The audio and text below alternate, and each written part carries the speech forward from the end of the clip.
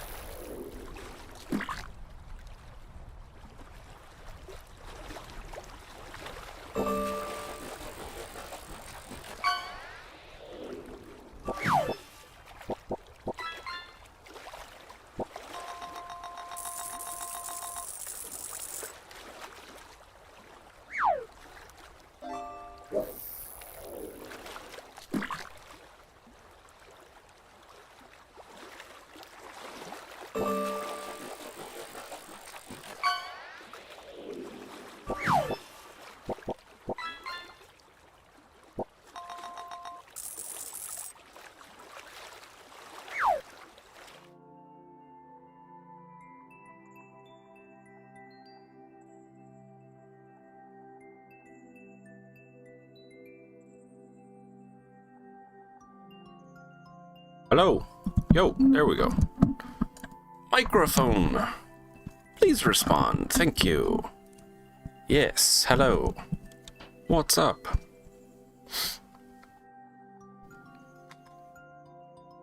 Yo, what's up, everybody? Hope you guys are doing well. What's up, Tom Lowe's? We're playing a Tom Lowe's level first. What's up, Sal? How's it going? Yo, Quartz Crystal Gaming. Yo, Win Me. How's it going? Wheat Stalker. Kevin the Light Blue Yoshi. How are you guys doing? Hopefully all is well.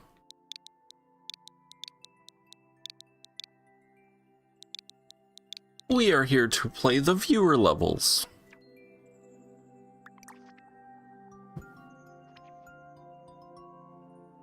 Oh, here it is. Old Wolf spin throw, ground pound cancel, hashtag Lido squad. Can you ground pound after throwing an item while spinning? Yes, you can. 0.06%, that's low.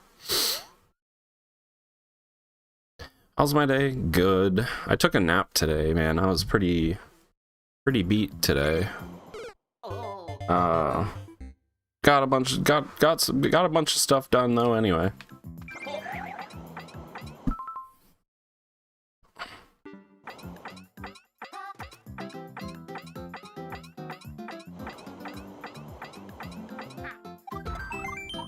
Oh wow.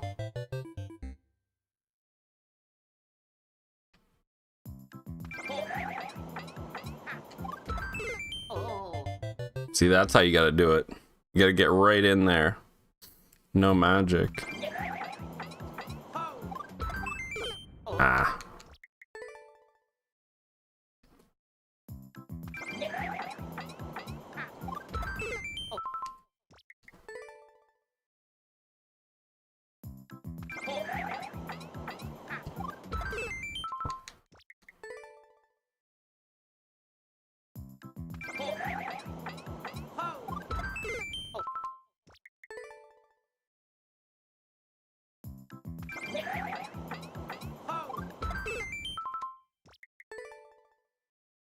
Yo, what's up, Esson?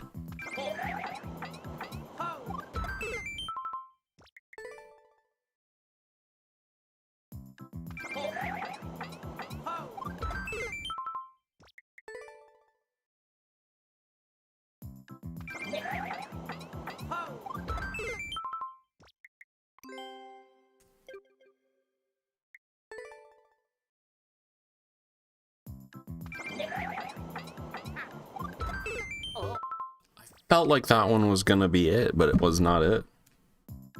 One looked close.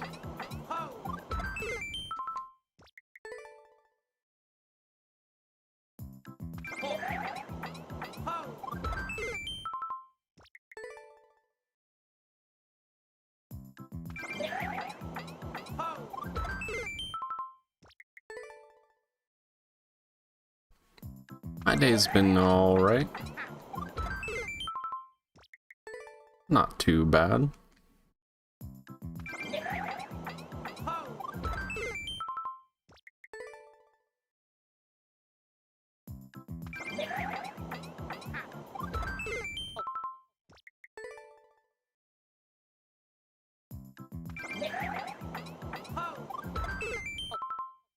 That one seemed kind of close. Hard to tell if it's too early or late.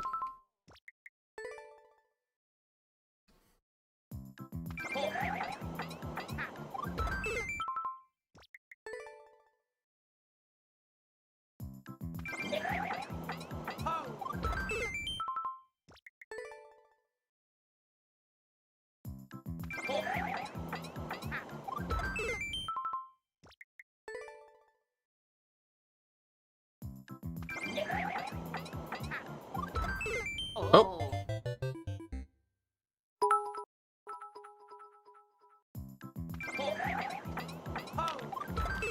Oh. Okay. Wojcicki just wasted 50 bits.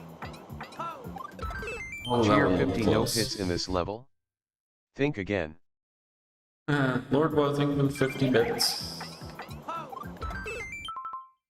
Much appreciated. I shall try to beat this from down here in the pit then.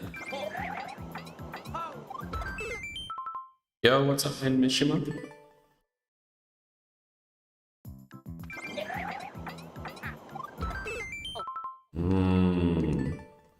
See, I want to say that one was too far to the left. And then that one was too far to the right.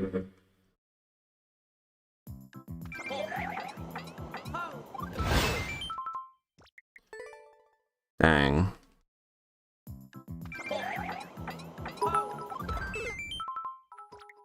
Yeah, see, like, that's, like, definitely too far to the right. Tom Lowe's Whoa. just wasted 50 bits. Not quite it. Cheer 50 back to the pit. To the pit bits. Oh. The double hesitation. I'll thank for the pit bits. Oh no. What's up, Poke Ninja Swag? The double clutch. Coke. Dang. Was it done?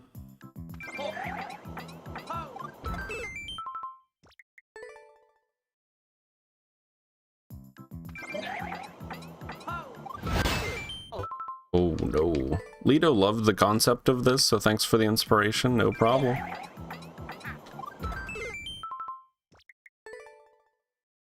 It's kind of interesting you can do that.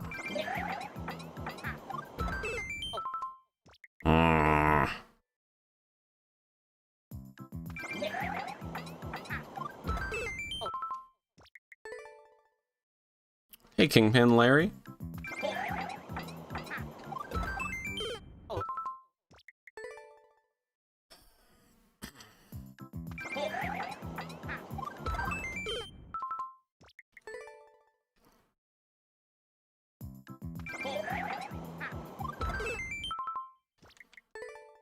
That might have been too early.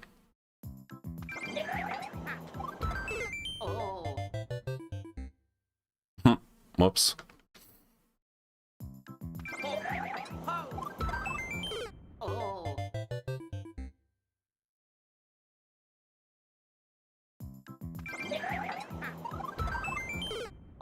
Okay, I need to wait a little. Oh, nope.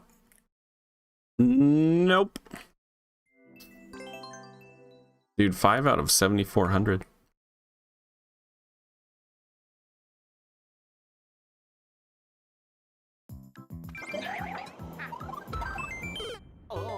Oh, why do I feel like that was it? I'm doing the wrong timing now.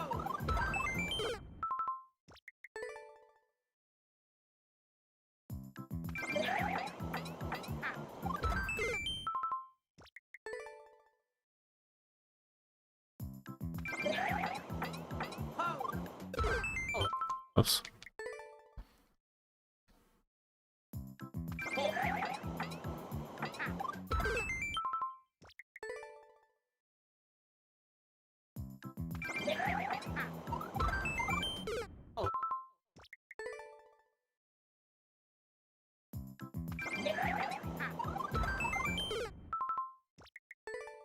This level's 2% when I started, then when I beat it, updated like 0.07. It wasn't from me, though.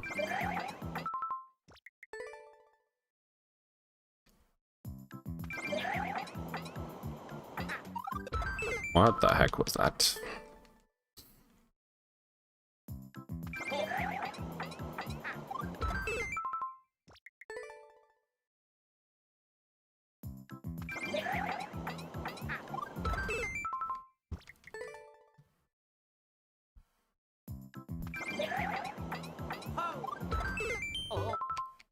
That seemed close.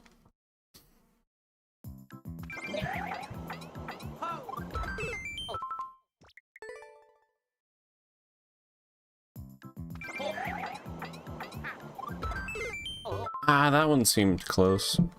You think someone probably missed the memo on the ground pound?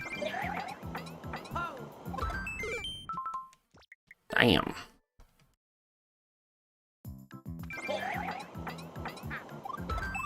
Oops.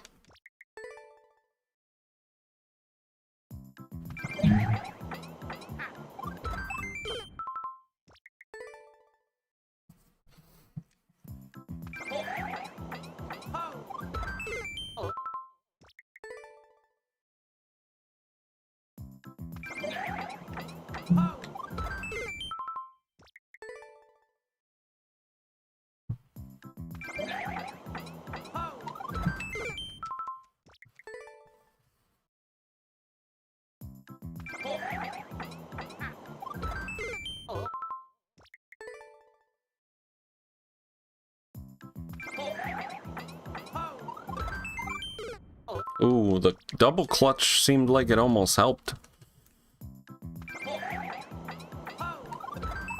Okay.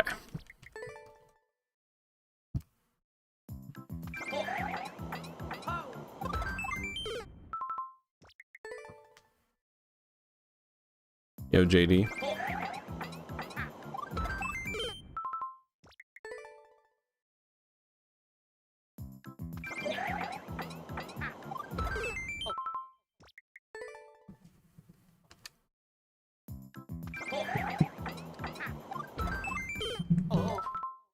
I don't think someone started playing it and walked away. I mean...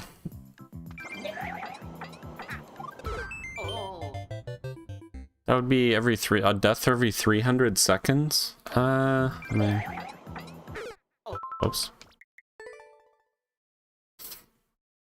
Wouldn't be that fast of deaths then, would it?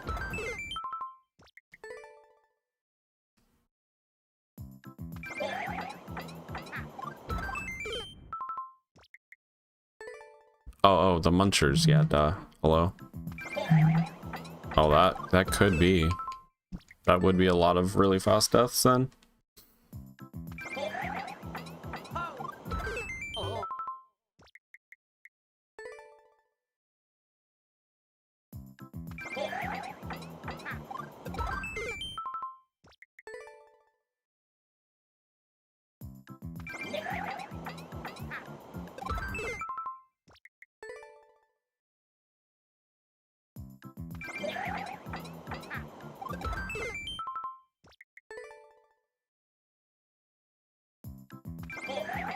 That's what you think.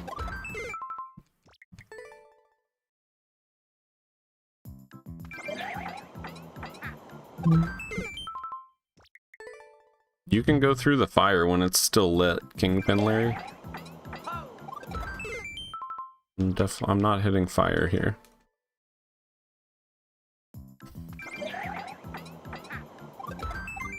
Oops. Some of the earlier ones might have been good, though.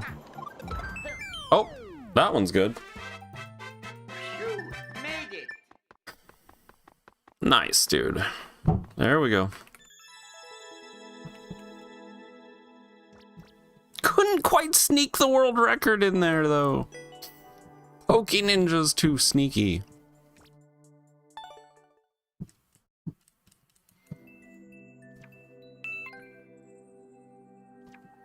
Nice. Yo. Yo, Tom, thank you so much for the 500 bits. Really appreciate it.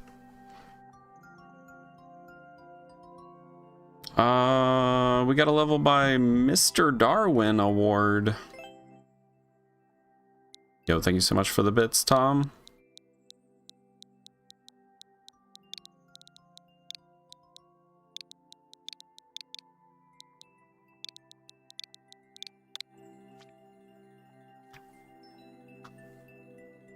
We've got Angry Sun Cardio, Speed Run, 40 seconds. The sun is mad again. Cape fast or get toasted.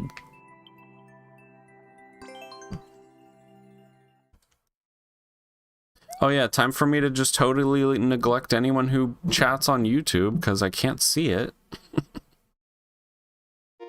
Oh, great. That's so good. Still haven't figured out how to create a dock in OBS for YouTube. without manually copy and pasting it every single new stream URL. I gotta kill these guys. Wait, what do I do? Oh, I got a Z jump. Ah! Just realized this is uncleared. Oh, I didn't think I could go too high. Fox in the Skull on a 65 stream streak. Let's go. That's a big stream streak. Oh, I see it. Okay. I gotcha now. Nope.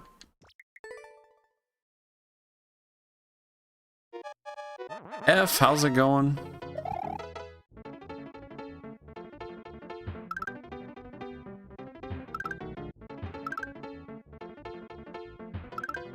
Yeah, I gotta get that figured out, man. That's so dumb.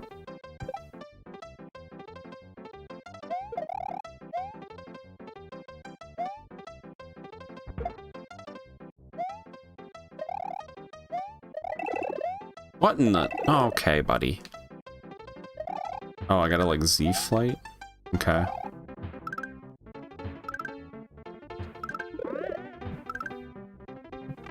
No. This is interesting.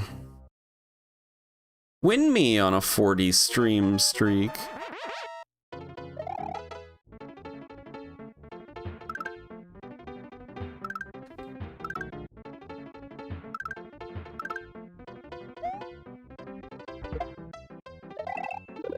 Oh, shit. How do you do this part? I don't... Okay.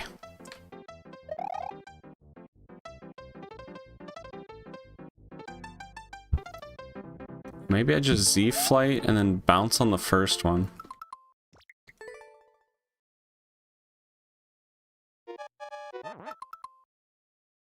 Your 10 stream streak doesn't get recognized? I don't even see it. I don't see it, Kingpin Larry. Oh wait, there it is. Kingpin Larry on a 10 stream streak. Sheesh. I didn't know that. Kingpin Larry. That's almost a year.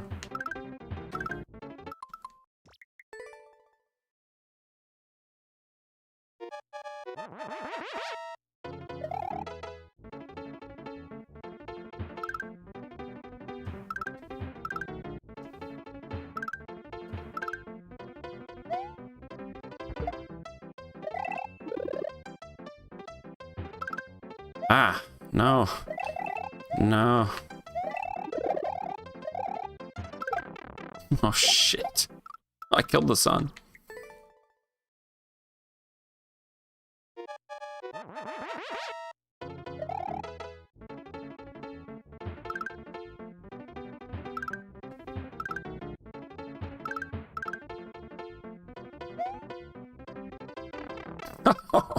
That's embarrassing.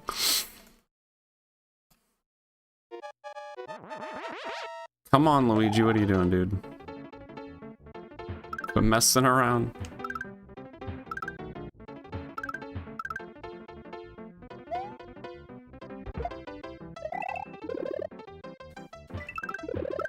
Something like that.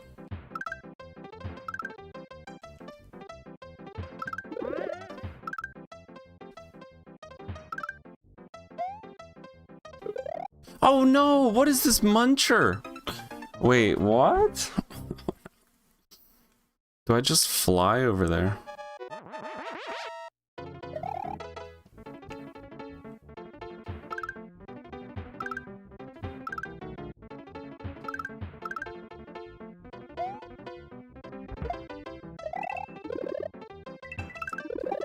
Oh, shoot.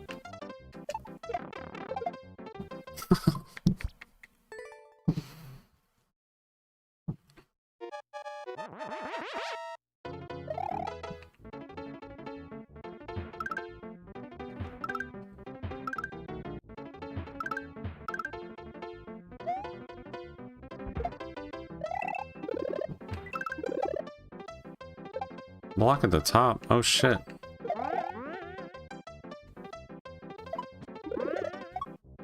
What the heck?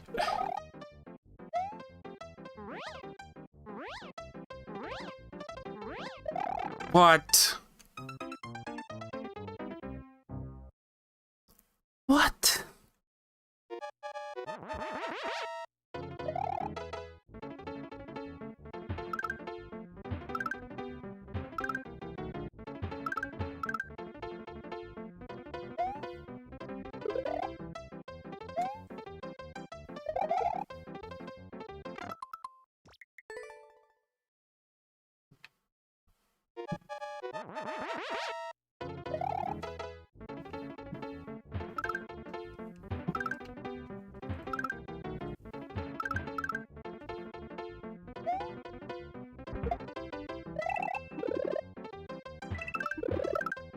How do I...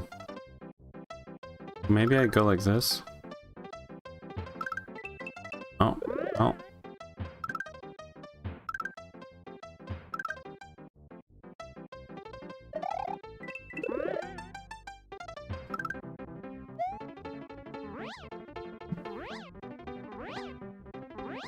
What the fuck, Angry Sun?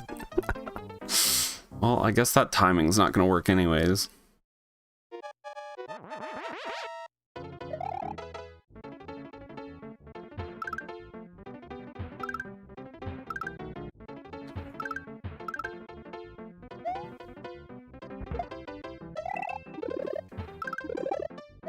No, God.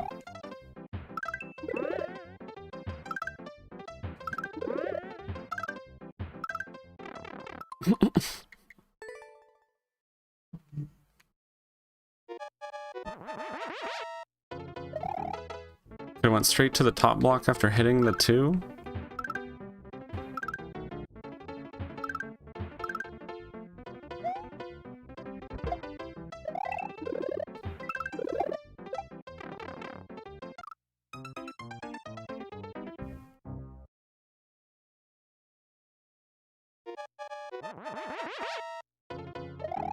Maybe after the first 3. Probably could do it after 2, but...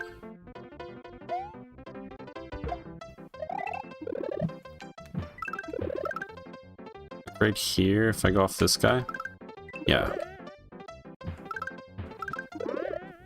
Then... Like, these guys are in a weird spot. Son, get out of the way. Oh my god, dude, what? Maybe I can fly low or something.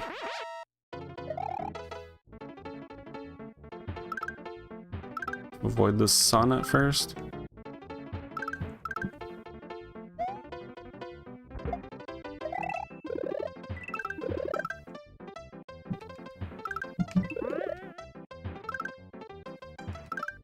Uh-oh.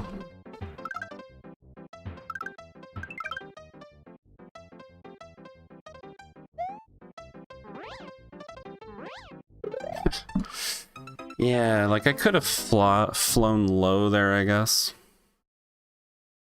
The timing of the sun is rough for that part.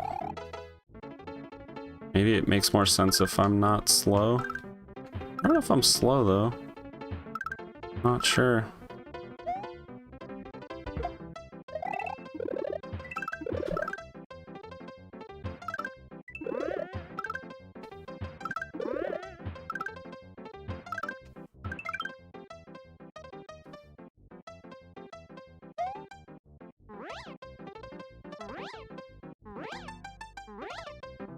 Yeah, that doesn't work though, because of this guy right here.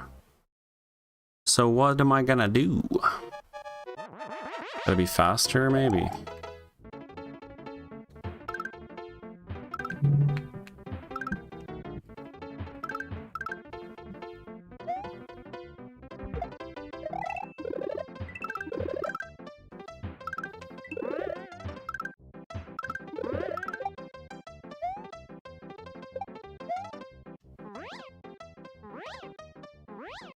Come on.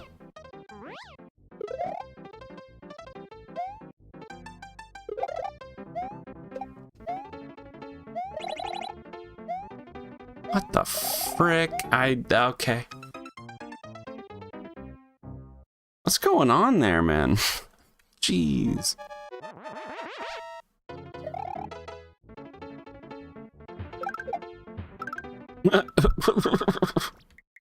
It's a puzzle! A speedrun Kaizo puzzle with cape.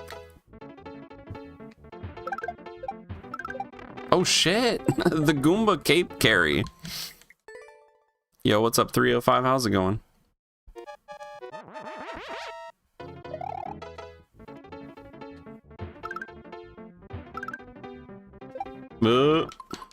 New tech.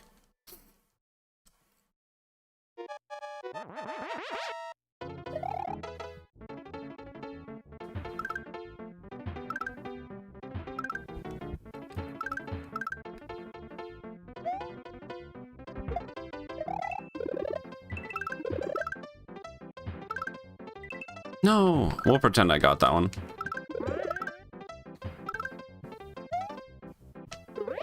Oh my god.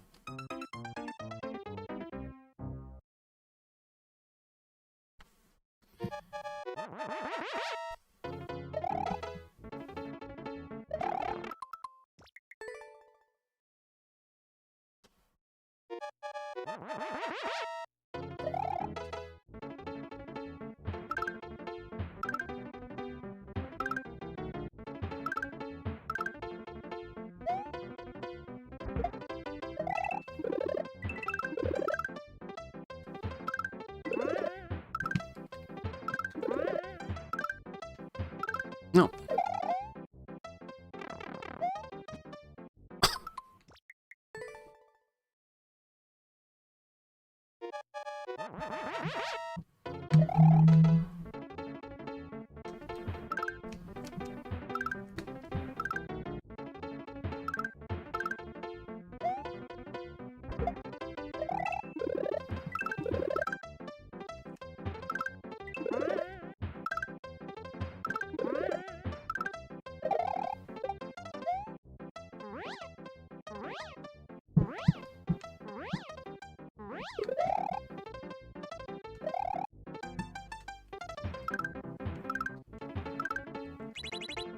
No, what the frick? How do I even get over then? Oh, I gotta save one of them. I gotta save like...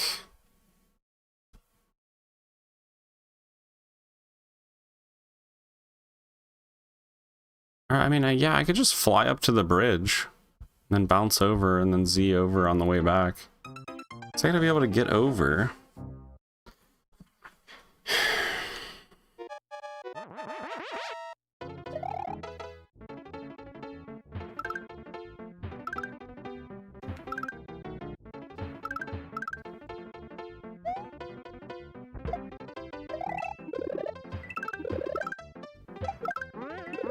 Hey, you little dick.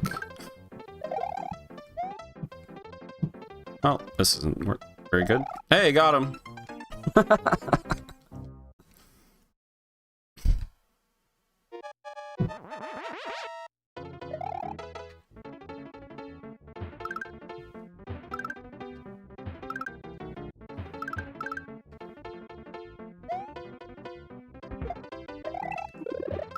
Uh-oh. No. No. Oh my god.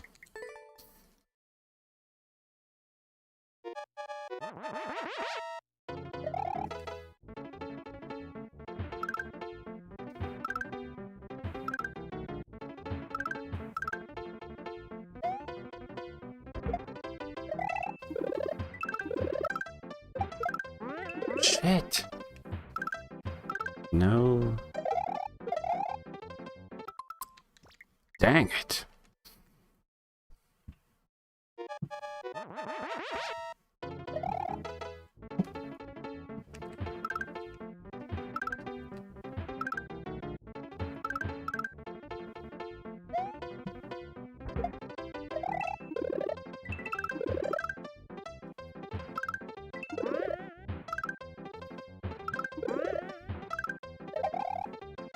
Shit. No, no, no, no, no. Not working.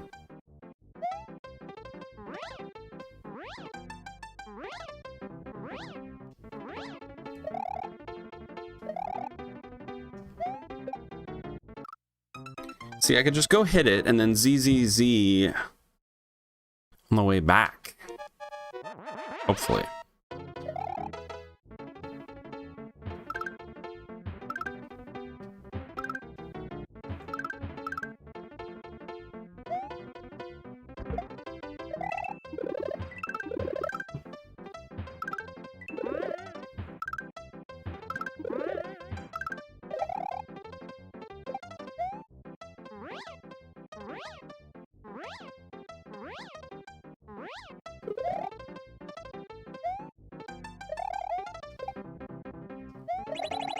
No, you fridge. Oh, that is unfortunate. See, I'm gonna be it's gonna be a little tight on the timer. We gotta go. Build your own solution. Yeah. What it feels like.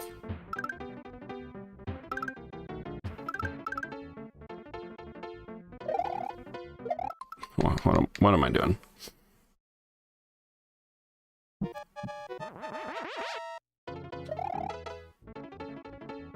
Can I run a Goomba into the sun?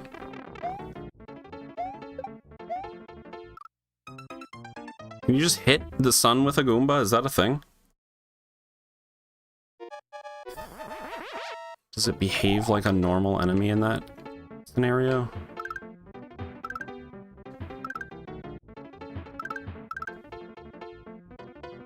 I think it kills me. Let me see. Just kidding. Interesting. What's up, Cook to Live? It's been a while. How are you? Not bad. Not too bad. How are you doing?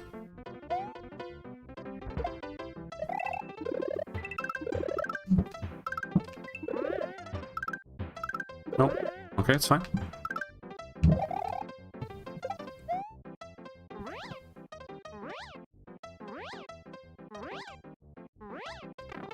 What? I literally came out of flight instead of just hitting the muncher. Dang. That's rough.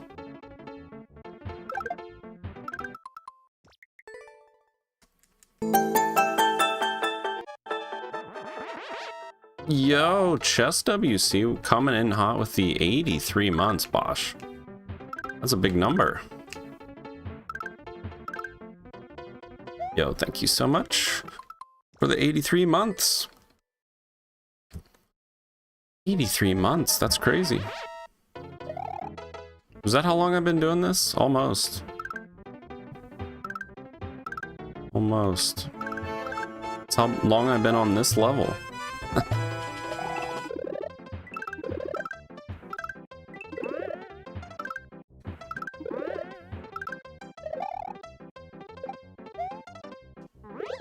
Oh god. Wow. Almost a year, so close. It's not really that close to a year, Bosch, I gotta be honest. Not to get your, I don't want you to let you down, you know, but it's just not really close to a year, that's all. Sorry, Bosch. Here we go. Okay. Like a surgeon. Oh. See? I mean, that was perfect. Perfectly bad. Wow. Flew right over the muncher, only to dive into the pit. How did I not hit that muncher, first of all? I mean, I'm trying to hit the muncher.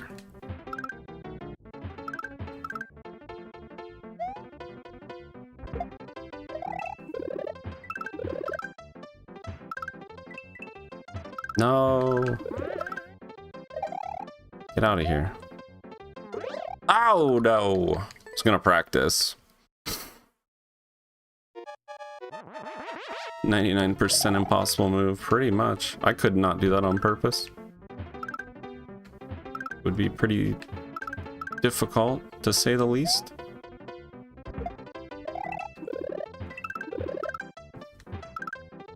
No! Wait! Oh no!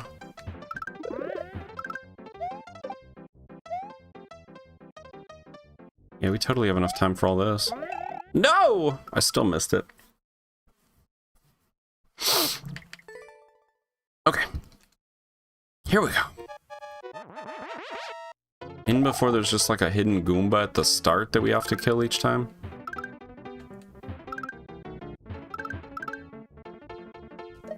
Why did I do that?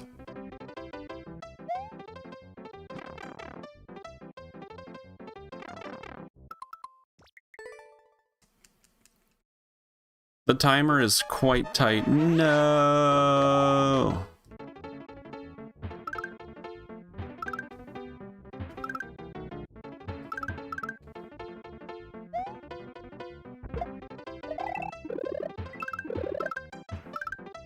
Ah. Ah. Ah!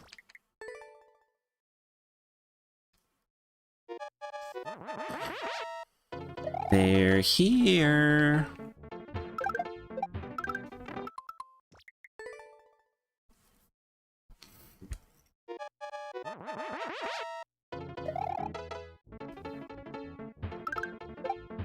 No, get out of here. I mean, don't get out of here. Stay here so I can use you to get to the next section.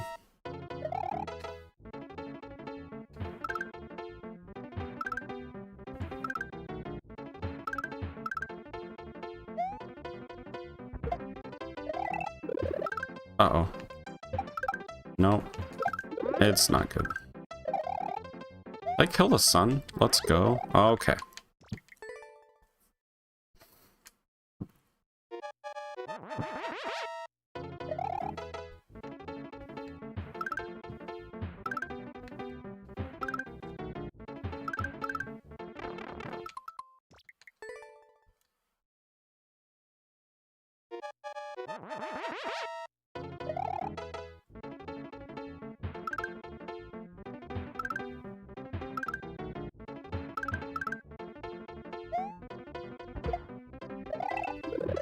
No. Oh, that's bad.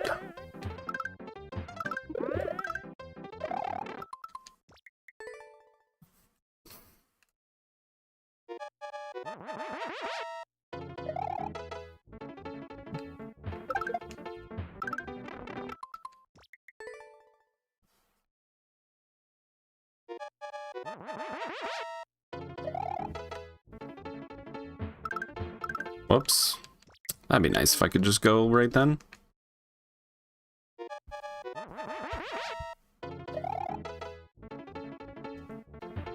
Nope. Oh, almost saved it. Yo, what if I could like could have mid-aired that? You know?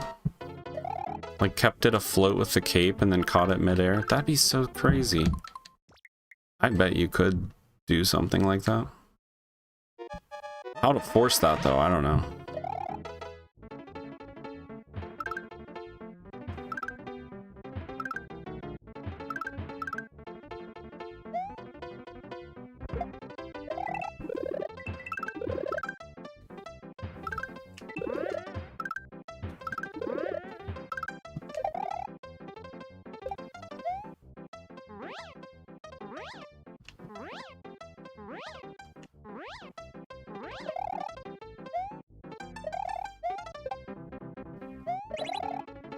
No, what have I done? What have I done? Yeah, I think we were not good on time anyway.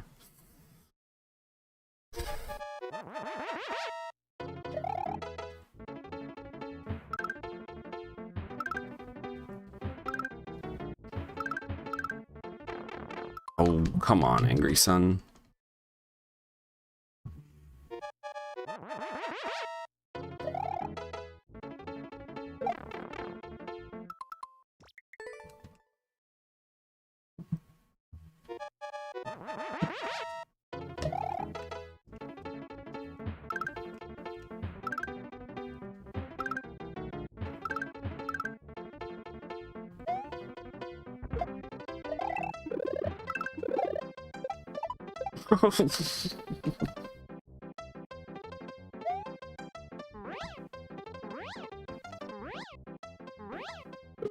Oh no!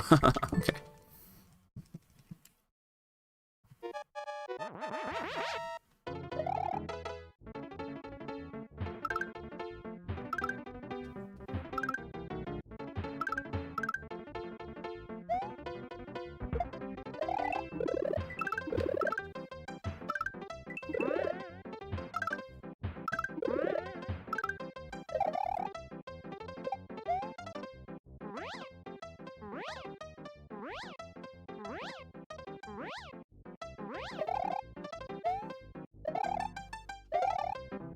What? What am I doing?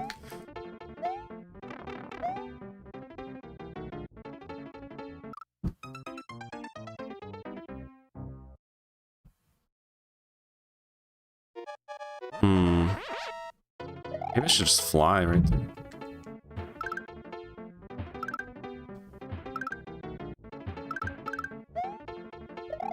Oh, that was weird. Solid flight? Crazy. I should go for that.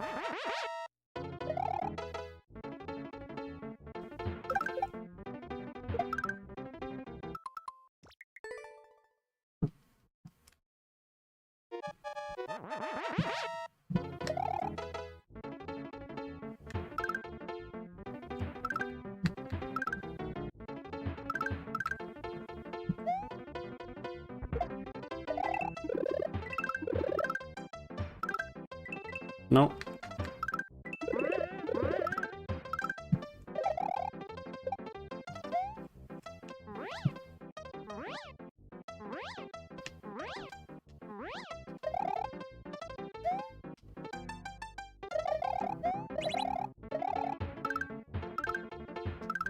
Oh, you bastard.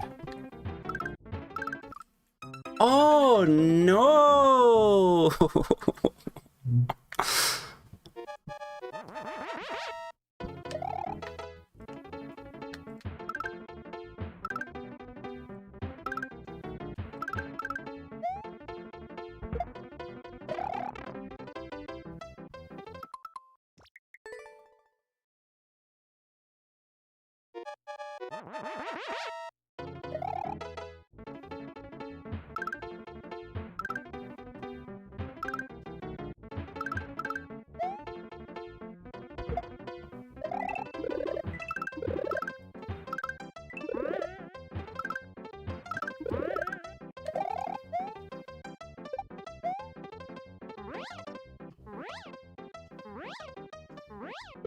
No, oh, that was actually good.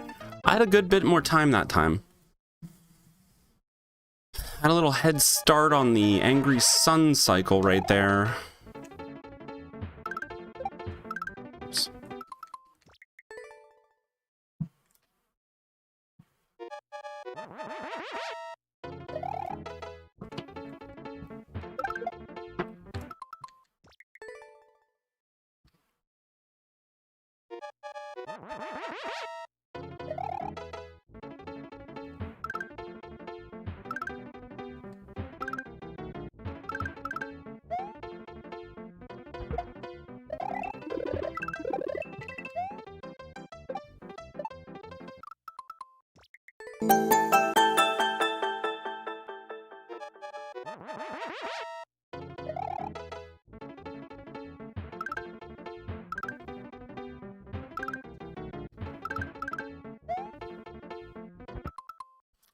Esson, thank you so much for the 3-month resub on a 1-month streak. Why does it say 1-month streak? Next 5 attempts. Let's go. Oh, that was not good. Oh, no. Okay, let's not count that one. How about let's not count that one?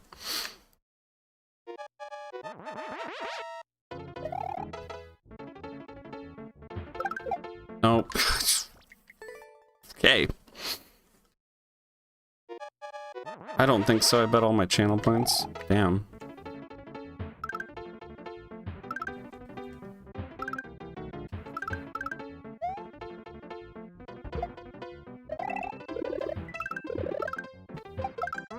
God damn it.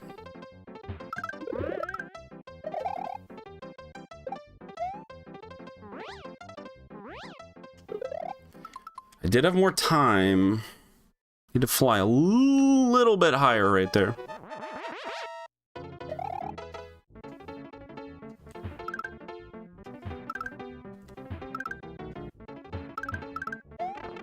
What? Okay.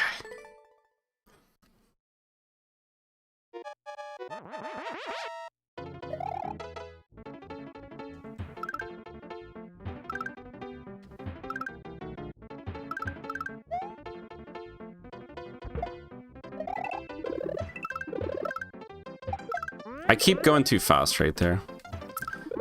It's my fault.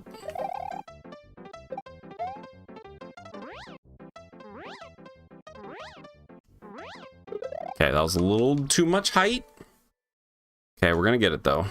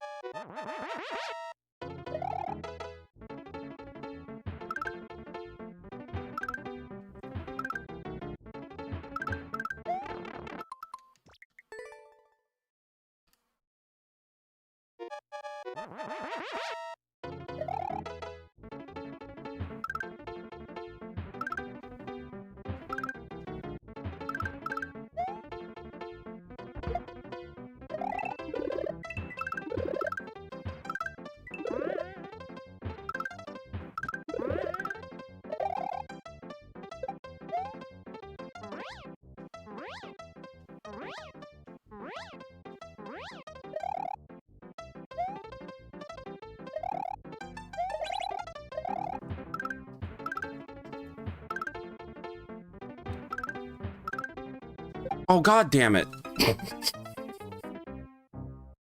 Dude.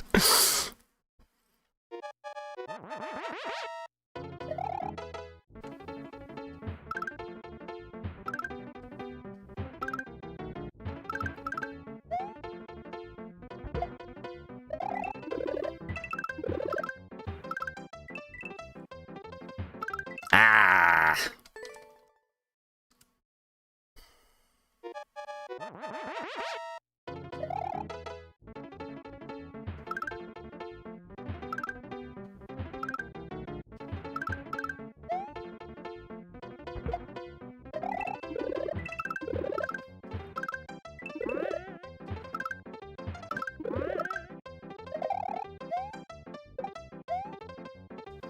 Okay.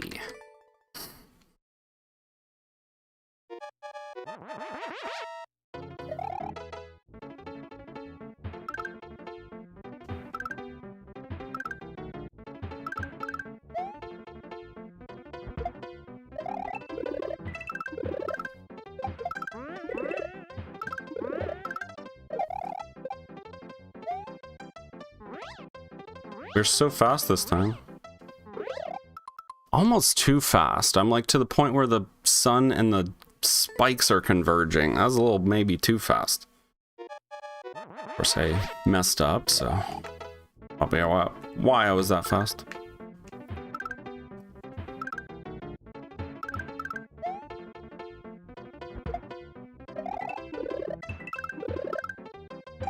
No. Oh, no.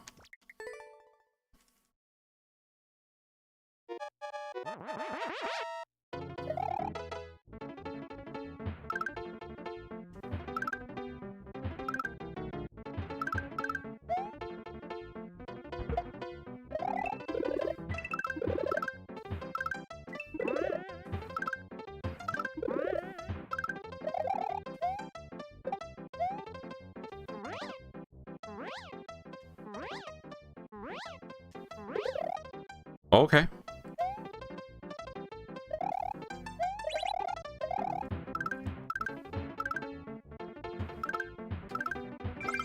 We're in there. There we go. No spaghetti.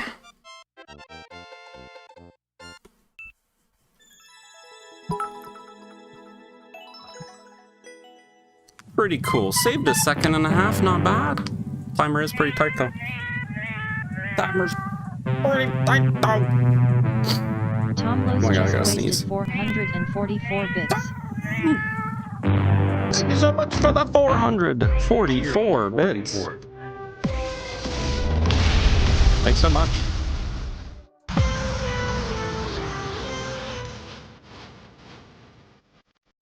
Crank it up.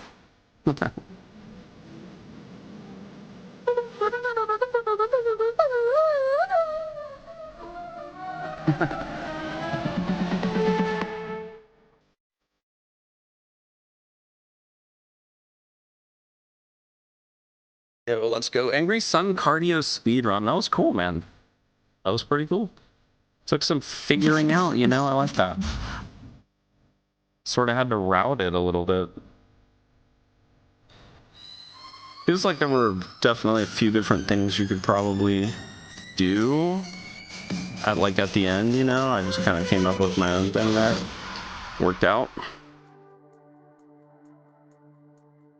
Yo, thanks again for the bits, Tom. Much appreciated. Okay. All right. Let's do it next here. As always. Ivanchi. Ivanchi.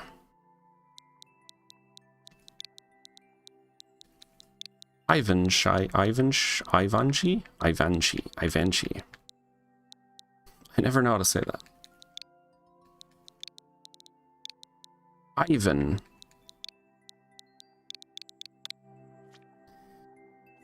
Look at that, they came at the right time. True, look at that. Yo, Ivanchi, your level's up. We got Under the Hazy Sky, hashtag LK, hashtag TS, hard Kaizo level for Legion Kaizo. Site he dicho, dico, padre te lo dedido. Who are you calling dedido? Como? Okay. Who are you dedidoing anyways?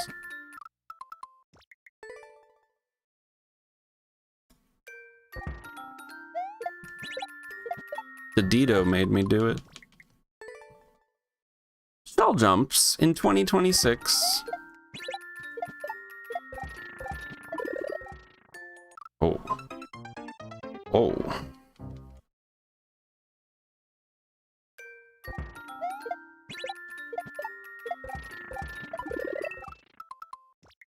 Okay, we need more height. The diddler. Speed, even. Okay, we gotta really send it right there. We gotta send it off of this first shell jump, basically.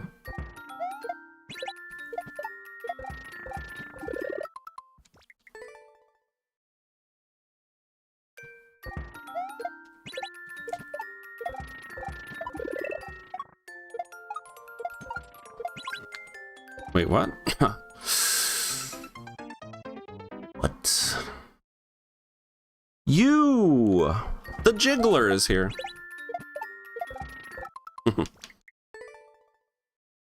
What's up, Jiggly?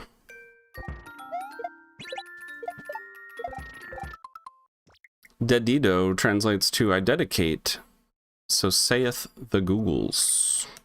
Ah.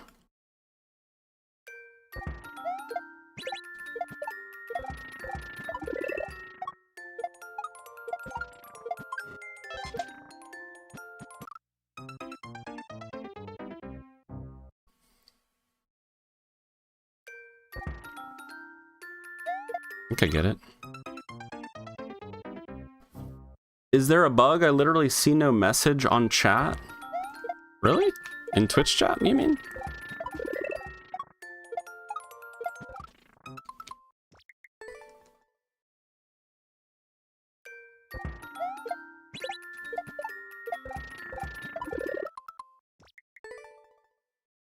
It was write nothing from before? I don't know. Is it writing it now?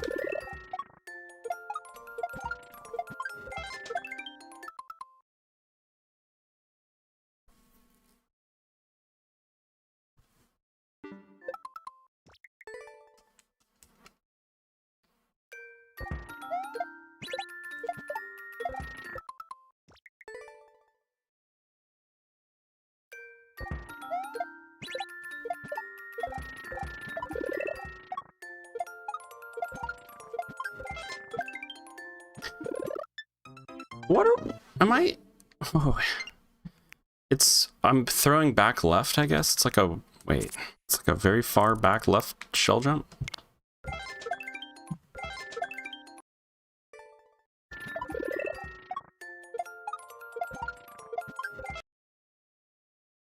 What? I don't know. It's like not indicated.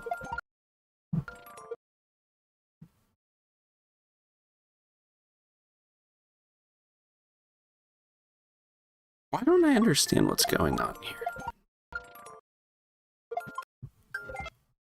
It says throw. That doesn't seem right. Oh, wait, the one way. I thought it would like throw it through the one way. I'm dumb. Yeah, just throw. Just throw.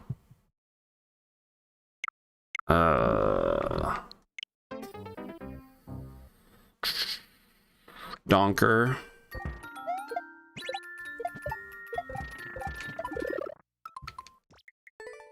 That's what it is. I guess the one way was just confusing me.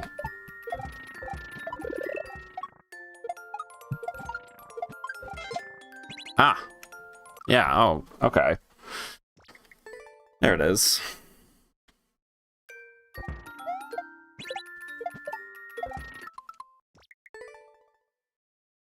Donker, hardly know her.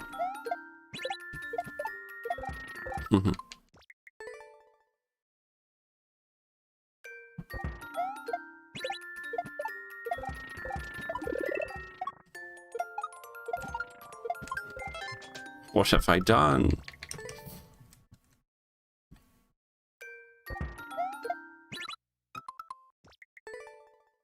Not a valid level code, Mingong.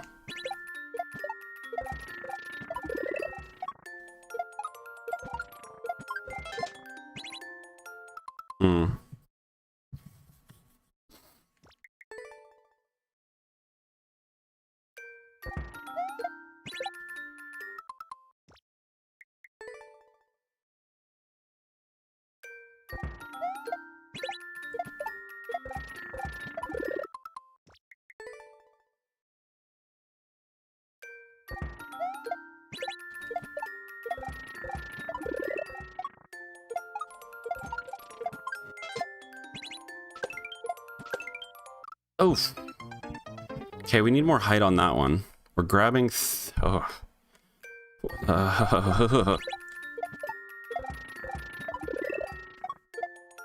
Ooh, I can't really do it like that. Okay.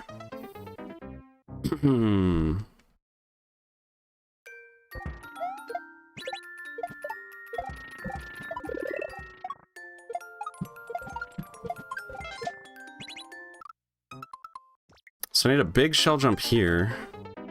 Sort of. I'm grabbing it, throwing. And it's like a weird high-speed double.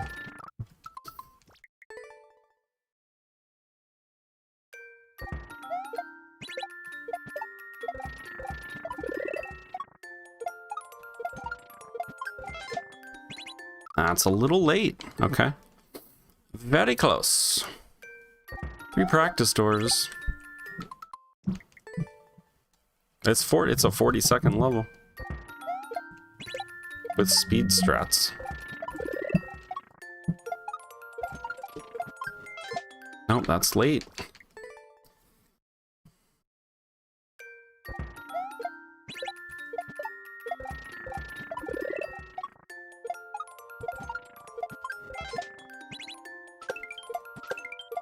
Okay.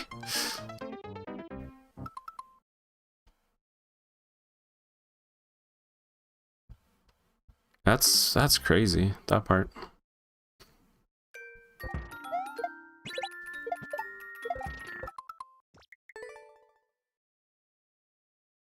Cheese, queso? I don't know.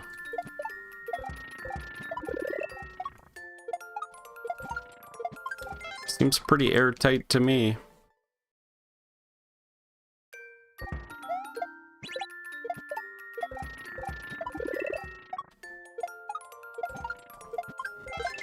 Oops.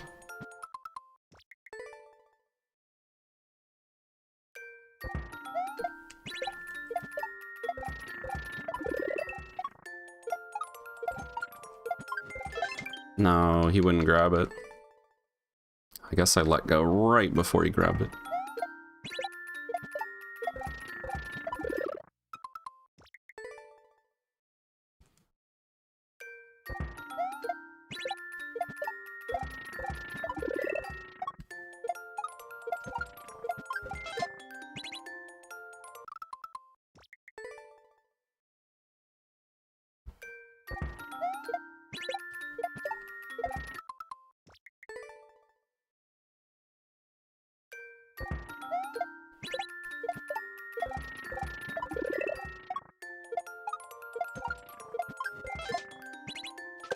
No, what am I doing? Yo, not Anthony.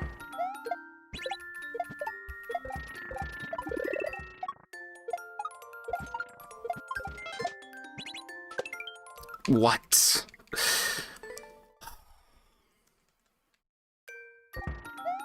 Damn.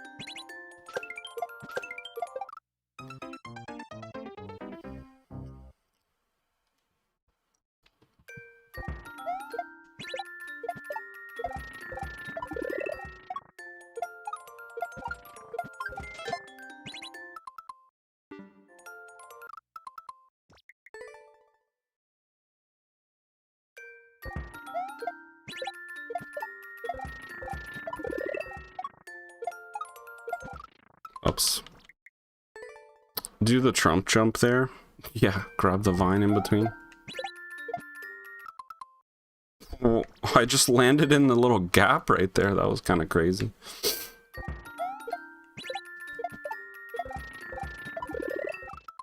Oops.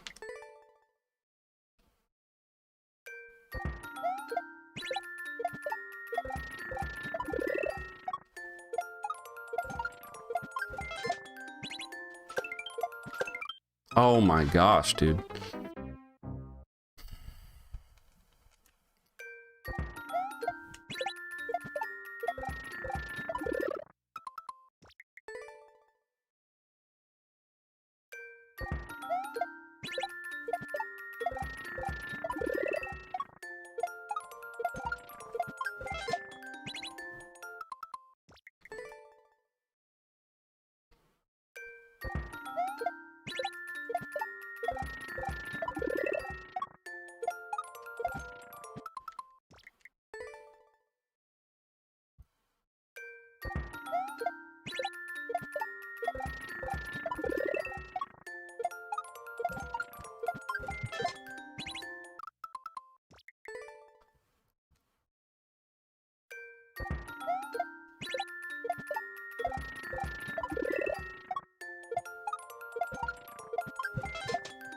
What? Well, how is that late?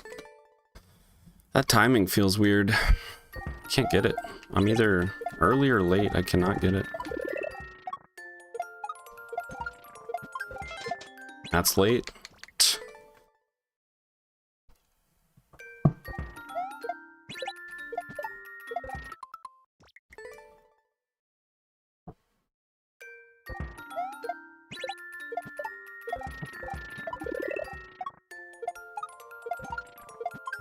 What am I doing?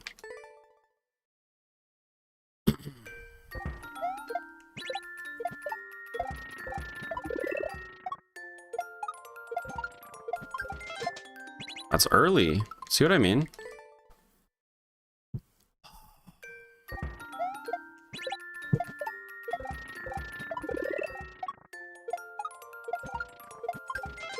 That's it. Oh, shoot. That's crazy. What is what is that? All right, let me look.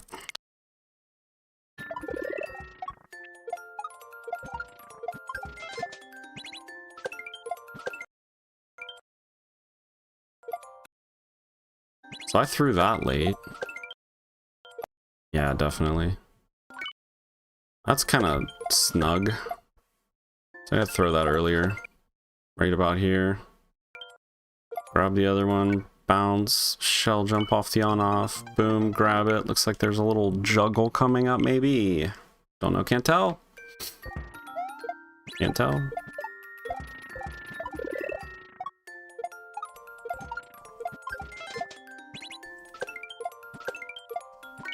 Oh, that was even closer. That does not feel like I'm throwing all that late.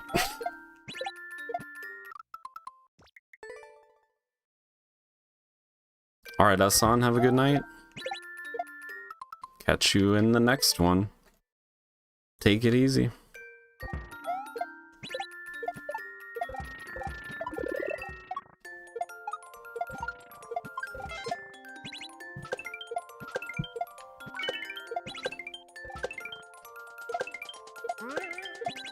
Yep, got it. Yep, all of that. What is all of that? Oh no, no, no, no, no. Oh no.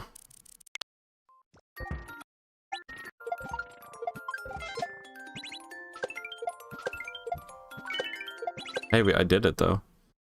Okay, so we're just bouncing. Oh, okay. It's bounce and then up throw, I think. Bounce. Ew.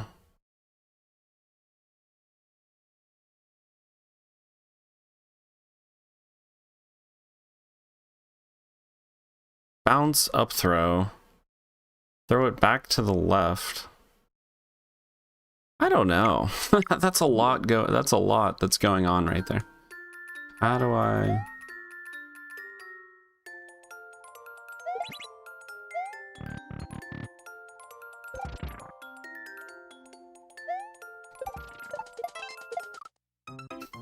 Okay.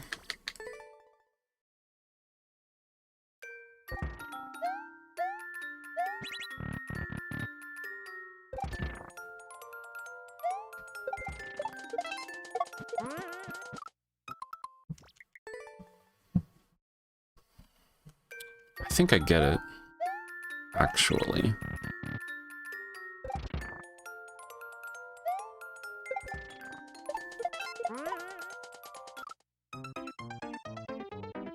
Boom, boom.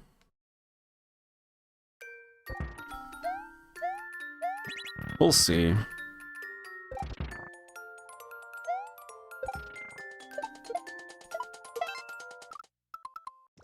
Boom, boom. Bada bing, bada boom. Bada bing, bada boom, boom. So I need a quicker up throw. Yeah, quicker up throw. Bounce up throw.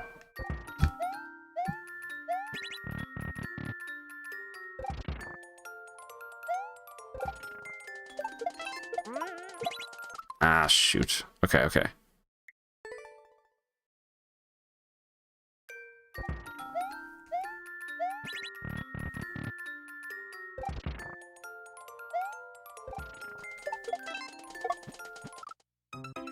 Boom, boom, boom, boom, boom, boom, boom.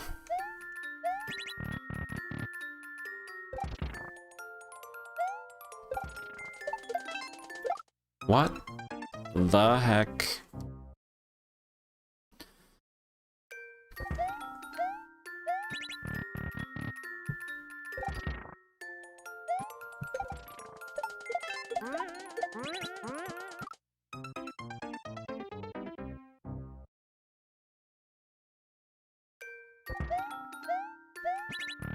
Maybe I don't understand. I think I do, but I don't know. I think it's just a lot of quick grabbing and throwing per chance.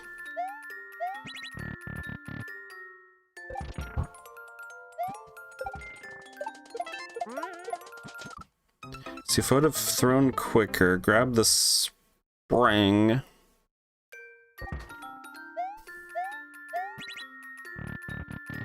Clear vid would be good, yeah. If you've got one handy. Okay, see, that was close. But I need to get to the right quicker. Okay, and actually hit... It looks like I'm hitting the on-off with my head. That looked closer.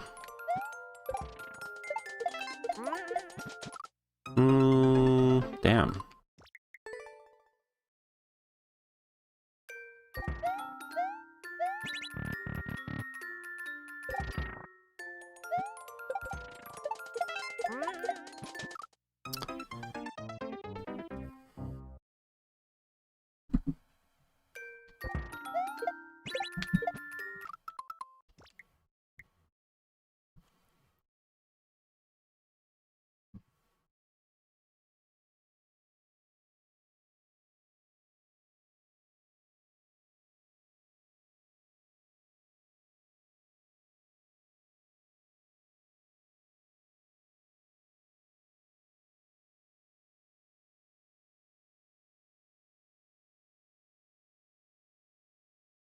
As soon as I bonk, I need to chuck the spring.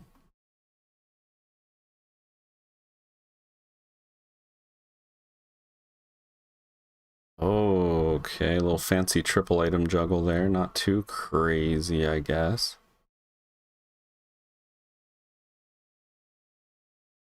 Okay. Neat. Alright, I mean, it's all pretty doable. Damn. Cool. I was on the right track. Just gotta commit to the hold right after getting the spring.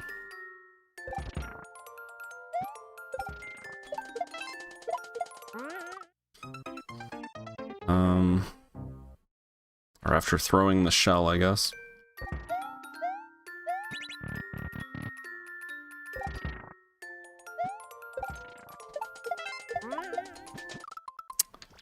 Not quite it.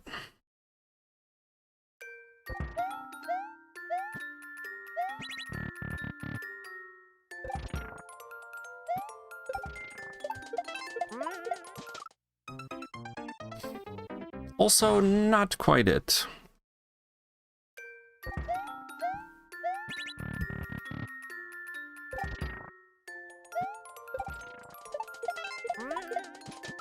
I'm just not getting this angle. I don't know what am I doing?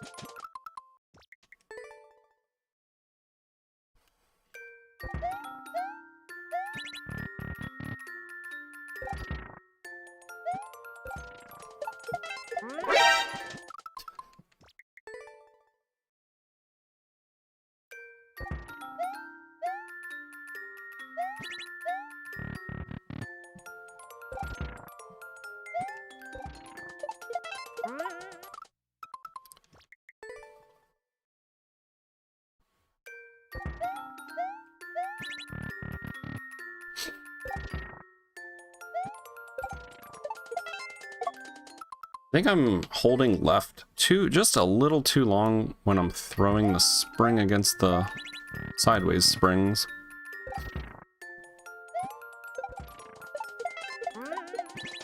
That was it. That's tough, dude, but I didn't throw the spring. I committed though to the hold right. That's tough.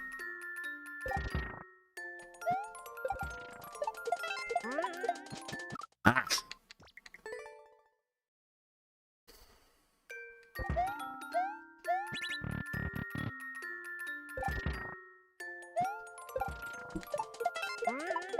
Dude, what is this angle?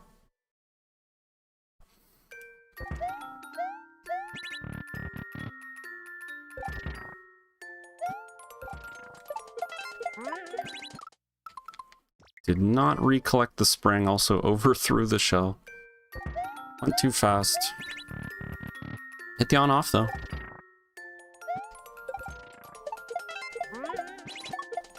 Shit.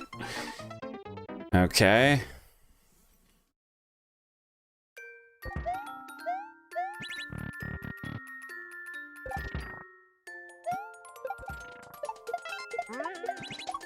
No, I'm not throwing the spring now.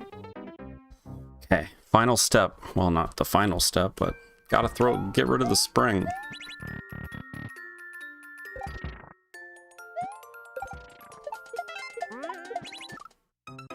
It's like throw,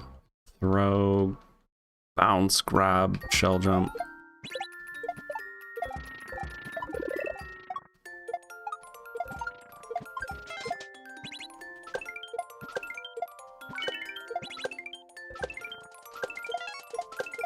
Oh shit. PB, let's go. Totally fucked that up, but...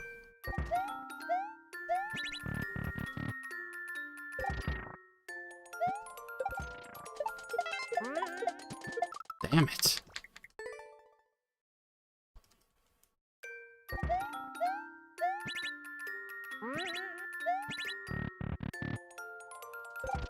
Oh, I can go back. Let's go. Okay.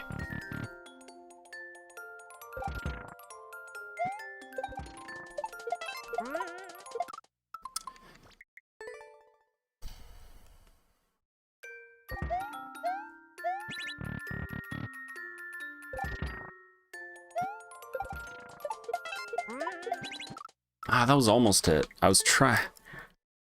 If the shell would have stayed where it was, I might have done it right. But I was watching the shell, and so I didn't release the spring. No, dude. Why am I overthrowing this? I gotta get rid of that shell faster.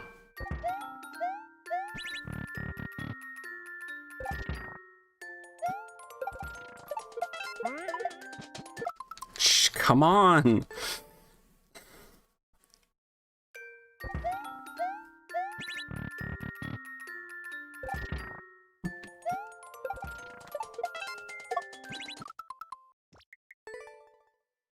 I feel like there's too much, like, grabbing an item and having, like, a frame before I have to throw it. And then grab another item and do the same thing. Ah, there I finally fucking did it smoothly. Oh my gosh. I feel like that was actually finally smooth. Except for the ending. Obvious. Ah.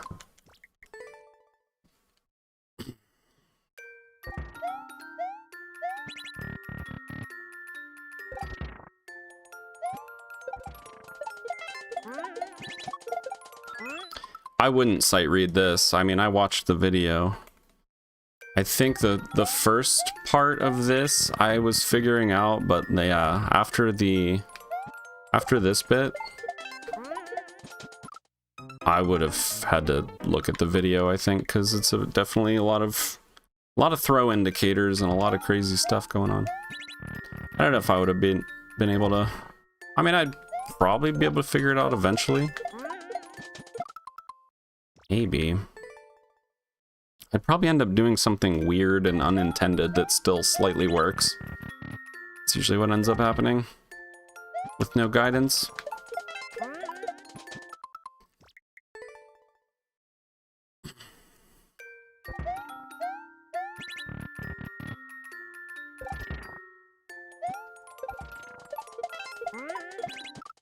No. Not throwing the shell fast enough.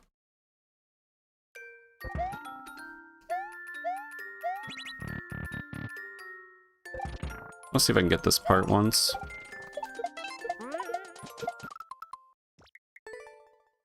feel like I'm pretty close to getting this part. If I get it a time or two, maybe it'll just start clicking.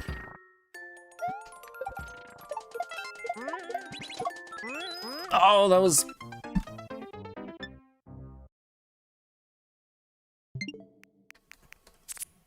most of it.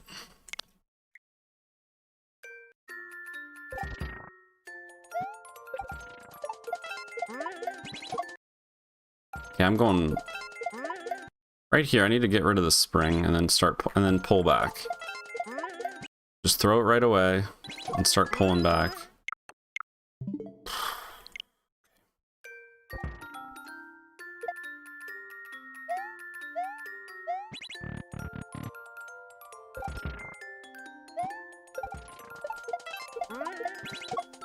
Ah, okay.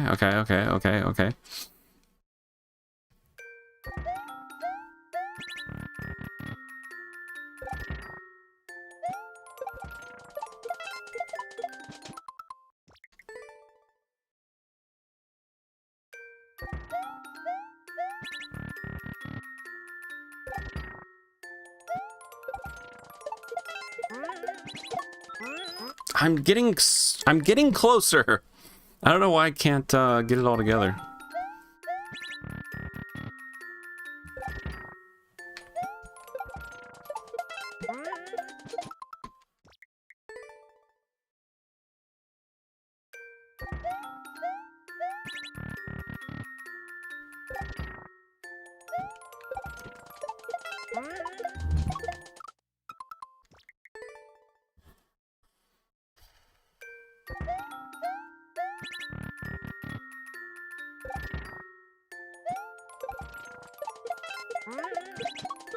Oh shit, dude.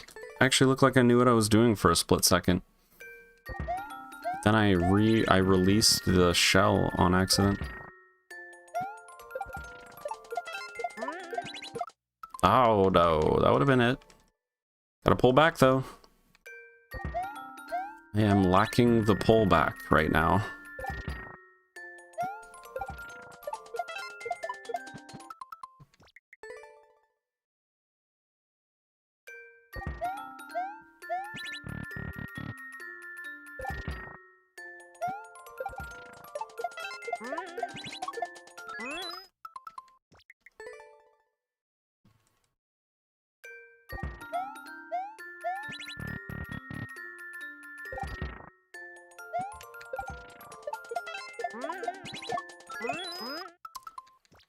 Okay, that was almost it.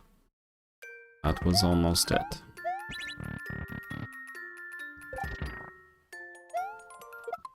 Nice.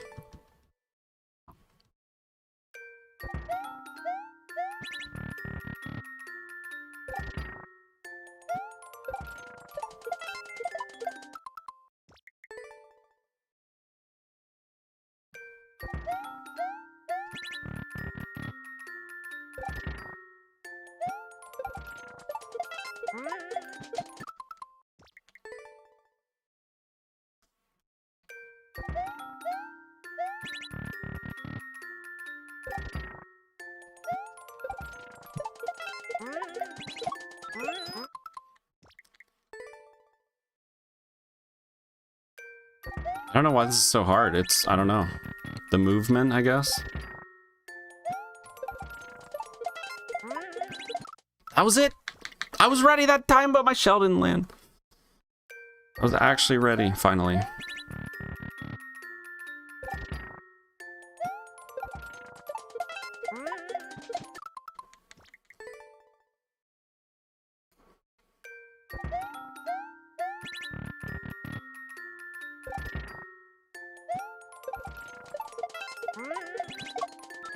Oh my god.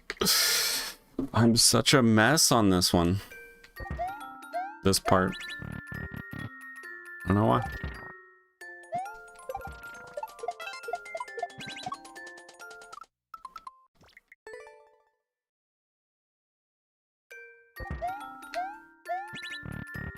A lot of fast inputs, I guess.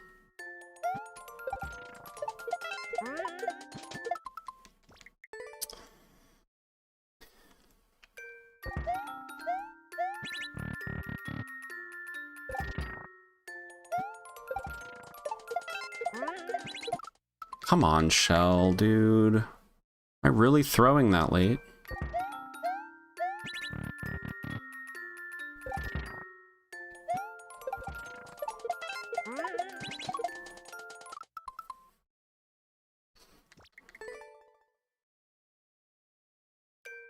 I don't think I'm going to try to beat this level today, but I would like to try to beat this section.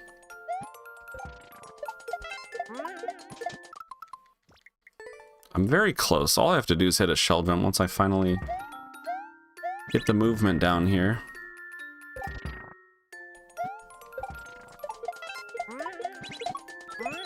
Oh, that was almost it, dude. Maybe I should do a backshot shell jump like in the video. I thought that was funny. You did a backshot shell jump in the video instead of what's indicated.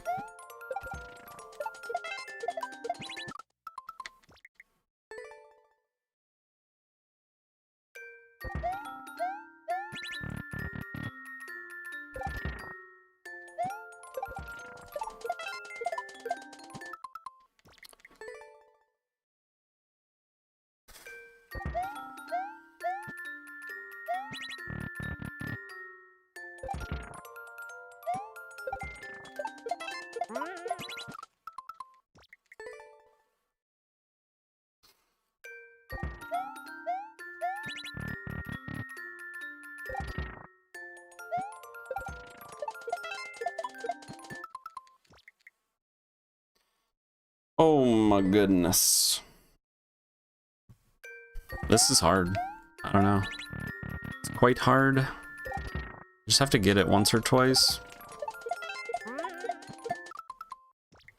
Hopefully. So we can have the movement down. Very specific movement. And specific, or, quick inputs to grab all these items again and throw them again. Grab it and throw it immediately. Oh my gosh.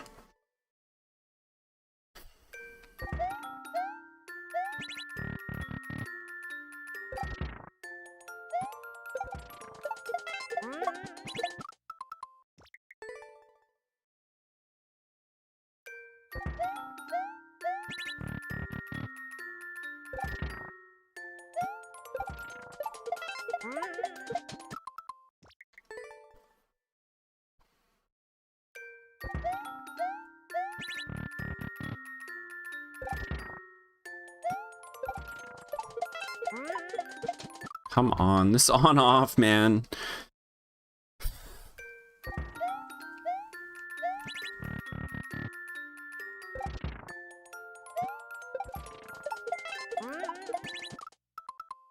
Of course.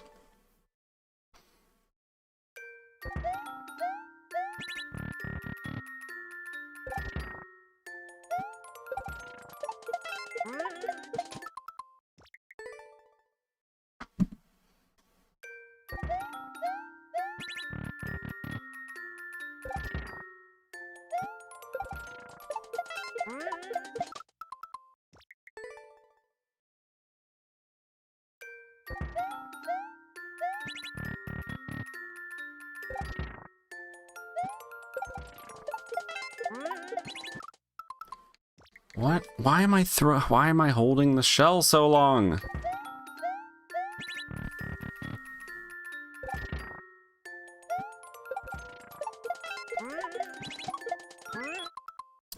least I didn't hold the shell too long.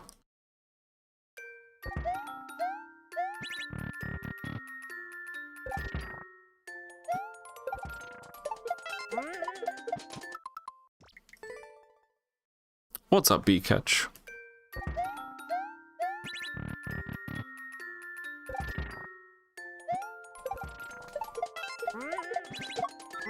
Oh my god. This is it. This is what we want. So close.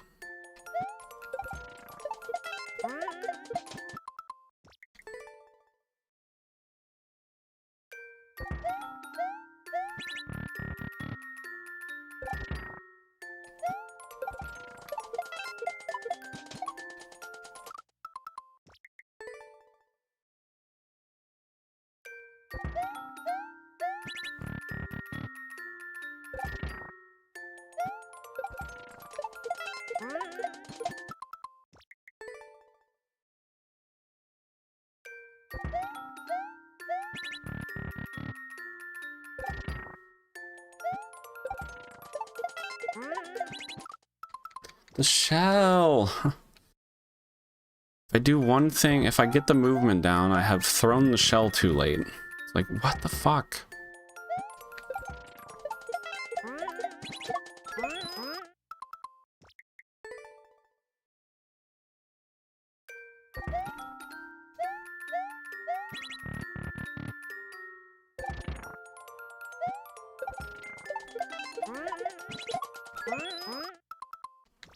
That was it. Come on.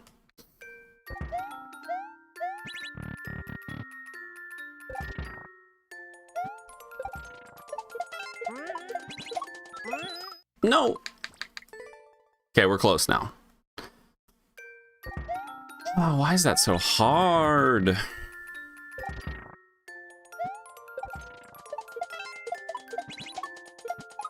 Hey, I hit the shell jump. So that's something. Now we just gotta put it together.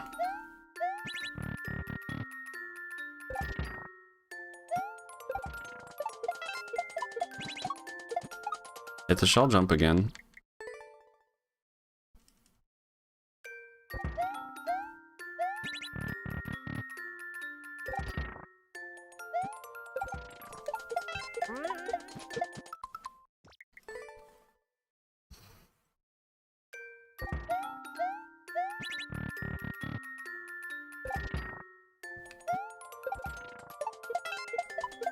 Gosh, dang it, dude. Now I'm releasing the spring throw a little bit too late.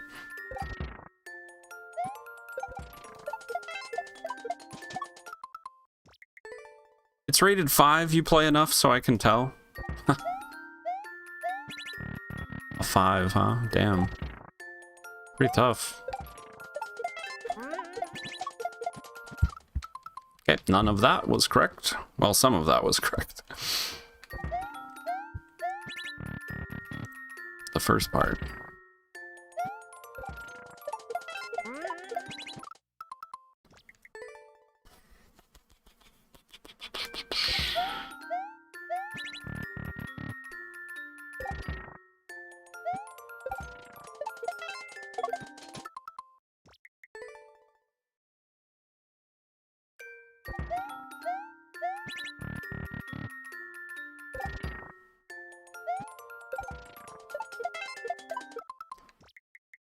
No, I'm gonna get this section. Hold on.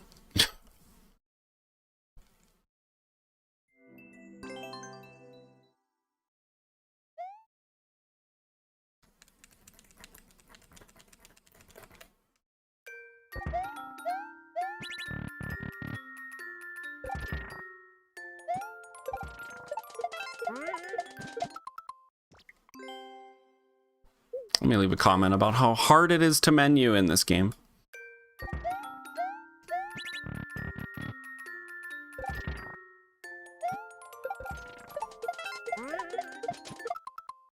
Yeah, I feel like I'm waiting on the spring. When is the ideal up throw time? I need to not be waiting on the spring to throw it to the left, because that's what's causing me everything to go haywire. Oh my god, dude. Like I have no time to achieve any of this. Good evening, Eben Noble. Oops. Hey, I got the key.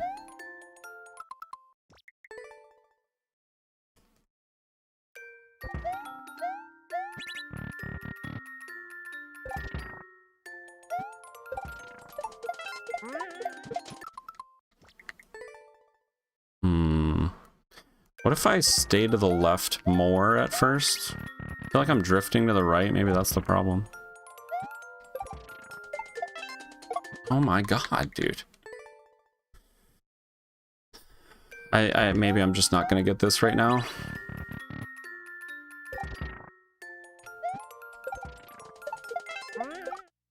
I feel like I'm all over the place now.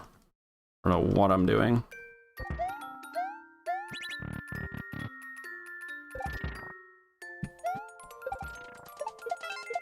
What is he doing? He won't throw it left.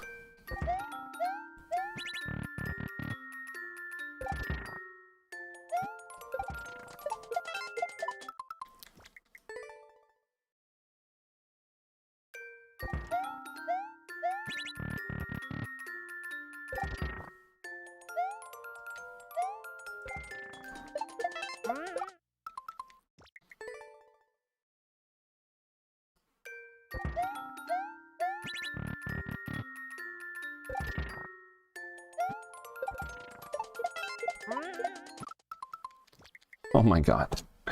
I'm getting so much worse.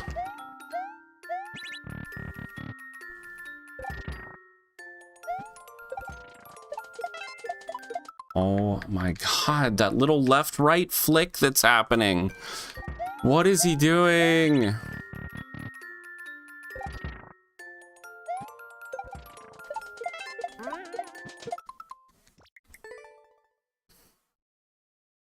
Let me try D-pad. Like, I'm losing my shit, man. Maybe D-pad's the play somehow.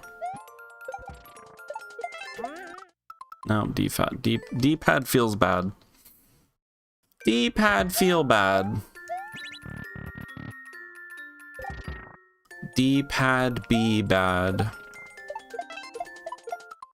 Yet something is going on with my stick to where every time I'm trying to go left and release, he's going left, right. I'm not trying to do this left-right flick that's happening. Okay, buddy.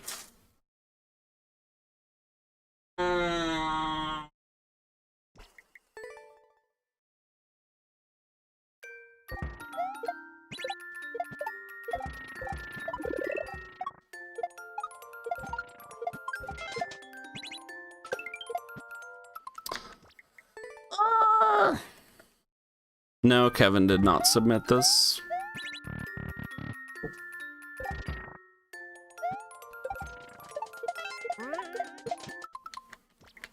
Come on. Come on. Oh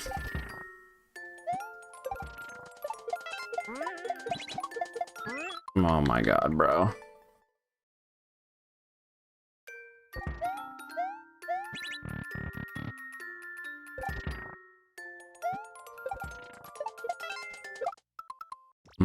It's a 5-point team shell level. I don't think that's upper end difficulty, but middle of the road difficulty.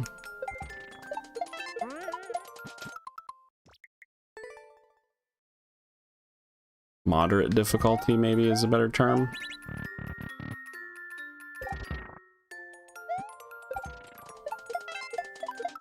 You know what it is? It's this. I'm drifting to the right so much that when I'm pressing left, he's just still going to the right.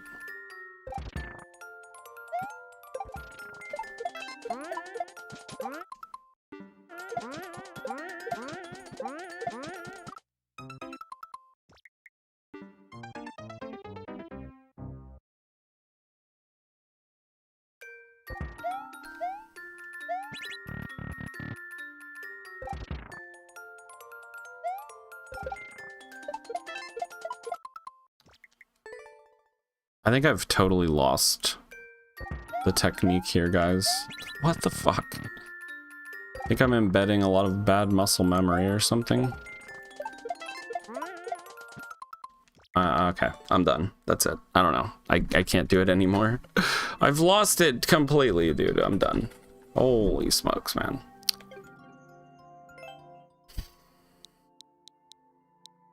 Let's play JD's level instead.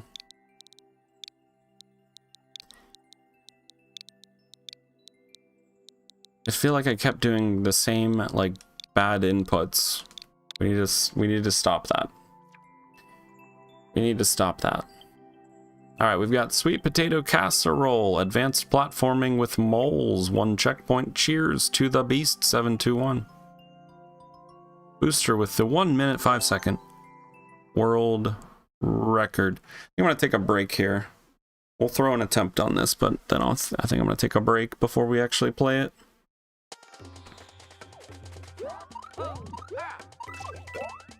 Oh. Probably no ground pound there.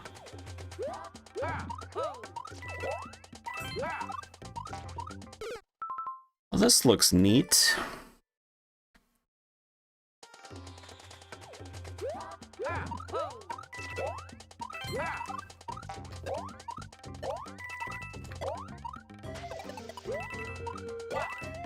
Oh, probably should have triple jumped there. Okay, cool. This is going to be cool. All right, I'm going to play it, but we're going to take a break first. I wonder if TP levels have gotten any harder since you were playing them all the time.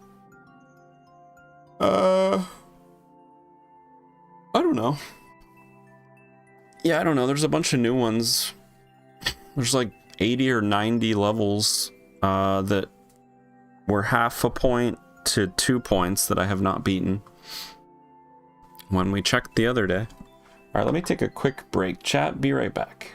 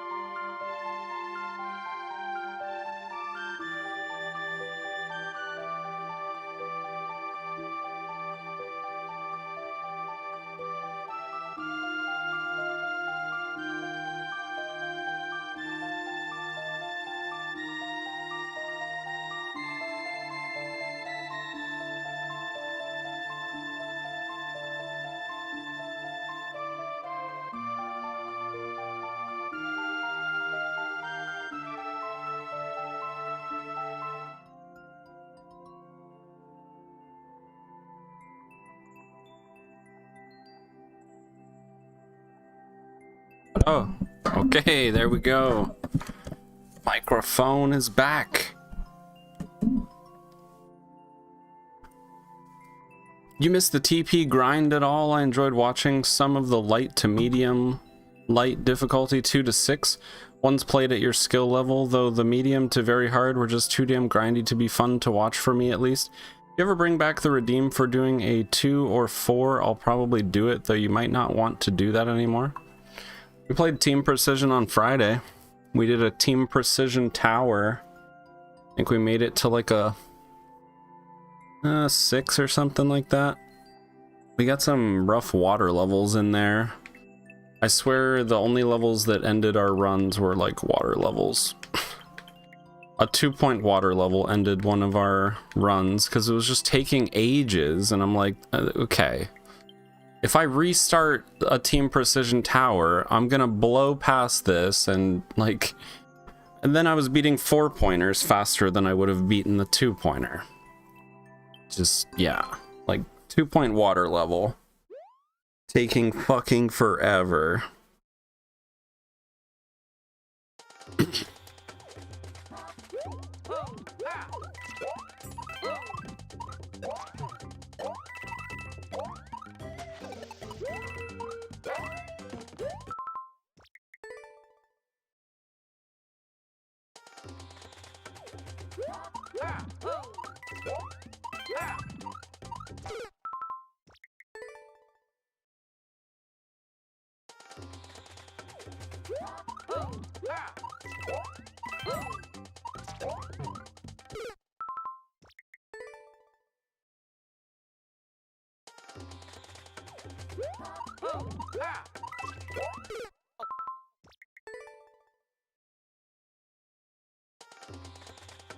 What's up, Willie? How's it going, dude?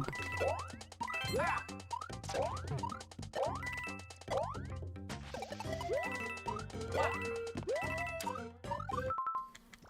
just have to trust that. Frog water is fun. I don't think any water is fun, really. I mean, it depends on the level.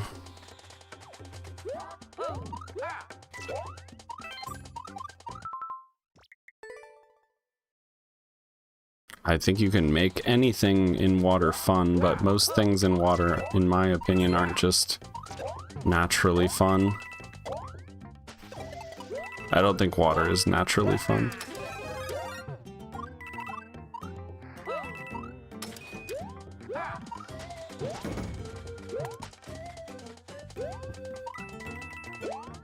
Oh shit. Uh-oh, that's not good. Yep, that's not good.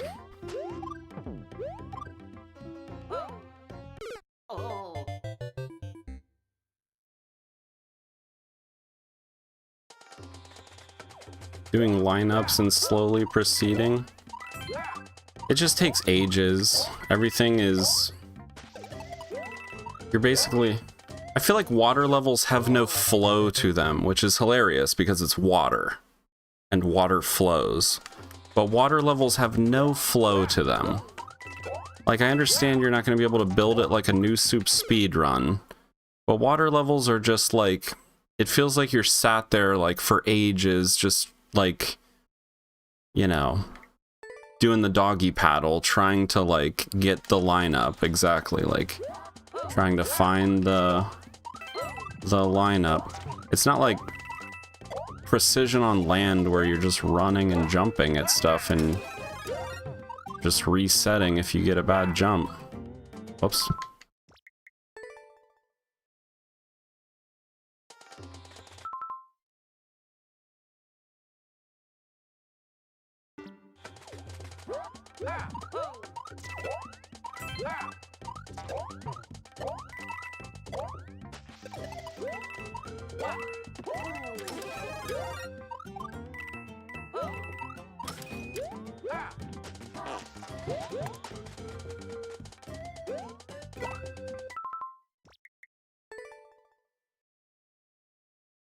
I made a new soup speedrun water level though. No, you didn't.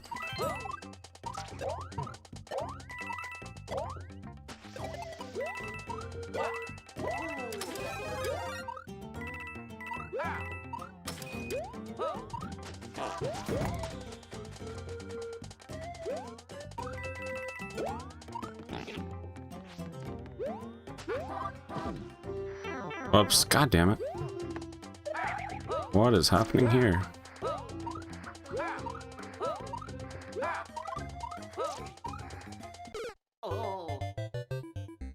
Guess that's gonna drop something.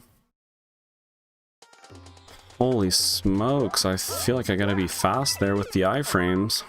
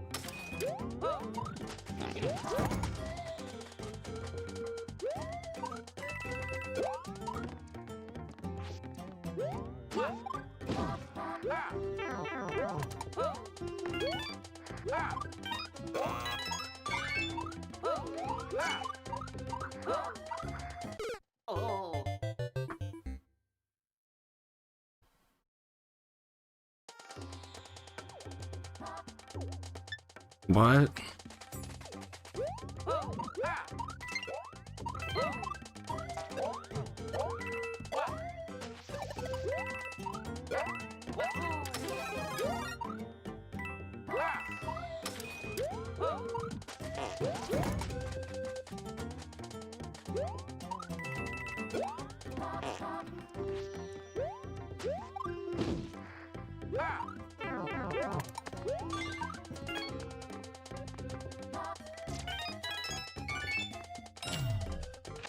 Gotcha.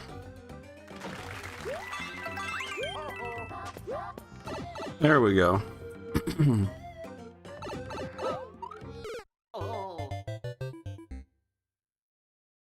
Probably don't wall jump.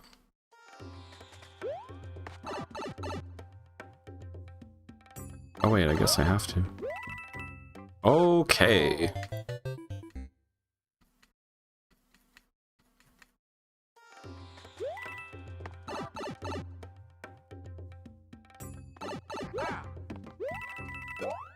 Why are you saying things like that, Eben?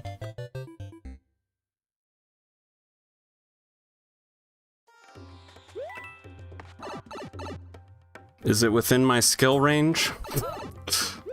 Why are you saying shit like that?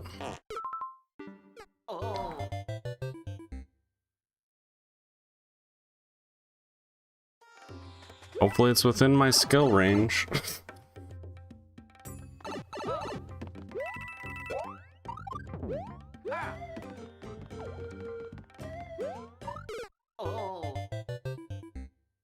What's up, Tyson the mic?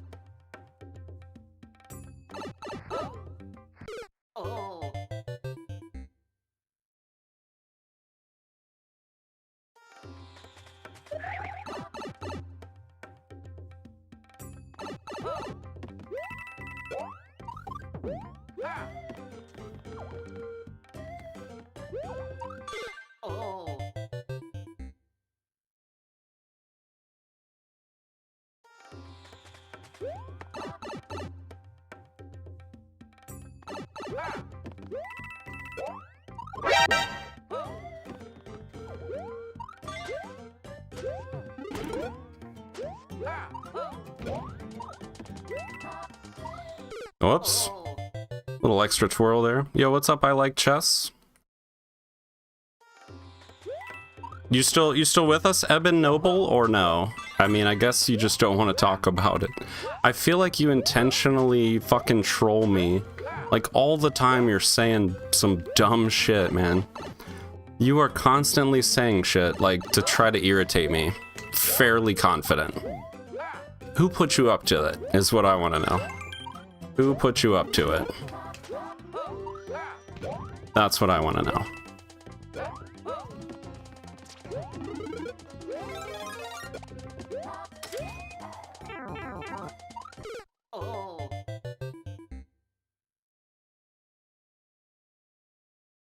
When you said, I like watching you play levels that are within your skill level, or something like that. And then you said, I think you have a chance at this one. Like, what are you... Of course I have a chance at this one. I'm gonna beat this one. What are you saying?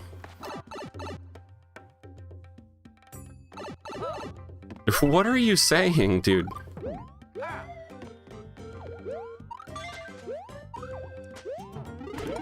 Just say what you want to say.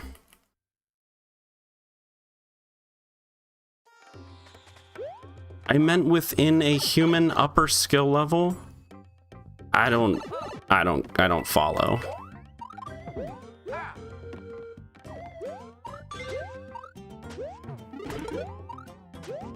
You're making it sound like I can't beat hard levels. Like, oh, you might be able to beat this one. Oh, it looks like you have a shot at it.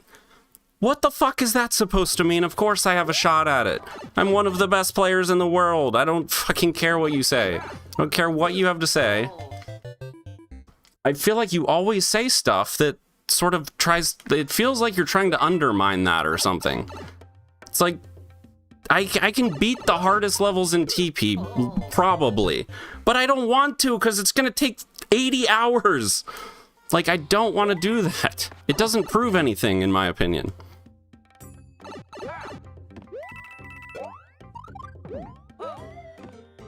It's annoying to beat extremely hard levels that just feel like you're just throwing yourself at it until, like, you get it right. Like, oh, I must be so much better now that I did it once finally. Oh my god.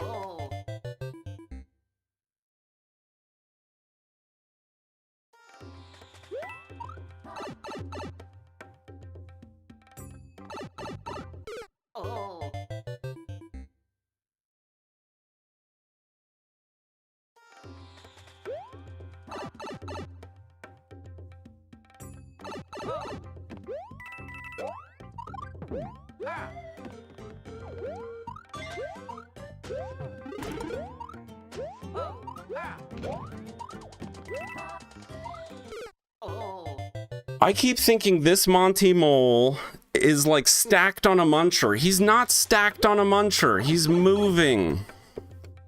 He's just not moving at first. It looks like he's not moving.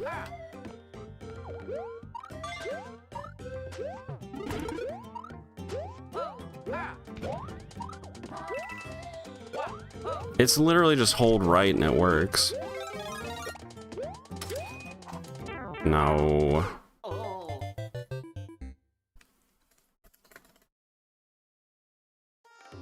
Are the Spring Love levels still even known in the Mario community? I don't know.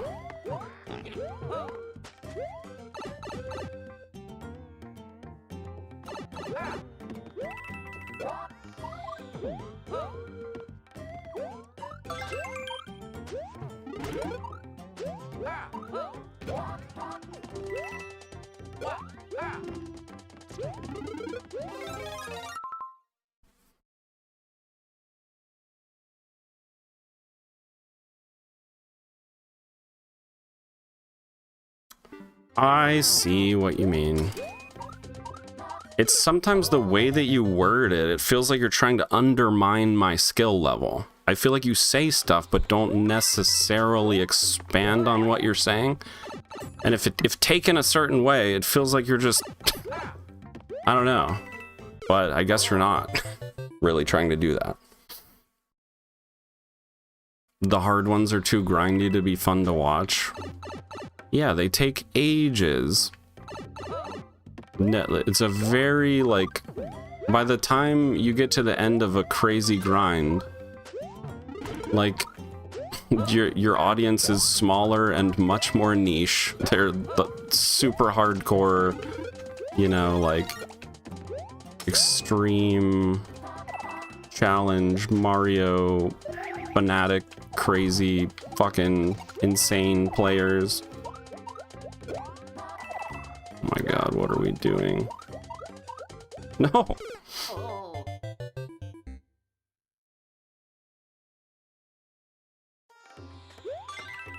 Yeah, I've noticed when I play TP in general, I think it's too hardcore for your casual viewer.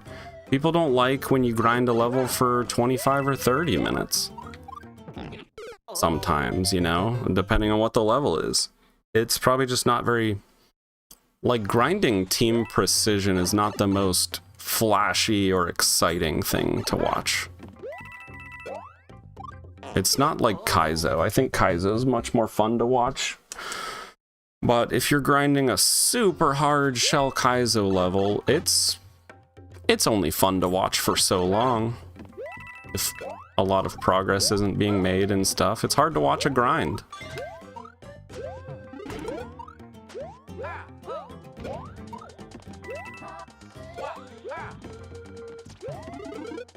Like, I want to play some of the harder TP levels to be like, oh yeah, I beat a 10-pointer and this level or that level, but I don't know, dude. I feel like I've played so many crazy levels already, and yeah, they're not TP, but it's like, it always is just, it feels more like relief once you beat the level than it is like, oh, I'm happy now. It's more like, I'm relieved that I beat that stupid level finally. You usually just end up getting mad at the level before it's over.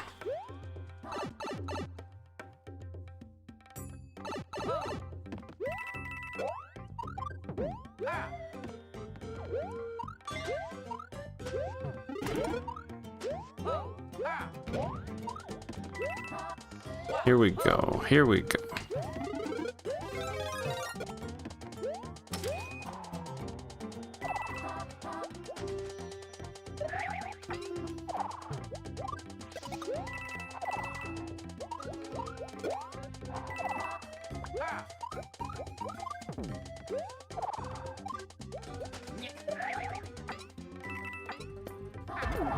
Oh! Yo. Oh. Big Luigi true ending. Okay. All right, we're out of here. Nice, dude. All right, chat. I'm gonna take a quick break. A quicker break this time. Enjoy watching Thab do Noob speedruns at the hardest levels, but only the short ones. When he was grinding the ones at the end of Mario Maker 1, it got terrible to watch for the same reason. The clears are insane. When he's getting close, that's usually when I like watching. But yeah, I mean, watching a really long grind of any kind, it's hard from the start, especially when you're like learning the level. It's like, it's a process, especially in Mario Maker 2. Now that you have to like rebuild sections to even practice. All right, give me a quick break and then I'll be right back.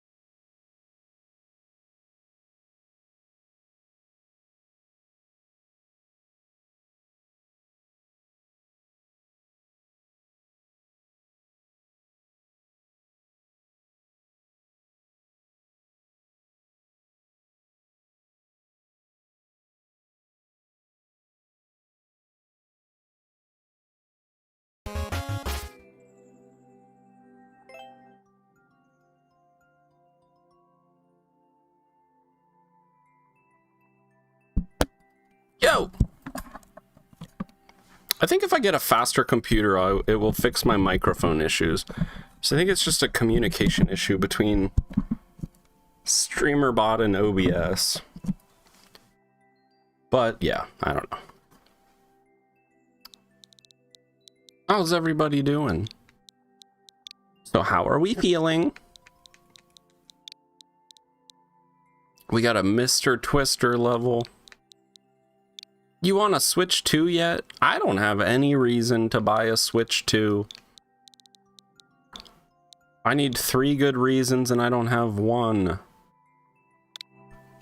If Mario Maker 3 comes out on Switch 2, I mean, I will likely just get a Switch 2 at that point somehow. I will have to go find a Switch 2, buy a Switch 2. Thwomp Swamp, warning, do not enter swamp. Hashtag TP. Yo, shoutouts to my YouTube peeps out there. Sorry I can't read your comments because there's no built-in, or there's just seemingly no way to create an OBS doc which saves my YouTube chat, or which has my YouTube chat. I can get every single unique stream's URL and manually copy and paste it over into a web browser or something like that, or a browser source. Not a browser source, but a custom browser doc. But what? That's crazy. Who the hell does that, and why is there not a better solution? There's definitely a better solution. Somebody find me a better solution. I'm losing my mind that there's this many streamers who stream on both Twitch and YouTube, and there's no solution to having a YouTube chat doc. Hello? Where's the OBS YouTube chat doc? Am I like crazy for thinking that should...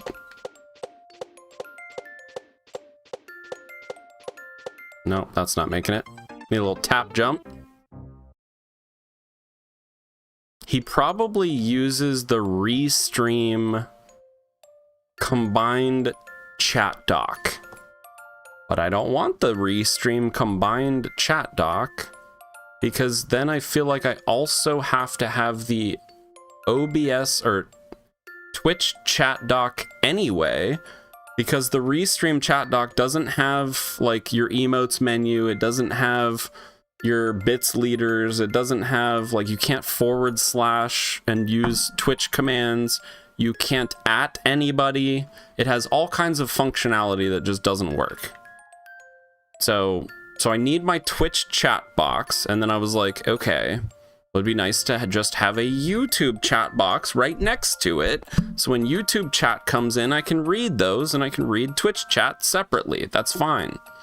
Since Restream combined chat box offers like no features whatsoever, I don't know where Restream's chat box is pulling YouTube chat from. Is it literally grabbing a unique URL every time? Well, I need to figure out how to do that. There's got to be a plugin or somebody who's created a YouTube chat doc for OBS. I'm losing my mind that that's not in existence. Fuck.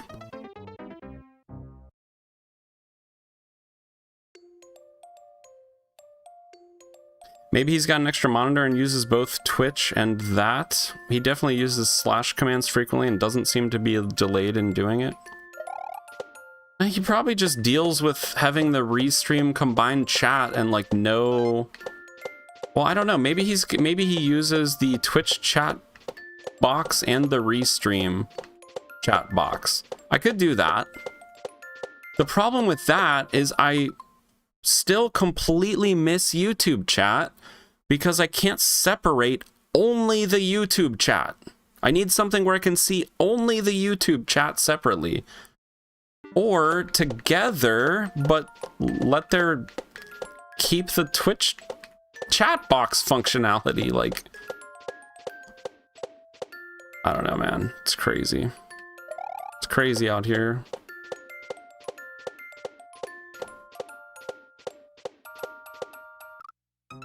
I should not have committed to that.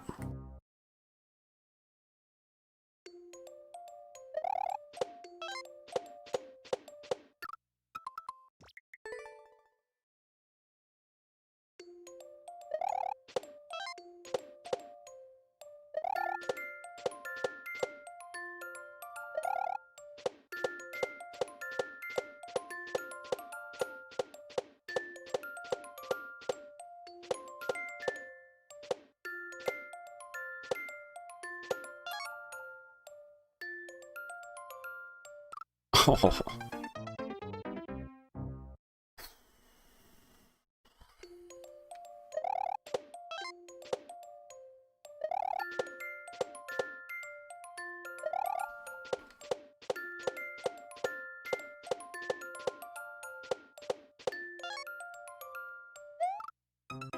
That's a tough jump.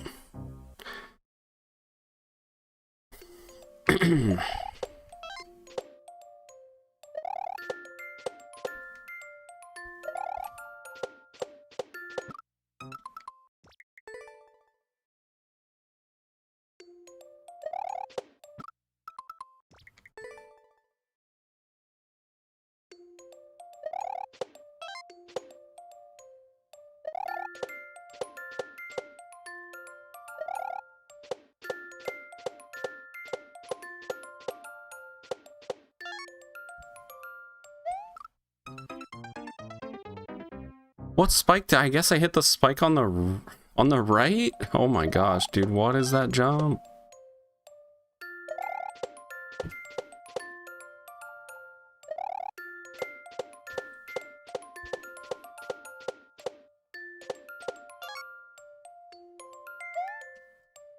Oof, that was almost it. Just dialing it in, man. Dialing it in. Yo, Aliza Silly Dum Dum. How's it going? Thanks for the follow. You silly dum dum.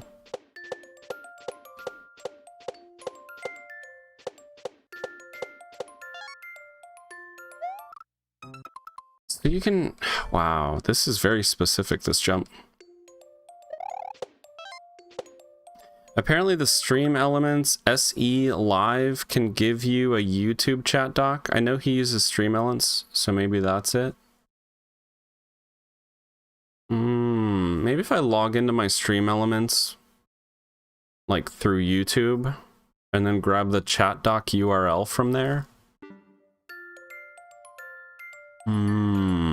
Yo, that's a good heads up. I might try that.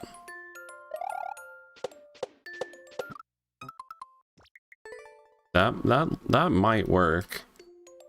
My only concern is that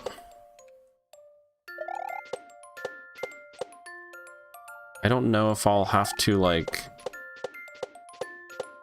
Oh, it's weird because it'll like log you out of the Twitch Stream Elements and log you into the YouTube Stream Elements, so we'll just see. I gotta figure something out. But yeah, that's definitely worth a try.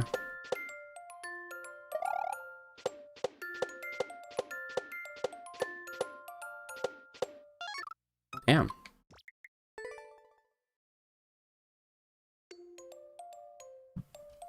The other method is a custom browser doc with the YouTube pop-out URL for chat. No, it works.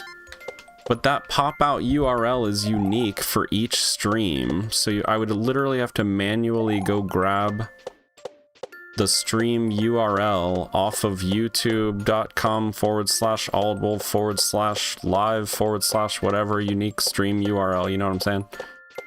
And, like, I can do that, but it's a lot of manual work every single stream to have to do that. That's crazy. Because YouTube generates a unique stream URL. So I would just have to go grab that every time. That's crazy to me. But But yeah, like Restream has a way of pulling it every time. So I just wonder, maybe if I could get into the Restream coding and see where they're pulling the URL from. Maybe there's just like a fetch URL or something that they're doing to grab the unique URL. Or there is a URL that just works every time. Like, why is there not a URL that just redirects? There probably is, I just don't know what it is.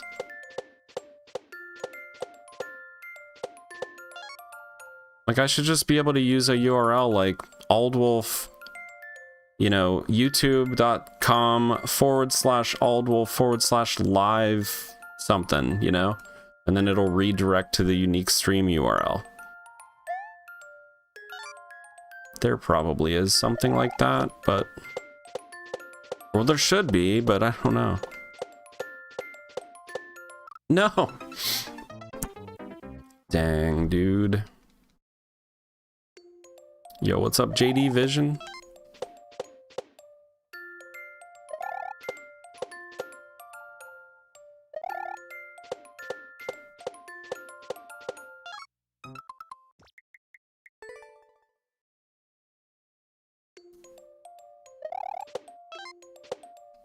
We got JD and JD Vision in here. How many JDs we got in here?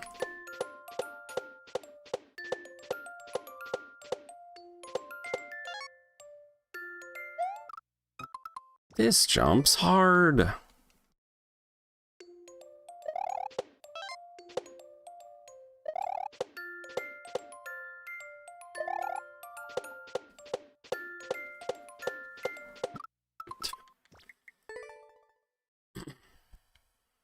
Do you think we can make it to 1,000 viewer levels in queue before Mario Maker 3 comes out?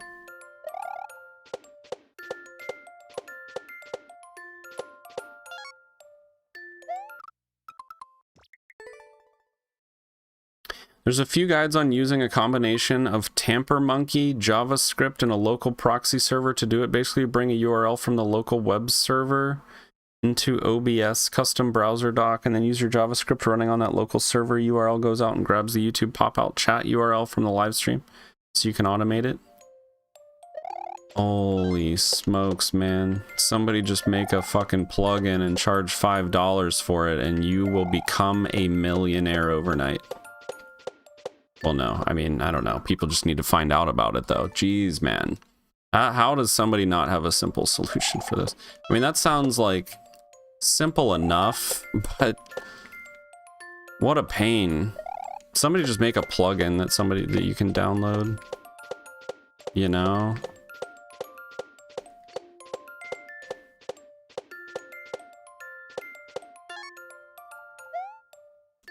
Get over there, dude. I think you can definitely do it before GTA 6. We are slowly accumulating the viewer levels. We only play the online levels, so don't fear. We don't just do dead levels. Supposedly, every level we play, that person is here. Supposedly. Nice jump, dude.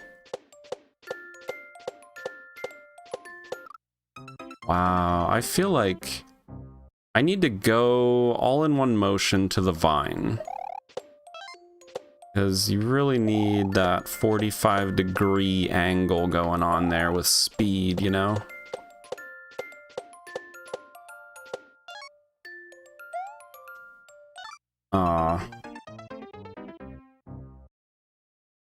I like tech challenges. I'll see if I can work out a way to do it and get back to you. Yeah, I mean, what's crazy is like the Restream chat, it combines both my chats, but my chat is 99% Twitch, so it's just going to look identical to the Twitch chat. So I still miss YouTube chat, you know what I mean?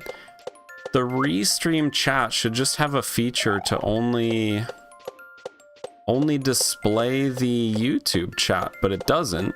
Because the whole point of Restream is to combine, or to be able to stream to multiple platforms.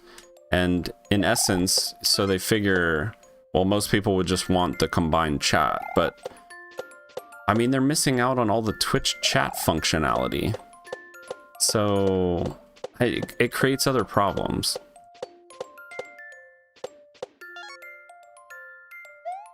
Like, just allow me to display only YouTube chatters, and that would help a lot. I might be able to do it through the Stream Elements YouTube chat dock thing.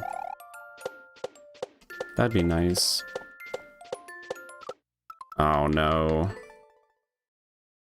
Then I feel like worst case the only thing I have to do is like log in every time, and I'm like, that's better than running out and manually grabbing a URL and stuff, because I could probably log in through OBS.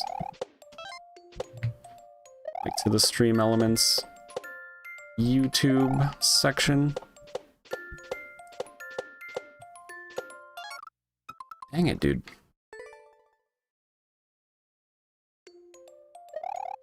Guessing YouTube just doesn't want to make it easy to pull their chat out by API? I don't know. But with how many creators there are, I'm just amazed there isn't a simple solution.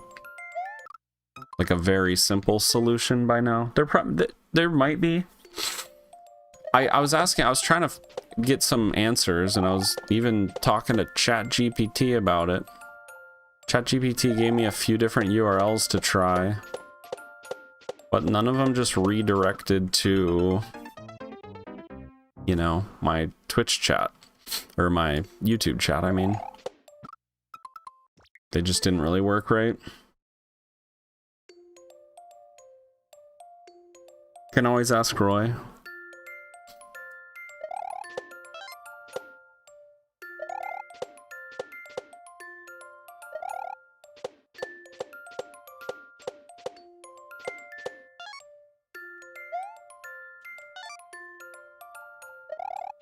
No, I need to land farther to the right so that I can go straight to the vine from there.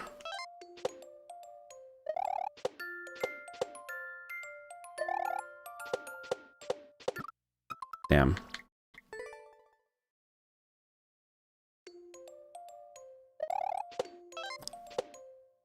He's the only one I watch who triple streams. I think he's on Kick too.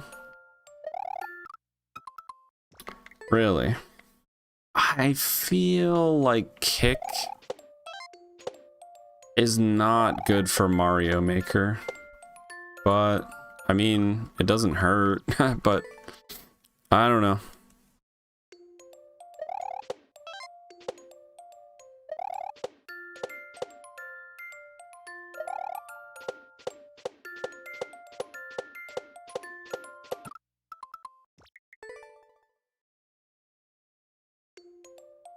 Doesn't Kick, like, pay you, though?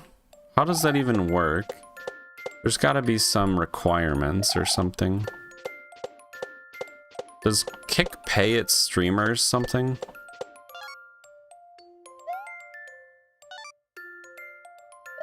Oh my goodness. YouTube short streams can't be good either. You can't even see everything. I was trying to figure out how to also stream to YouTube in vertical. I think you can see everything depending on how you set it up.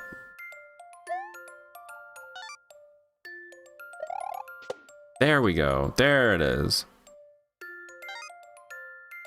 Hey. Oh boy.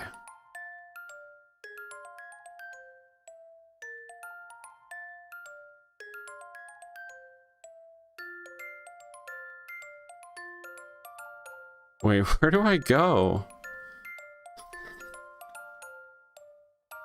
What? I might pause buffer this. Guess I should go to the door? Dude.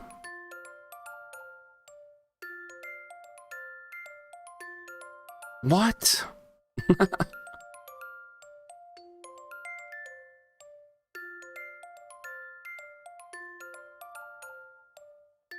Oh my god, dude, no! It was too low.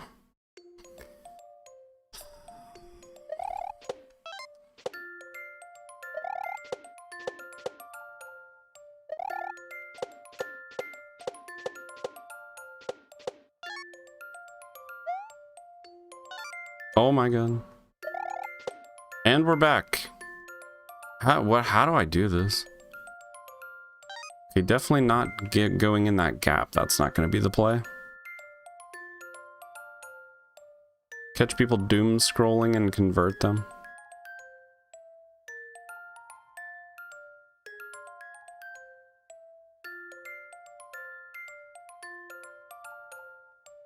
Hey. Do I just... Okay, hold on.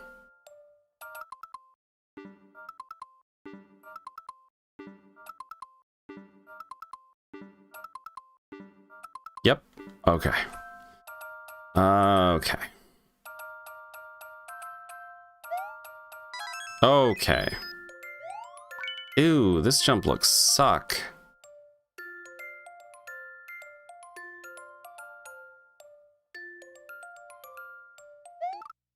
No.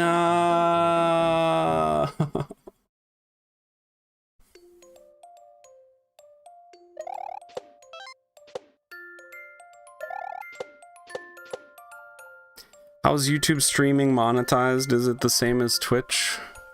Kind of. Yeah, you just kind of set up like the frequency of your mid-roll ads or whatever. That kind of thing.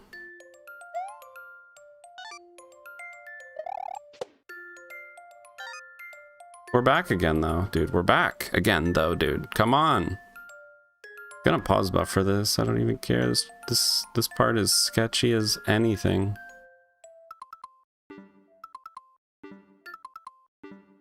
I'm dead. Shit.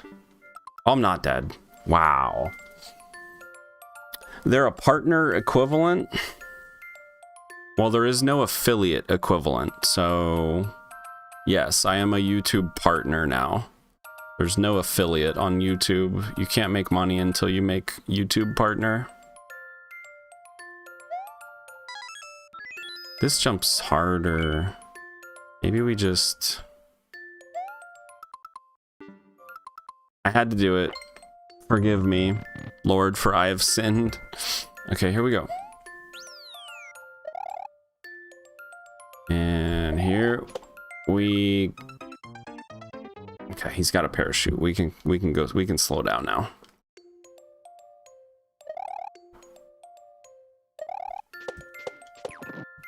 Oof.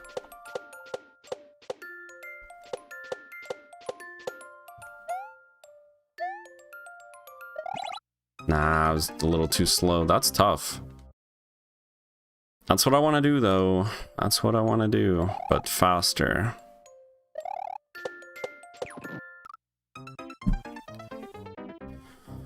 You gotta beat this.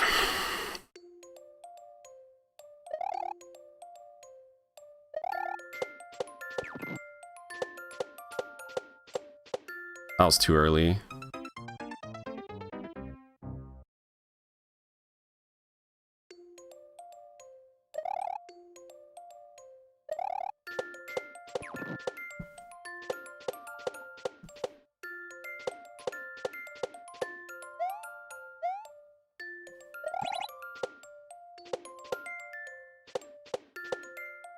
No, that's crazy. Okay, okay. Very close.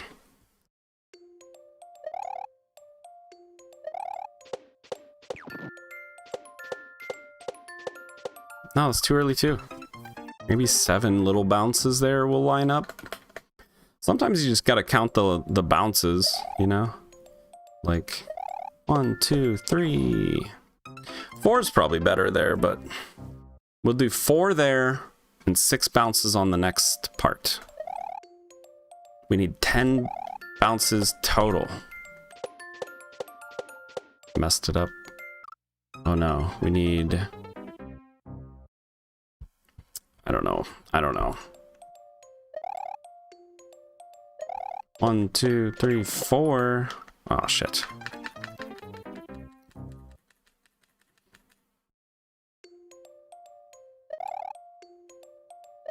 One, 2, 3, 4. Stop hitting the spike.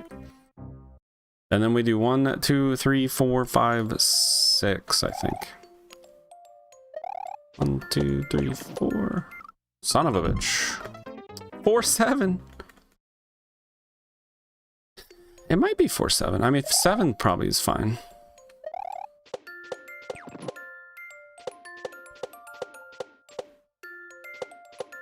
This part we want to go fast if we can.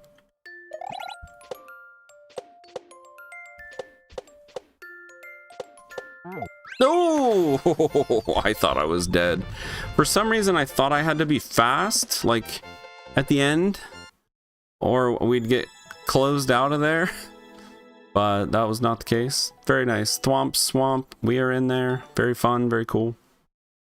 Nice one. I should get my TP points, but I'm not going to. Oh my god. I'll find it someday. I'll find those points again someday. And I'll be like, oh, I already beat this one. Well, that's cool. Easy points. I'm just too lazy these days. I cannot. I wish you know, to this very day. Why, you know, why can't we have like can we make like a bot that just auto clears people? You know what I mean? Can we make a bot that just scans for clears and checks to see if that person's in team precision and just fucking, like, you know, oh man, the manual, like adding our clears all the time and that stuff. I can only take so much.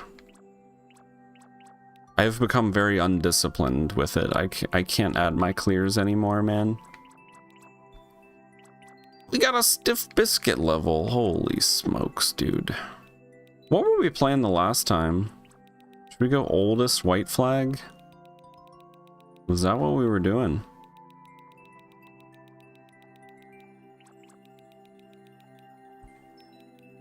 I think it's this one. Kaizo Croissant Sweet Spot?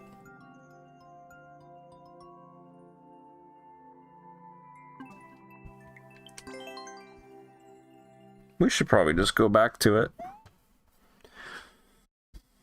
so we can practice more, perchance. Oops. I actually wrote an automation for pulling the levels by OCR and using them to submit clears to Discord.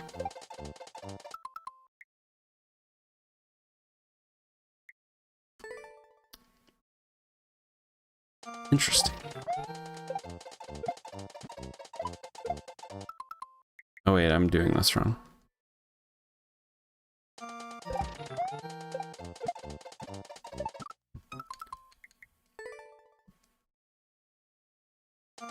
Tied into the viewer command?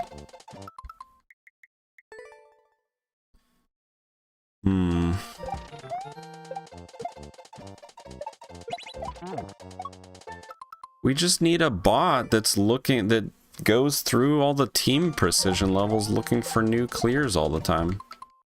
And just automatically adds people's clears. That'd be very nice. So then instead of like having to manually do all this shit all the time, you just like go look at your points. Oh, cool, I have 5,000 points. And just go play levels.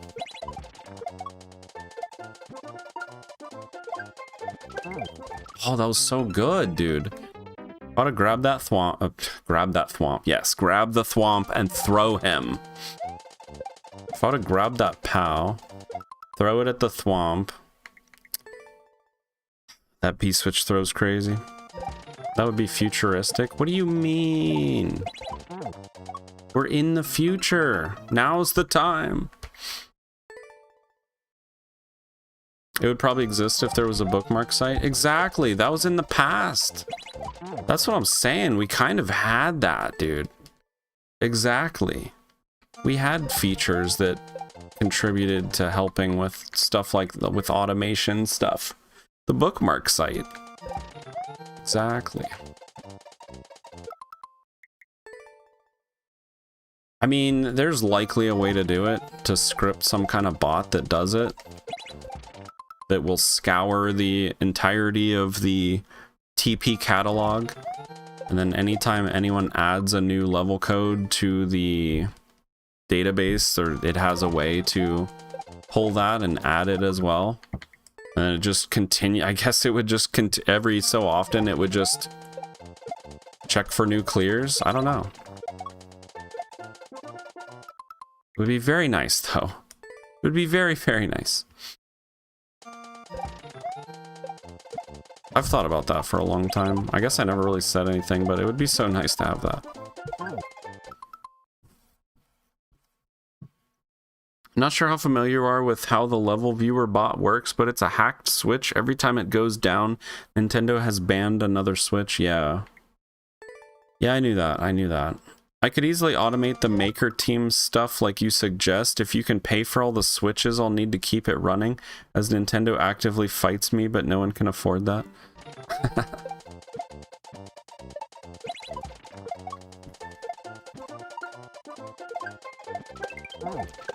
No, where's my P-switch? I didn't hold right enough. So I think in times past, I would always yeet the P-switch too fast, right? So now, I'm like slowing down too much. Look how much I pulled back. What the heck is going on? So I need to hold right a little bit, but then pull back like in the air, sort of.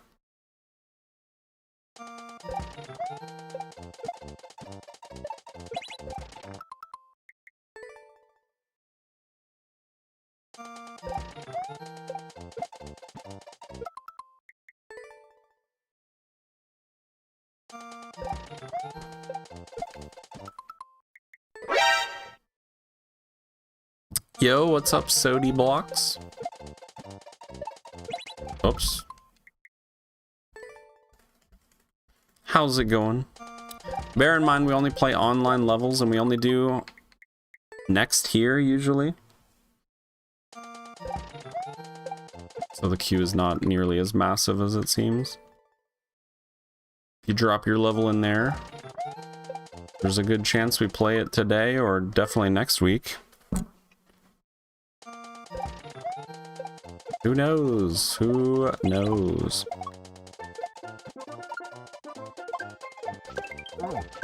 No, crap! I'm pulling back too hard. Yo, Stiff Biscuit in there with the 38 months using Prime Gaming. Yo, thanks, Stiff. Really appreciate it. Oh, what the heck?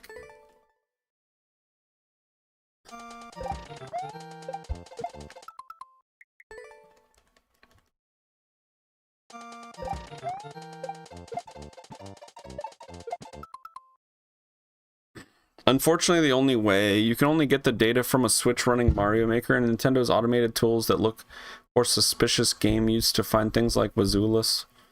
Yeah, that's why there aren't a bunch of level viewers. It isn't the difficulty of doing it, though. It isn't insignificant. It's the cost of bricked switches. Damn.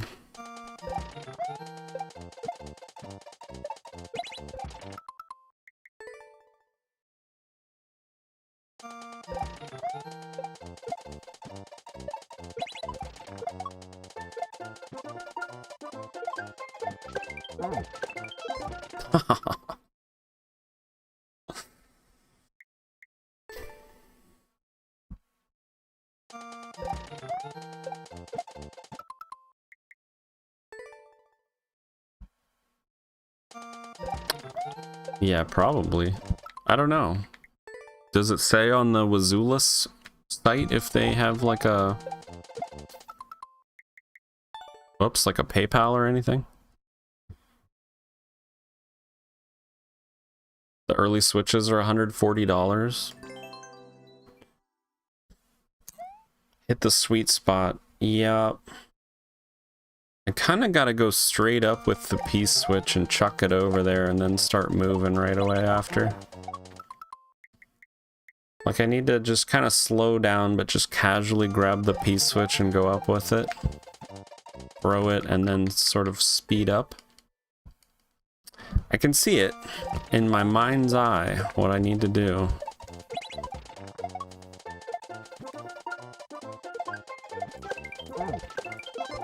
Nope, that wasn't it.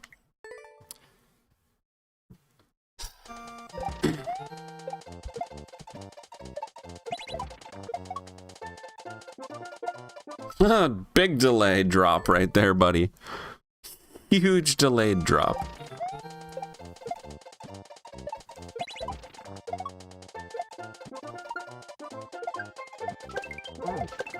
No, dude.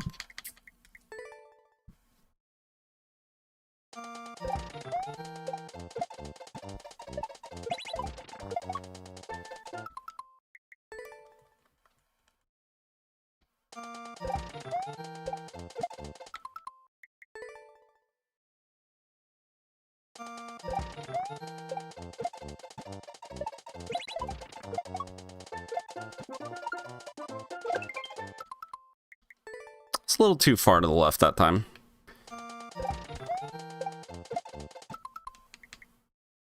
I literally figure there's a poor set of guys in Japan who are tasked with hitting Wazulus every so often, intentionally pulling a set of brand new levels that aren't cached and then looking through the logs to find the switch that requests all those levels in succession at the same time, then banning it. Yeah, I don't know.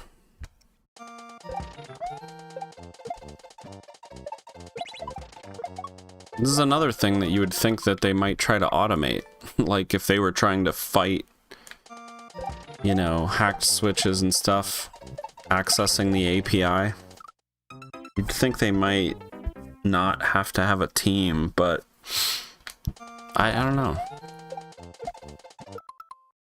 They're obviously not able to do it automatically because Wazulus goes down every so often, but then it comes back up.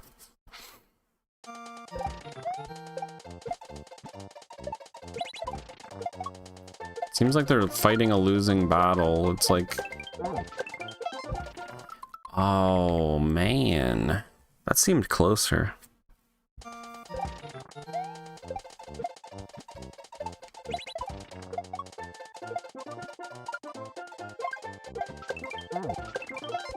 No.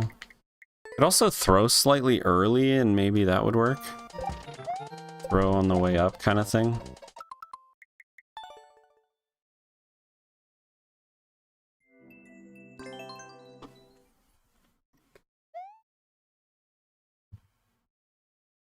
One day it'll go down and never come up, I guarantee it.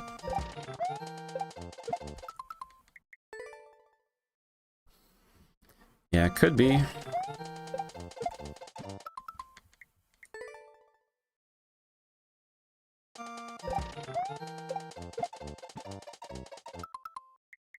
Yeah, so earlier throw will allow me to still move to the right a little bit more. Kind of still stay moving to the right. If I just kind of throw, I'll try that. Just slightly early throw and not worry as much about my speed. Just don't be going crazy fast. Damn. Close. Very close.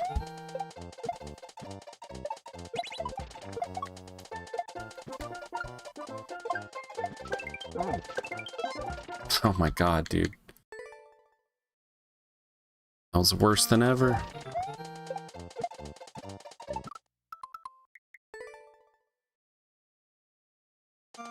I could automate finding Wazulus and banning it with the above approach in a day, and that isn't a boast. I've used AI to accomplish much more complicated data correlation and discovery tasks recently. Damn. Sounds like Nintendo needs to hire this guy. So you can battle everybody.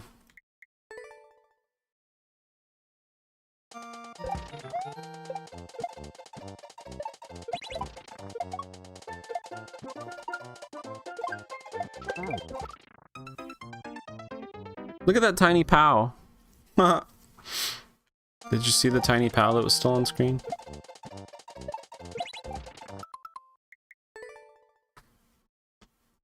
Where do you think the pals go when you hit them with your head? They kind of just disappear, huh? You go to the nether realm.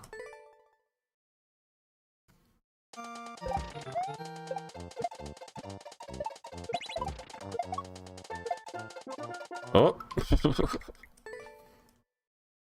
Yo, Fox.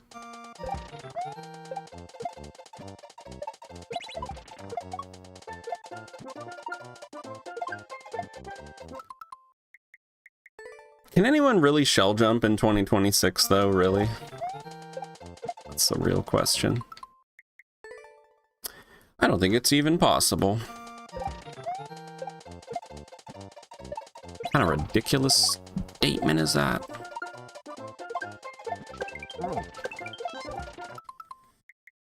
Yeah, I think it's more about my throw timing than my actual movement. My movement's okay. Well, see, that time I was actually ready to throw early, but he didn't grab the base switch. What'd they patch out? Fun? Wait, what did they patch out? I know they're trying to patch out fun. It's just that banning level viewer that way hasn't occurred to anyone. It isn't my skill level. That's most senior engineers could do these days. You don't need to write the code. Just tell the AI what you want. In the past 4 months, it's gone from tiny tests to writing entire apps without bugs. The top models are expensive, so most average non-tech people haven't seen how fast they're advanced just yet. Oh, they patched out shell jumps. I thought it felt like impossible. Totally patched it out. They'll find a way. They'll make it so if you do a shell jump, it just uninstalls Mario Maker. It's like illegal procedure. Initiating uninstall sequence. You're like, what? Okay.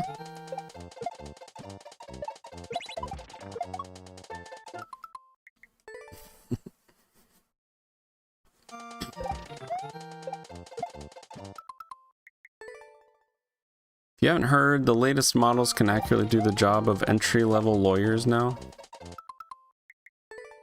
Yeah, I don't know. I hear all kinds of stuff, Eben. I hear all kinds of stuff. Who knows what's real or not anymore, am I right? Oh shit. That's not gonna work. I feel like that's part of the agenda. Is so that, like, man, that's kind of scary, but like with AI, right? It's like so that if we get to the point where you can't differentiate if it's a real video or not, it's like, well, fuck, you know? Then it's like people in positions of power who have all the money and control, then they can just say that oh, that's not a real video of me committing terrible acts or whatever, that's just AI, you know? And no one will know the difference.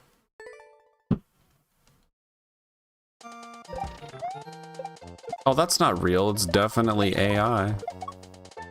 When we get to the point where it's indistinguishable, it's kind of a problem. I forgot what to do!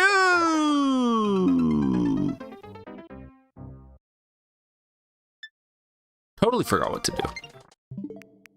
Remember that one time I made it to that part and I knew what to do? That was crazy.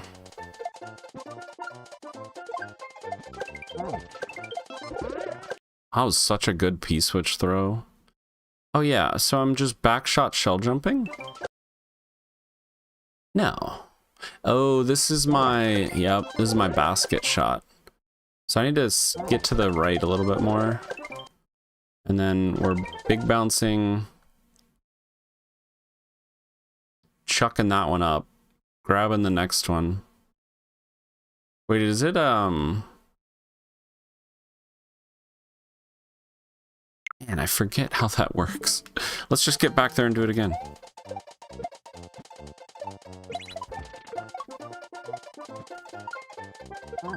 No.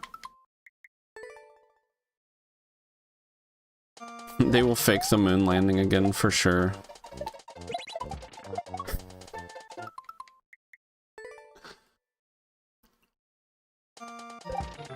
How many people will fall for it this time?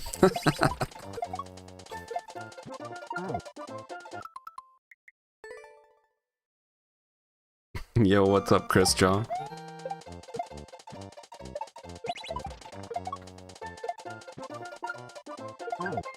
I think they've got it to the point where, like, a lot of people don't care if it's real or not.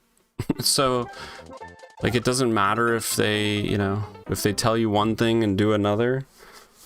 It doesn't matter because people, like, if they find out the truth, they've gotten people to where they genuinely don't care. They care more about whatever, you know, whatever the next TikTok is, you know? They're like, I don't give a fuck about real things. You know, or if people are lying to me or not, who cares? So, you know, they have people where they want them. They could tell you that they were lying, and a lot of people would be like, okay, cool. Okay, whatever. That's great. Can I just go about my life now, please? And you know, God bless their souls, maybe they're right. Maybe we should just forget about all the big picture stuff and whatever is going on in the world. We can't control all that shit anyway. It is often best just to focus on, you know, yourself and take care of yourself, man. Take care of what's important to you, and yeah, I mean, the bigger picture stuff, it's like we can't control that stuff, man. And it's like the more, it's like with anything, the more you look into it, the more you just realize that you don't fucking know any of it, you know, and you can't change a lot of it.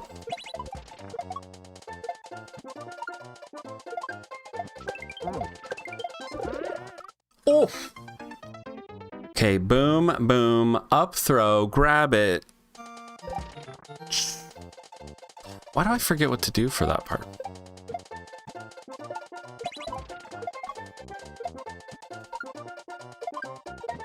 No!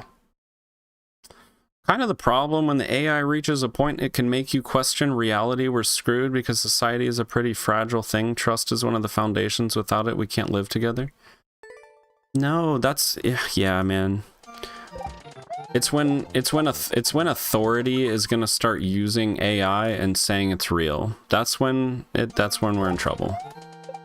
It's when, like, the people who are in power and in positions of authority start using it to just completely bend reality and just to create whatever narratives that they want. You know, when AI truly becomes indistinguishable, which maybe it already is. You know, maybe they already have it and they're just, you know, it's like just been, it's just military, you know? Like they might already have it. They have some AI videos that are pretty scary real at this point, you know? And it's not just about having like a discerning eye, it's like you genuinely can't tell, depending on the context of the video.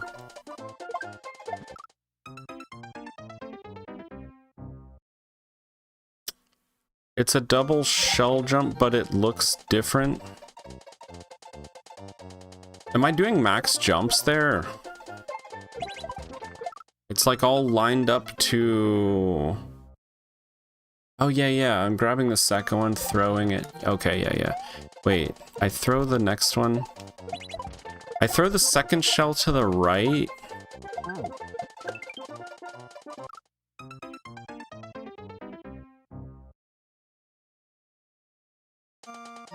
I don't know, maybe it'll make sense if I actually do it.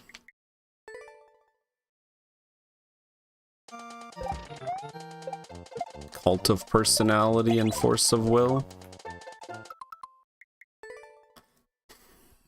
I mean, you know, Can you trust anybody? It's dangerous to just like blindly place your trust in anybody. I mean, some people just want to because they want some sense of safety. It's like, well, can't I trust the news or trust my government or trust, you know, the lawmakers or trust, you know, whoever? No, and you shouldn't. I don't know, but you have to. It's not that you are like distrusting or untrusting. I don't know what the word is. I think people should not be just outright trusted though because they're in a position of authority. I think a lot of people fall into that sort of trap. And it's like, that's when it, I don't know. You want to be able to trust your government. You want to be able to trust the people who are telling you stuff on the news. But I mean, but just doing that is like, then if you do that and you give them all your trust, you know, then they can tell you anything. If they start lying or they, you know, maybe they start out trustworthy. What if they change? What if they start doing things that are untrustworthy?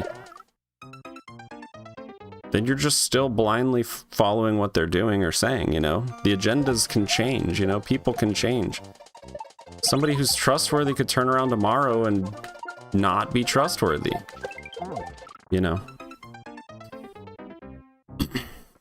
That being said, I mean, I don't know. A lot of crazy stuff going on in the world these days, man. I don't know. It's wild. Ah! I cannot make progress on this today. Throw with shell jump timing to the right. Wait. Throw with shell jump timing to the right. Swerve back to catch first shell. Bounce and shell jump right again.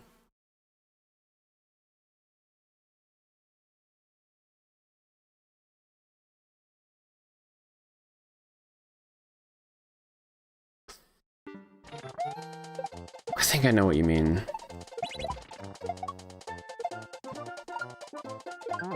Damn it.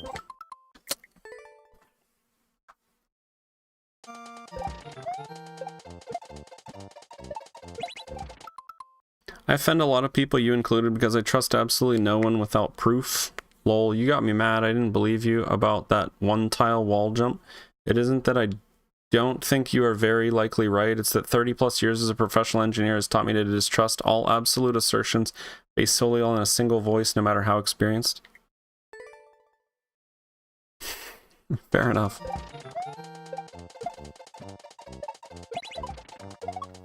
I think there are some things that I'm very confident betting the bank on this game, though. You know what I mean? You know, that's like a scenario where it's like, I don't know, you know. I don't know. You know, I'm still learning stuff about this game. Damn, there's some weird stuff you can do.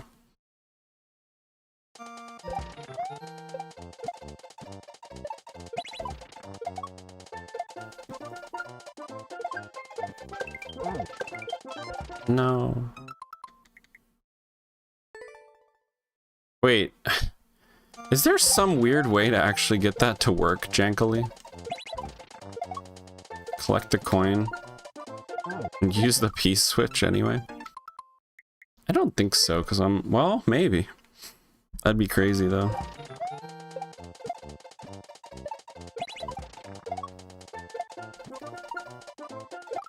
That's not gonna work. What's up, the squirrel in flannel?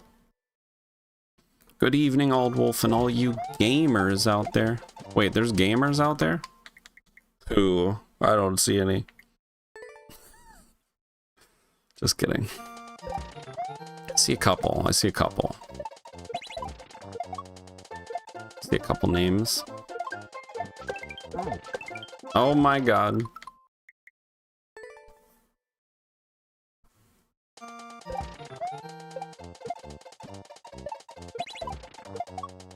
Aren't we all gamers, though?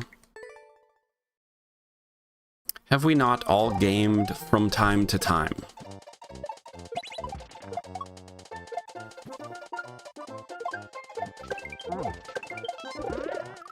Oh, come on! You're joking. All right, so we bounce, bounce, come on, bounce, and then we up throw, grab it, max shell jump. Yep, I know what I'm doing. Max shell height throw, curve under, bounce, shell jump. I don't know, things are happening. It's gonna happen.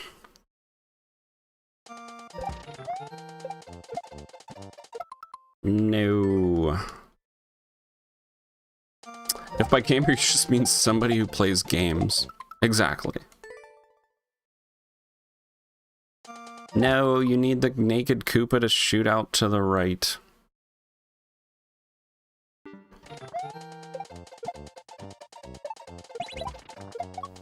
This isn't even the crazy part, chat. None of this is even the crazy part. You all haven't even seen the door entry in this godforsaken level. It's wild. Stiff, do you have a clear video? I'm sure you do. I might want to look at it.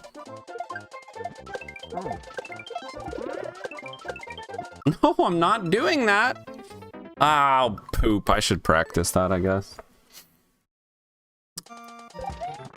Okay. Wait, is it this first one?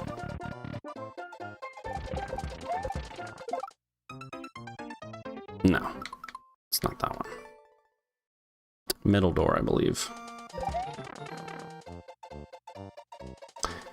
Very likely right. Unfortunately, the Holy Trinity of Murphy, Sod, and Finagle and their High Priest O'Toole will have their say in every absolute assertion.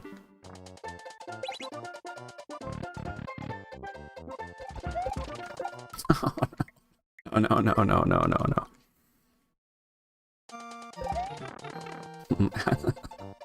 How many deaths before I lock in on this practice door? Okay, just one. Murphy's Law in increasingly pessimistic versions. There you go. Anyone who wants to check out how crazy this level actually is, there you go. Click that link that Stiff posted. I might watch it on stream here in a minute. The door entry is kind of nuts, dude. I mean, it's something we'll get it eventually, I suppose. I haven't even practiced to that point yet, because I like to practice levels at least in segments, like try to feel like I've gotten a segment pretty well before I move on to the next segment. Oh, I hit the shot though! Yeah, okay, there it is.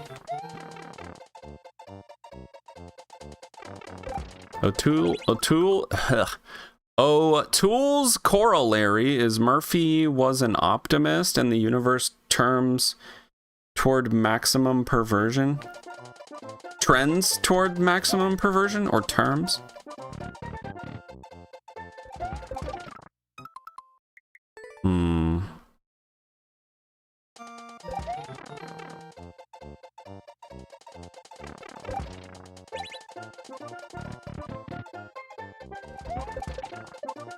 Nope, that's not gonna work.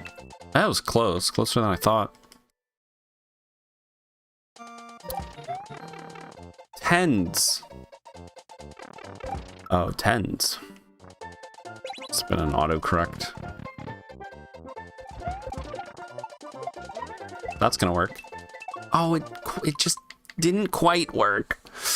Little early that time. Okay, fair enough.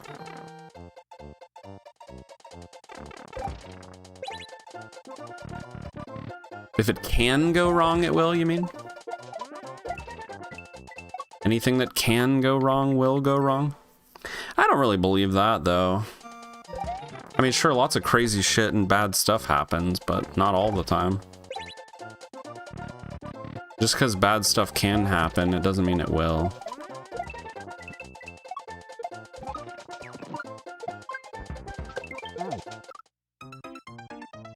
That's right. Wait.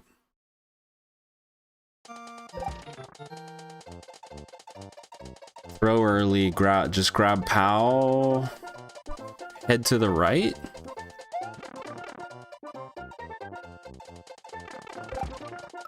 Basically, if it can't go wrong, it will. Oh. Like the Titanic. Like they were so sure that it would never sink. That kind of thing. Like, oh, it can't go wrong, and then it will at the worst possible time. Murphy's Law is if it can go wrong, it will. Finagle's Law is that if it can't go wrong, it will, and at the worst possible time. So just worse pessimism, and just worse pessimism than ever. Upping the pessimism ante. All in on pessimism.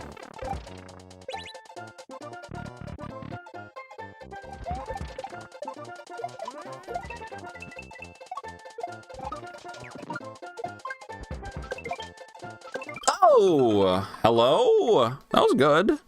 We're doing things. I don't do anything with the, there's like a little gap up in the ceiling. I don't do anything in that gap, right?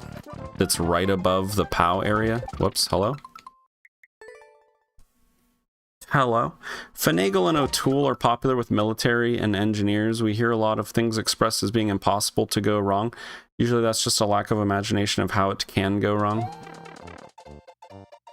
Well, I mean, if we start talking about like, you know, like maybe a particle ray from the sun can hit my Nintendo Switch at just a certain angle, I mean, fucking anything could happen, right?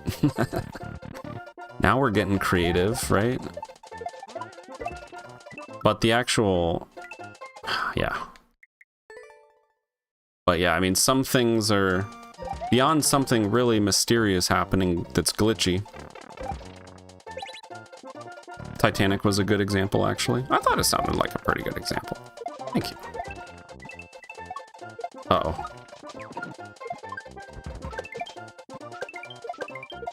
Oh! How do I... Wait, what? Wait, what?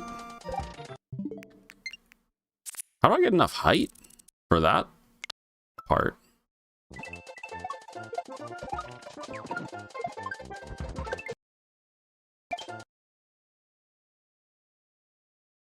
That gap's where the shell came from. I ask you that every time.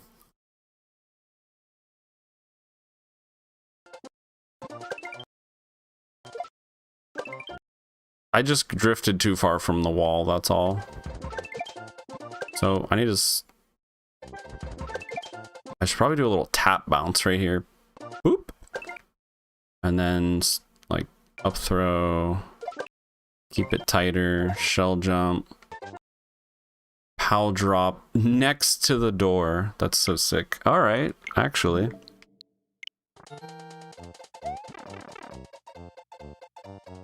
The Titanic was a good example, actually. Any engineer would have said it could absolutely sink. Any engineer who wasn't worried about their job or being sued for libel. The Titan submersible. Oh my god.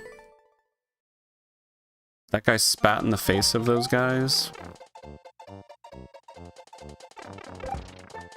Yeah, we cannot hold anything for like certainty in a lot of ways. We can't hold anything for certain. Even hold on. Even science. I mean, the very nature of science is to retest shit and make sure that everything that we thought was a certain way still is that way, you know? Because it allows for the chance that things change, you know? It allows for the chance that the results were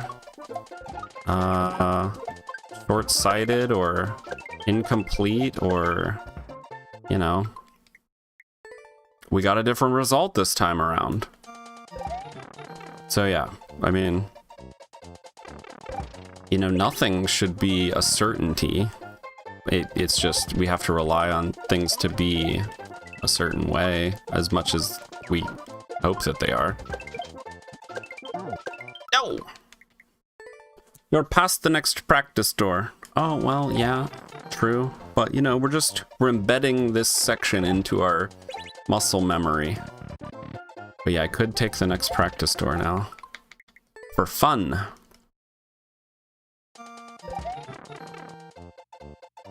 Falsifiability. Big word. That's not making it. Yeah, I knew it. Crushing the swish double. This is the one that I really need to get the movement and stuff down for. That's good. Oof. All right, yeah. Let me take the other practice door.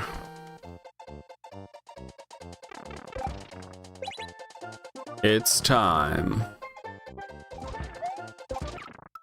Whoops.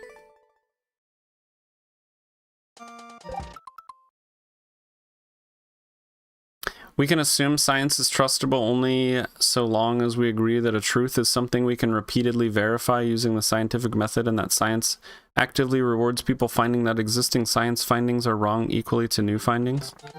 That's all I'm saying, is that is the very nature of science, is to be able to retest stuff and to just continue to, you know, retest. There's nothing wrong with testing something 10,000 times.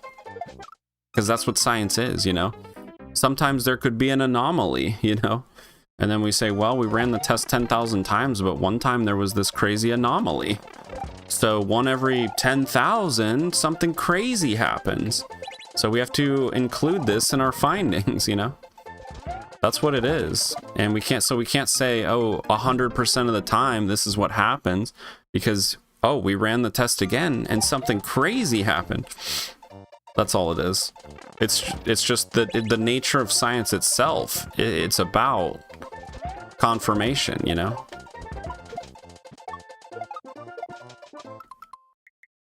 That's to say that there really isn't such a thing as settled science because of the nature of science.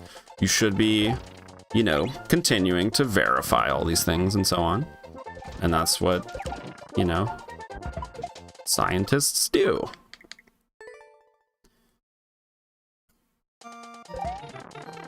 But yeah, so to say that we should trust anything, I'm saying, yeah, don't trust anything. You don't trust any, you can't, because, you know, things can change, people can change.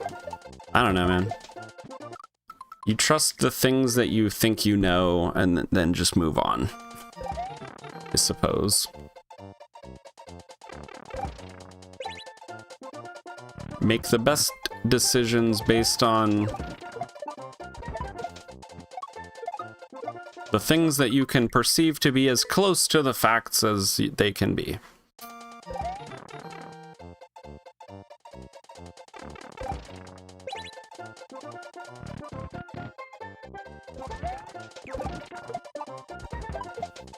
No. I don't think I've ever done this last part, Stiff, right? I'm not sure I've ever even really... I think in the early days when I first played this level, I likely took a look at this section.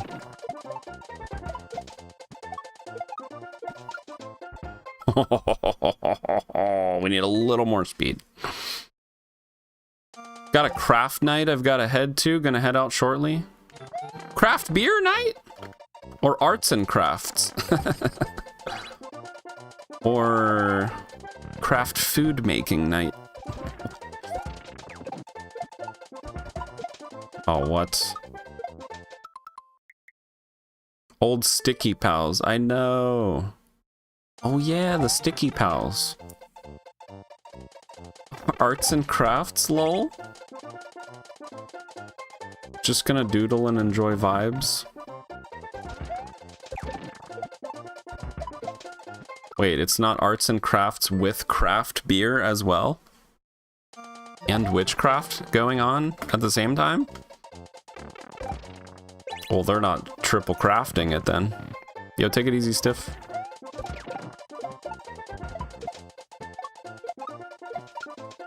No! Oh! Almost did a good attempt right there. Hold on. While eating Kraft macaroni and cheese. Everybody's doing crafts. While performing witchcraft and eating Kraft macaroni and cheese.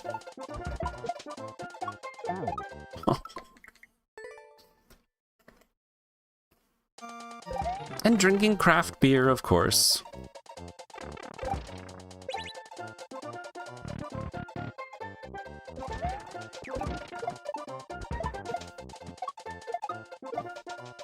In an aircraft.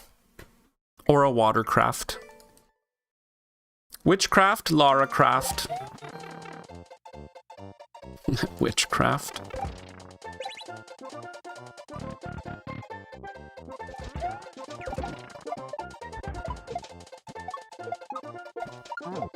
No! Dude. We gotta get this last segment, and then we'll move on.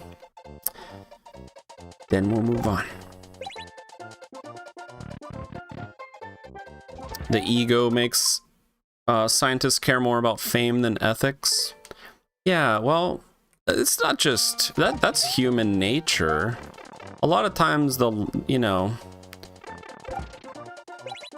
we want to be proven right more than anything. It's not if we care if it's, if we get to the truth or not. We just want to be right.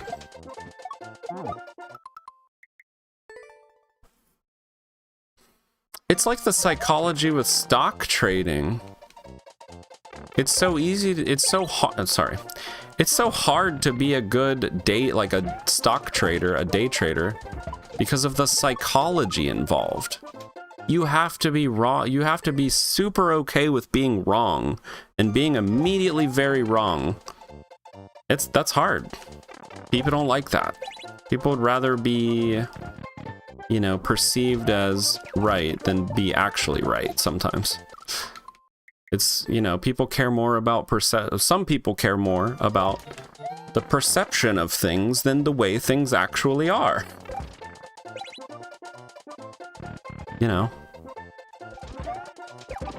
As long as they're perceived to be this great person, they can be a complete disgusting human behind closed doors. No problems. It's the perception that they care about. And in a lot of ways, perception is reality. Is it disappointing that, people are that way? Sure. But it's an easy trap to fall into, to just want to be right more than, to get to the bottom of things.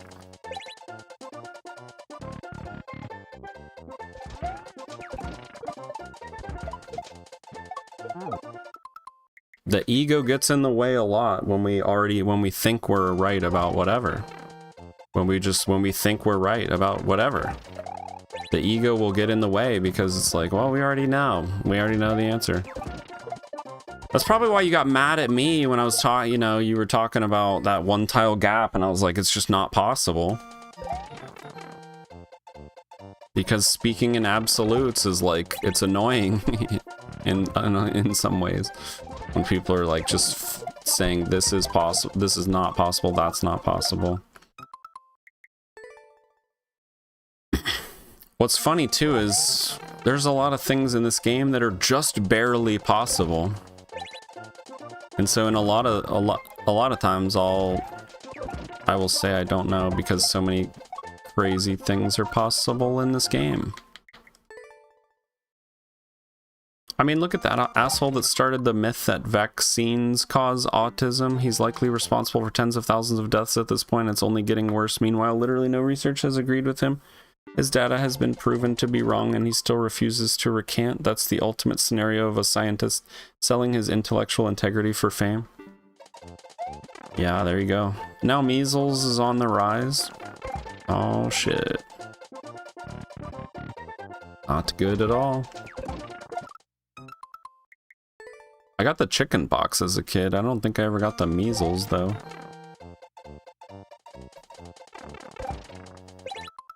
But of course I got a measles vaccine as a kid.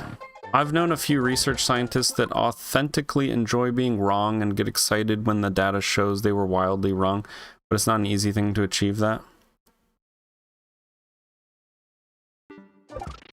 That's just taking a completely, like, it's so hard to take a completely unbiased approach when we all have preconceived notions about everything. As a scientist, imagine going into an experiment and just thinking you already know, you know, and then getting proved wildly wrong. Some scientists will just immediately take offense at that and won't agree to it. It's funny, you know, but yeah, there's this totally other attitude, which is just to roll with the punches and be like, that's awesome. You know, we're learning, whatever. It's about, like, learning. It's not about being right. You know? But, you know, there's a lot of money in, like, institutional research and stuff, you know, like, a lot of money being thrown around for, you know, can you write your you know, your findings in this way or that way? Like, I don't know. You just gotta follow the money sometimes. When there's money to be made, people will bullshit you. People will bullshit you. Whoops. And there's money to be made in every field. So you're gonna have bullshitters. The question is, who are the bullshitters? Because they're out there.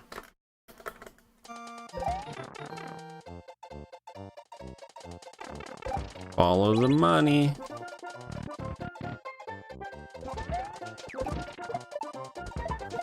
Okay, then.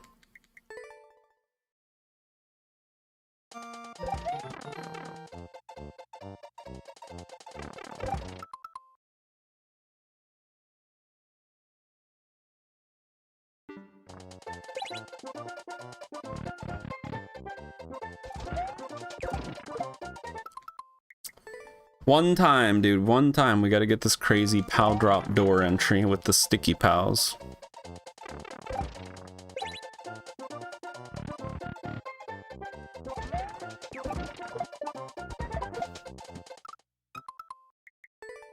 Maybe. I don't know. I might be getting worse again.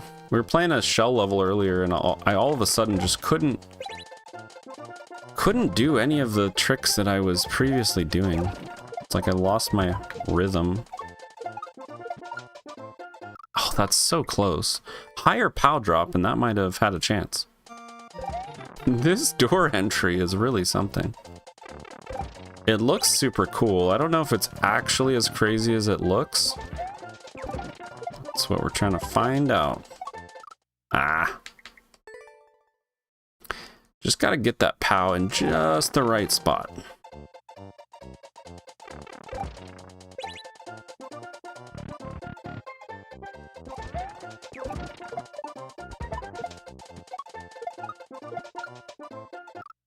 What? I think I wasn't on the door enough. That was close. I don't think I was on the door enough. Damn. Okay, so it's very close to that, but just a little bit more to the right is what we needed. Yeah, this last trick, it's crazy. It looks so crazy. Who thinks of this stuff?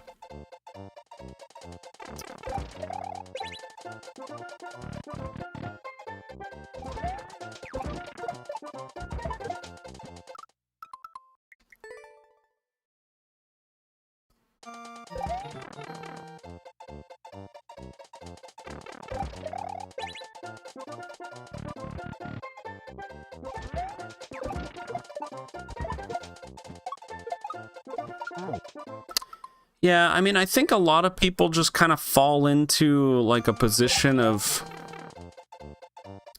It's like, if you can't trust anybody or anything that you see or read or hear on the news, what are you supposed to do? It leaves you feeling like,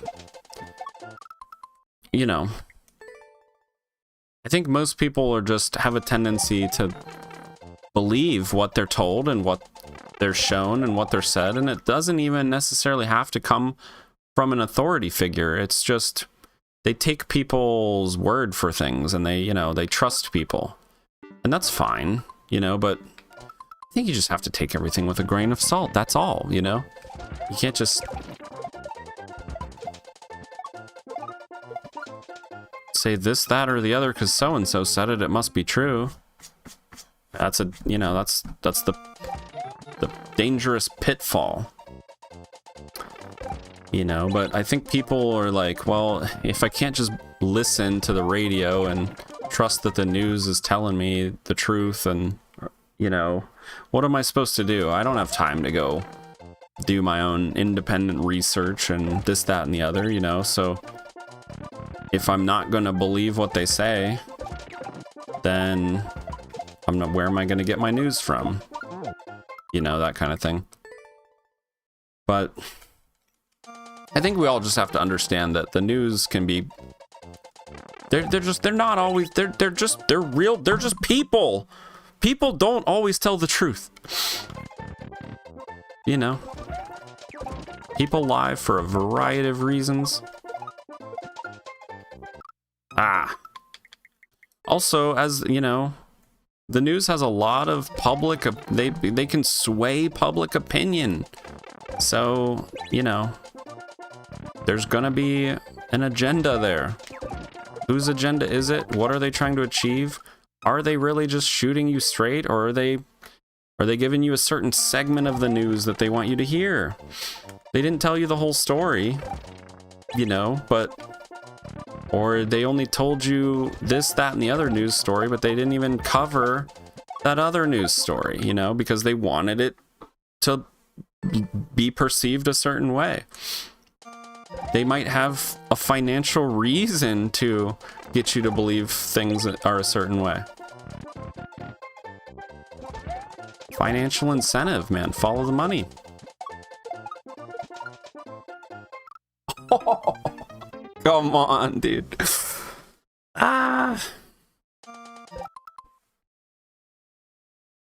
Facebook has shown that people believe anything. Well, but also people don't have time. People don't have time to consider if they're being lied to about whatever, anything. If it's an AI generated, like, stupid video, people will buy that, you know, and they don't have time to realize that they're being duped by whatever.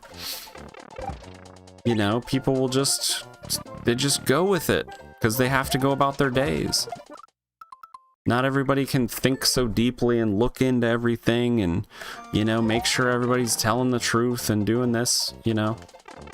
Most people just think, you know, like, that's way too much effort. That's way too much to, you know, even consider that anyone's lying to me about anything. I'd rather just take their word until, you know, somehow they're proven to be untrustworthy. And I actually read a book on this about, oh, well, this was part of the book about how it's human nature to, when you hear something, if somebody tells you something, you have more of a tendency to believe them than to not. But that's not to say that it absolutely depends on the information, you know, obviously, but you know, if somebody tells you something in earnest, and it could be a stranger, it's human nature to tend to believe them more than to doubt them. But it depends on if they're saying something completely wacky or extreme or whatever. But if they're just saying something that they heard, you know, a rumor or was a fact, it's very common to just believe them. But, you know, then there's a whole other type of person who, like, just wants to disprove everybody, you know, and anytime anybody says they heard something, it's like, well, let me Google that and try to prove you wrong, you know. That's another thing too. I mean, you could probably prove somebody wrong by Googling any side of an argument that you really wanted. You'll find something to prove your point. Not possible to become an expert in every field. This is why we hire CPAs, doctors, lawyers, and we have professional research, experimental scientists to push the boundaries of knowledge. Anti-intellectualism has been a constant thread winding its way through our political and cultural life, nurtured by the false notion that democracy means that my ignorance is just as good as your knowledge. Isaac Asimov said that.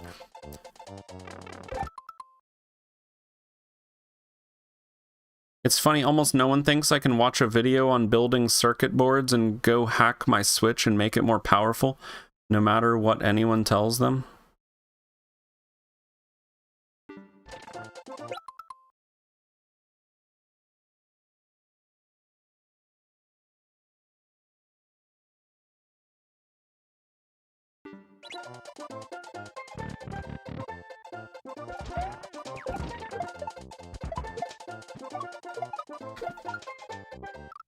Dude, this door entry. Let me look at this. There was that time they declared pi to be 3 somewhere in the States. 3 somewhere in the States. Not sure what you mean.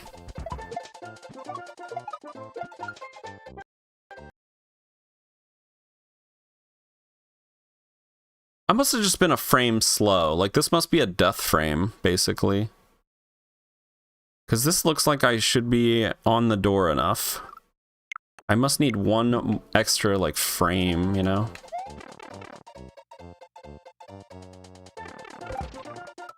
I asked before, have you ever seen a mid-air POW drop spike door entry? No. Only in this level. I knew it from this level. But yeah, I've never seen anyone use this. If we still had sticky POWs, maybe people could use this in some of their harder levels. The reason this works so well is because of the really fun sticky POW physics. Because you can stick the POW against the spike and just ride it over there and enter the door. You have more time to enter the door because the POW drops slowly.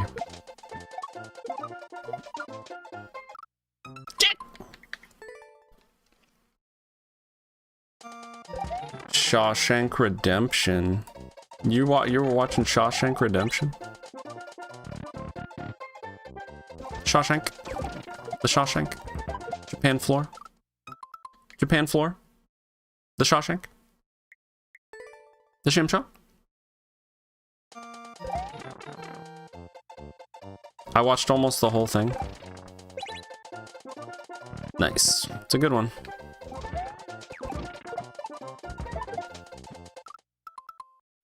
Yeah, throw that later. And of course that POW drop is the very last thing. Hate how people put the worst tricks, so you need to do 100 painful things on over every attempt.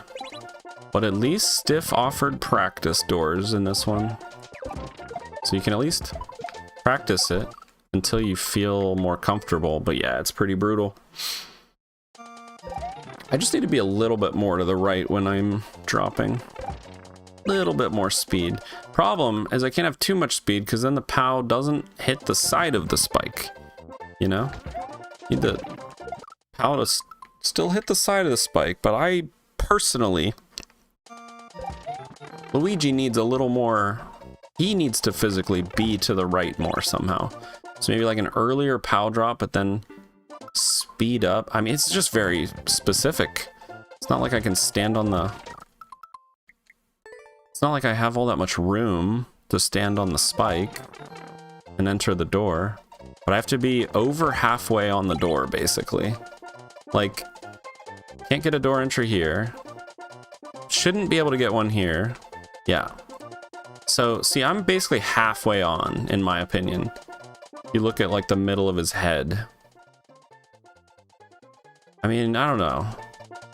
Halfway on, can't enter. Here I can probably enter. No. Here I think I can enter. No. Okay, here I should be, yeah. Oh, hold on. Here I should be able to enter. Yeah.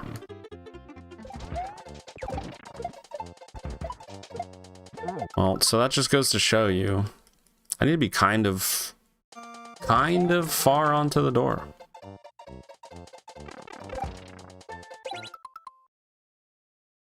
How much do you think practice will make that POW drop repeatable? If I had the practice that Stiff Biscuit had, although I don't know how easy it would be to practice this. Stiff might have had to use his own practice doors when uploading this just because of the nature of Shell Kaizo. Sometimes you can't just position yourself anywhere, so I think I could become pretty consistent over time with this POW drop. I think my movement is not great. I think I'm not moving to the right fast enough. I think it could become consistent because you just basically need the POW to land on the side of the spike and for you to have enough speed to be on the far right side of the POW. Then you're just holding up until the POW gets down to the door. Then you have no danger of actually dying to the spike. So where it looks cool but isn't actually that dangerous. In this case though, it is pretty specific.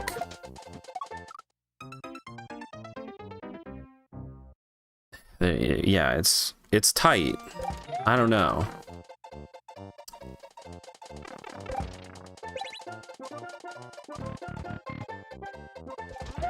Well, I haven't even gotten it once, so maybe if I get it once and then keep practicing and just never get it again, then I'll just admit that it's not that helpful and you just kind of have to get it and get lucky. I think it's mostly about my positioning though. I've got good timing on the POW drop now. I just have to physically be slightly more to the right.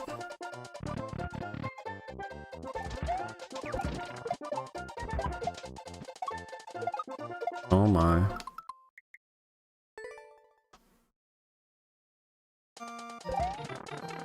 Would be fast to create a one-trick practice. What's the furthest we can?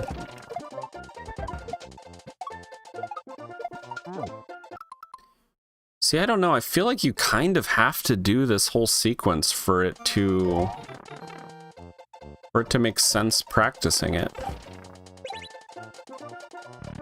It's hard to really. Sometimes it's hard to just section out like one trick. That being said, it looks like we could just do like a surfer. Like we just set up like a surfer and then you hit the surfer and instead of doing like the POW and all that stuff. Like instead of that. Yeah, I don't know. You still have to kind of do...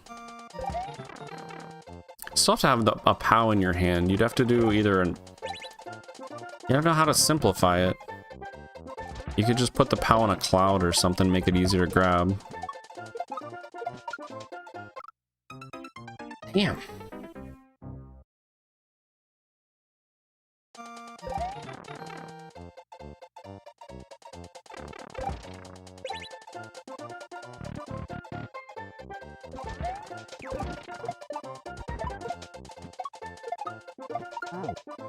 Yeah, I often find that, like, sometimes people will build a practice section and it just won't feel the same as in the regular level because, like, the speed is wrong or the momentum is wrong.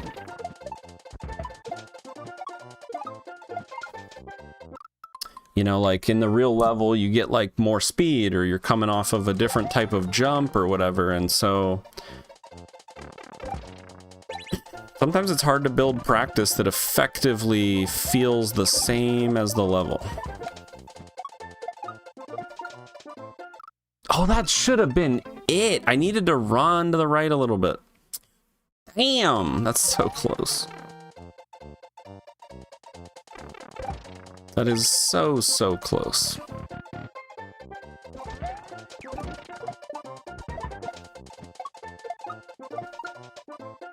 Oof. just jump and pal drop and door entry. If you can master the positioning and pal drop timing to get... Yeah, that's true. Just do like a low speed one, approximately the same sort of trajectory. Just set it up like run and jump.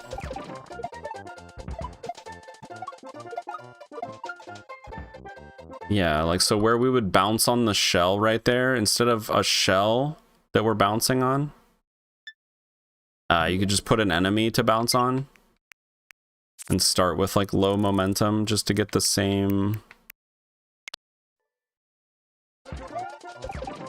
momentum and distance, I guess.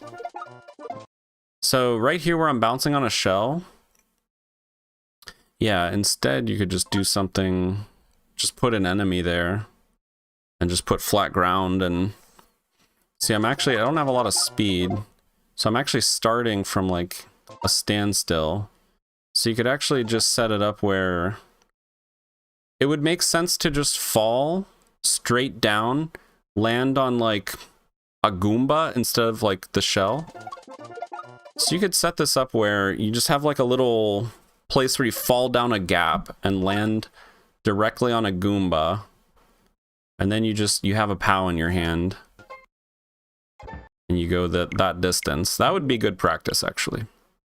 Just the same distance and the same momentum that's in the level. Since we turn around right at the point where we bounce on the shell, I would just have the player drop straight down onto like an enemy to start that sequence, and it would feel very similar. Well, kinda. Have the POW drop off a track? Yeah, you could. So you have to catch it in the air.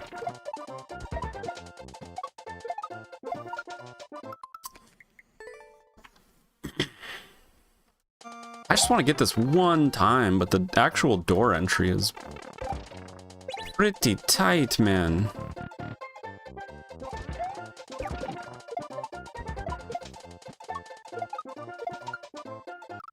That was too late. Failing the only trick you haven't done 50,000 times before.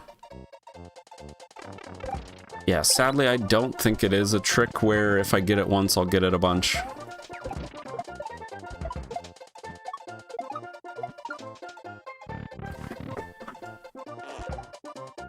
But I did get it once! Nice. Nice. So I feel like it's tough because you're doing a slow motion POW drop, kind of. But then you have to kind of run a little bit to the right. Like once you get on the POW.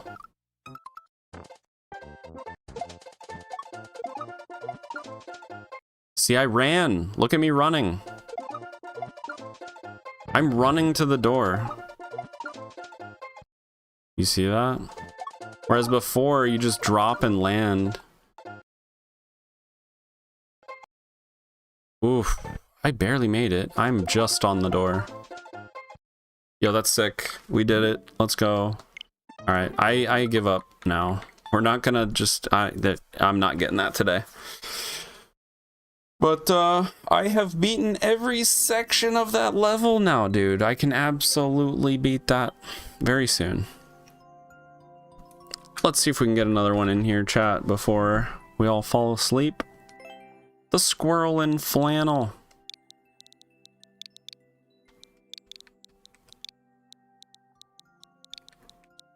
Let's see what it's like to play a gamer's level. 3 out of 700. 73. State of Zen Rage Quit version. Last one, maybe. What are we doing here?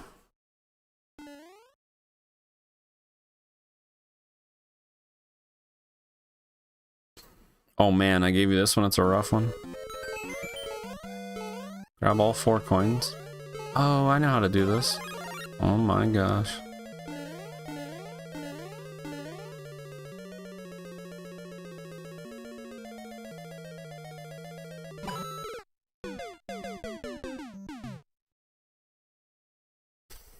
Oh, wait. Wait a minute.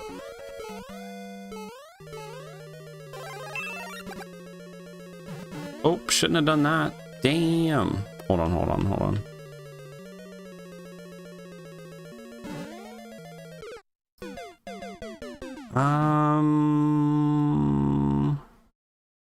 Yo, Evan, thanks so much for the 500 bits. You did not know this was possible? We had a weird level like this one time where we had to do one, I believe. I don't remember.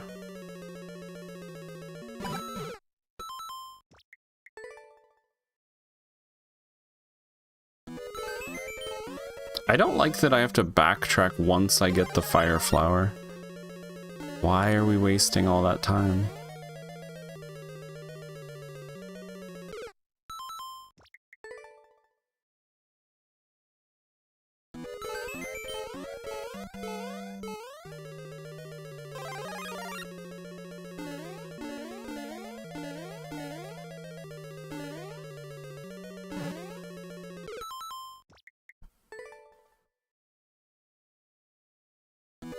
Like, where the one-ups are, just give me the fire flower at the start. To raise the tension. Okay.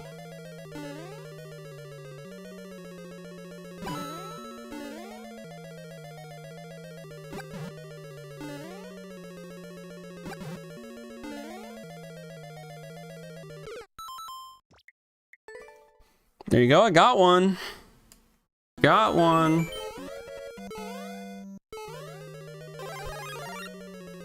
Just waste time, no tension, really.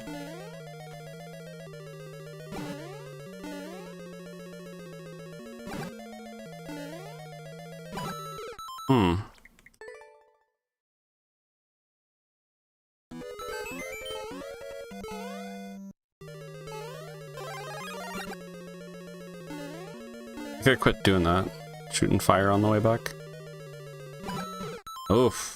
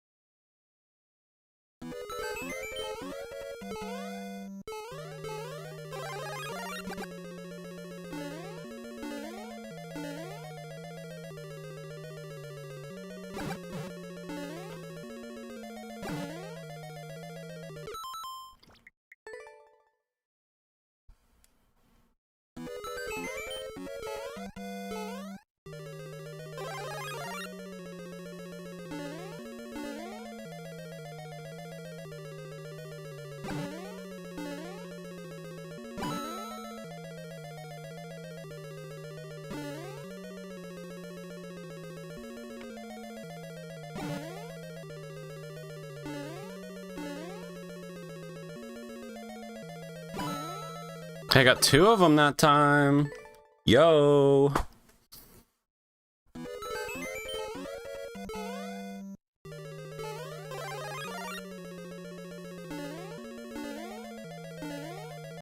Oops.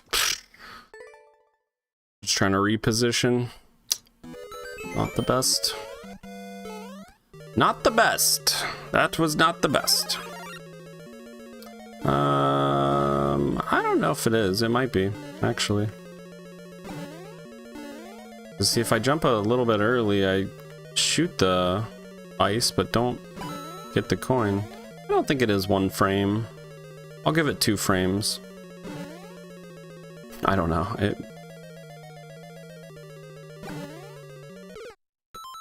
It feels a little too easy to be 1 frame, but maybe.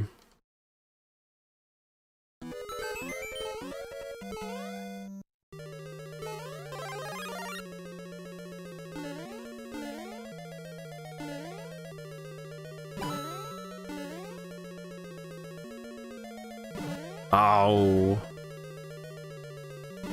Oh. Well, that was decent. I came close. Probably like a frame early each time, or a frame or 2 early each time.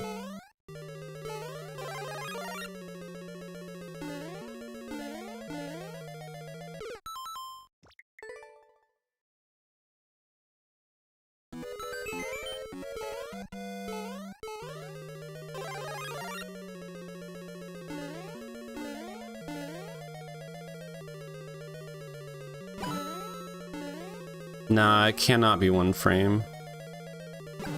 Oh no.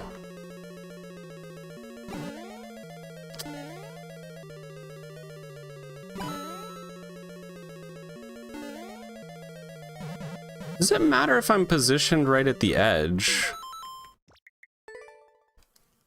Maybe I do want to be like right at the edge, almost do like an edge step. Because the 2 times I got it right there, I was like right at the edge, almost got like an edge step.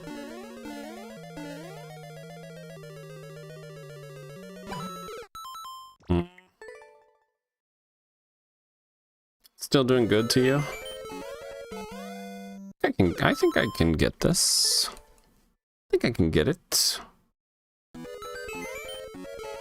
Magic Lido is 1 frame. Is this easier, harder, or the same? Hard to compare is what I would say if you ask me that question. It's like different timing. It's like, if I compared this, like I'm pretty sure when you are trying to duck, jump, twirl in a 1 tile gap, it is a 1 frame twirl. You twirl like the frame after your jump, because it's so fast and there's like no mistakes. This feels like you can do a early frame and a late frame. So I feel like there's at least 2 frames, but I don't know.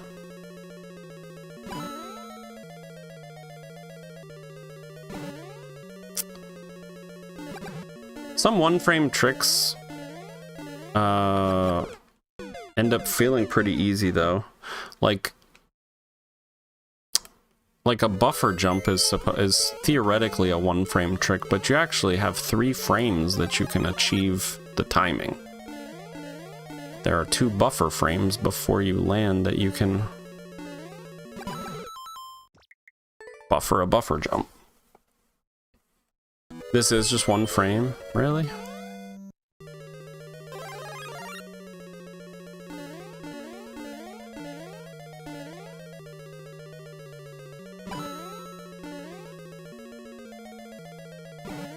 Damn, what's up, Royru?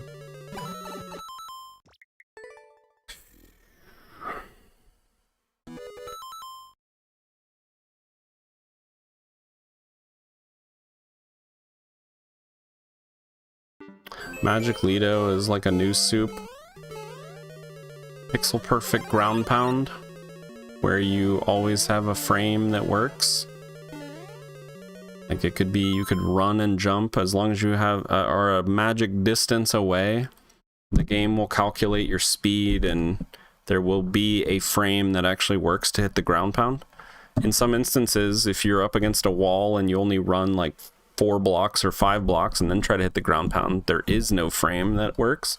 1 frame's too early, but the next frame's too late. So yeah, like a magic distance makes it so that you at least have a frame that absolutely works if you hit it. It's like that machine. It's like that machine at the arcade. You ever see that machine at the arcade where it's got like the lights that go around in a circle, you know, and it like goes back and forth, and you're supposed to like time it when it like gets to like the one light that's like at the bottom. You're supposed to like hit it when it's at the bottom. That's what a Lido jump is. Like where that game is likely rigged and there's just no frame that actually hits. Like you hit early, or you hit on time, or you hit late, and it'll just do one or the other. There are people who can nail that arcade machine like 3 to 4 times out of 10. I feel like it's probably a partial scam. I feel like sometimes it's like hitting a non-magic Lido and there is no frame that works. You could hit it exactly right and it will just tell you it was a frame late or a frame early. But that's like this game. Oh. No. Should probably go do this one just in case I'm running out of time. No. Wow.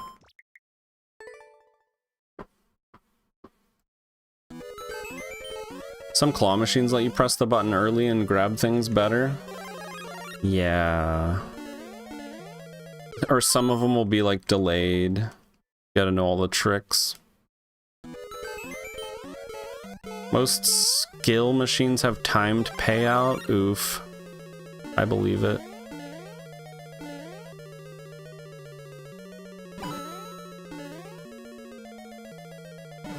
No, what?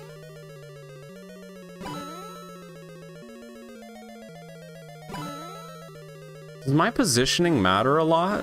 I feel like when I'm just in a certain spot, feels like he has a better chance to get it. All right, here we go.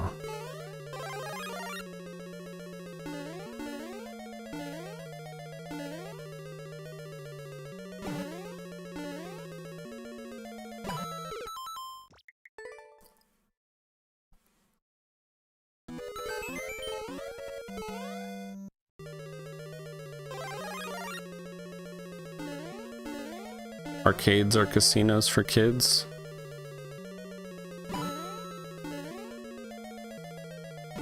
No.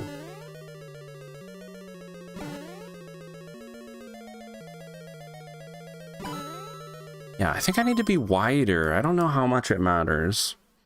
I'm kind of wondering. When I get it, it's like I'm getting like a little edge step. Like I have to almost be at the position to do an edge jump almost, like here. Look. Nah, I don't know. I feel like I get it way more though. It's in my head. But yeah, that is good positioning though.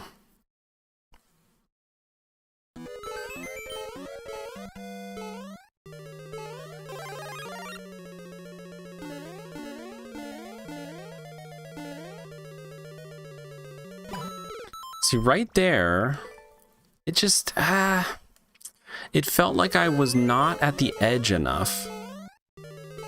I don't know. I mean, obviously I could have been late on my button press, but...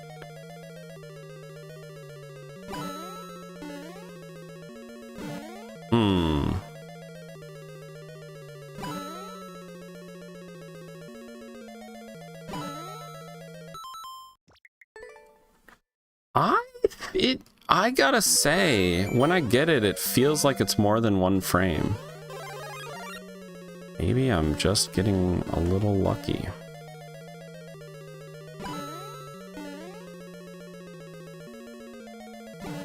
Ah! Then I don't get it and I'm back to reality. Okay, so I can be too wide. I collected that last one and I was very much at the very edge, it seemed.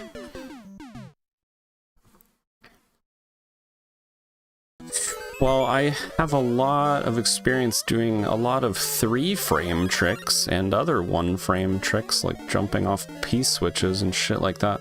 This feels easier than like jumping off of a P-switch behind a saw, you know what I mean? I feel like that's a 1-frame trick. But then again, I think you are allowed the 2 buffer frames, so that's probably why. This may be closer to a true 1-frame trick, but I don't know if it is. Might be. No, what are you doing?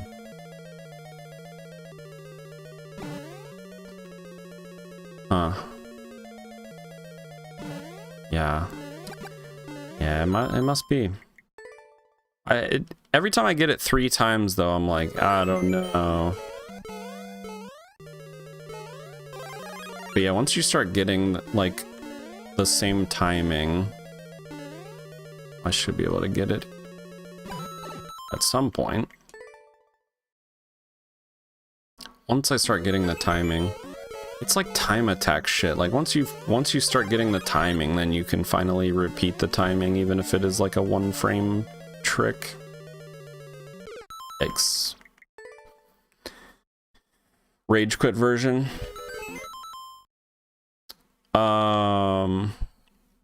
Was this trick possible in Mario Maker 1? P-switch timed jump to get a coin? A P-switch timed jump? What do you mean? This fire flower trick? I don't think this fire flower trick was in Mario Maker 1, no. This... No, I don't think this was. A P-switch version to get a coin last second? Yeah, Ice Coin doesn't exist. Well, you can jump off the bottom of a P-switch. In Mario Maker 1, didn't they end up making P-switch jumps harder where you could only jump off of the top or the very bottom?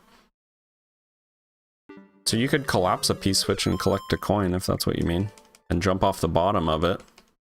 Which, I think you had 1 frame to jump off the top and 2 frames to jump off the bottom or something. Which I don't know if that included buffer frames or not.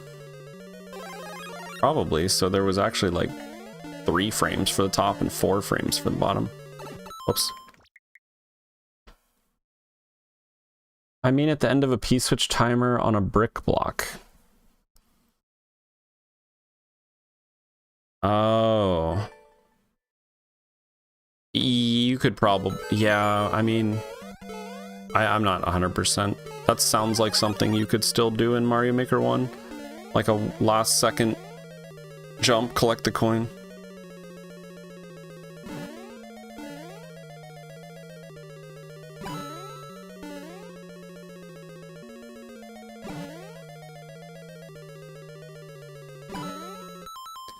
Alright, I'm gonna get this, man. Come on.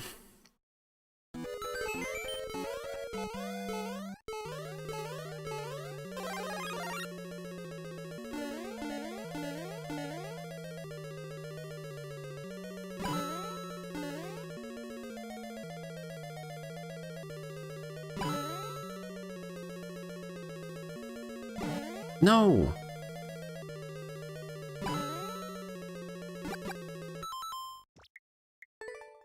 3.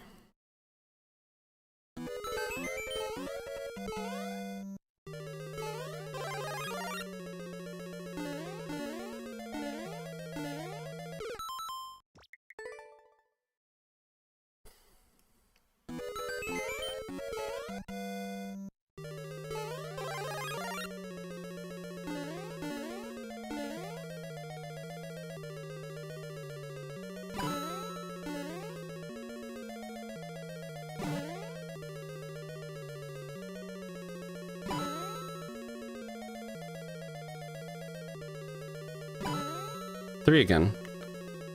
You know what? Oh, I can't get it. I wanted to just collect the last coin. Couldn't quite get it. Maybe with a bread jump. Max height float jump, that is. Maybe. Whoops, shit.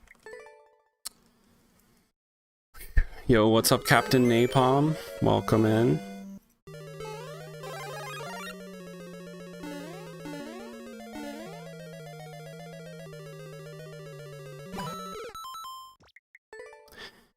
Yeah, maybe it is a 1-frame trick. I just am erring on the side of like I'm pressing it too early most of the time. But then when I try to delay, I don't have much of a chance. It's more of a feeling than anything. I can't like... I can't really use sound or anything as a cue. It's more muscle memory. Just timing with the inputs. I'm getting 3 a lot now. Come on. Come on. 3 out of 4 again for like actually the 3rd time, I think. Alright, come on, here we go. No, dude.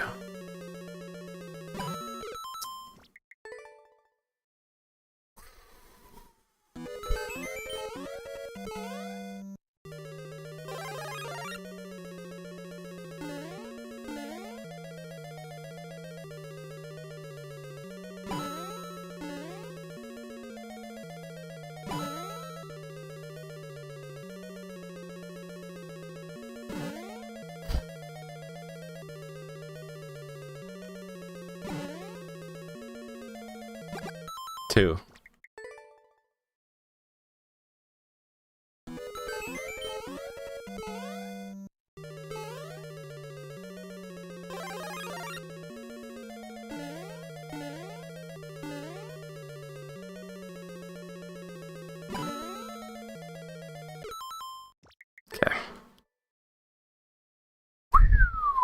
It's tough, it's tough, it's tough. I kind of like it.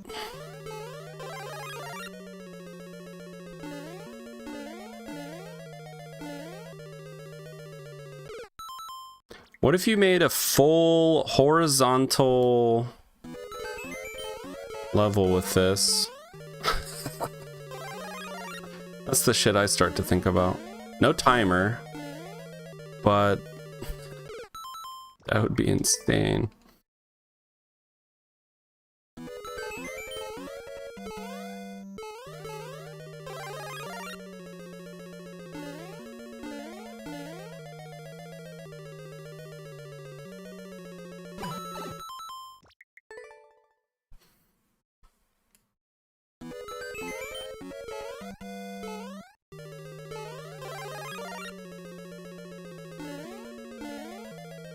Yeah, I've seen this trick before, Squirrel and Flannel. I've done this trick before.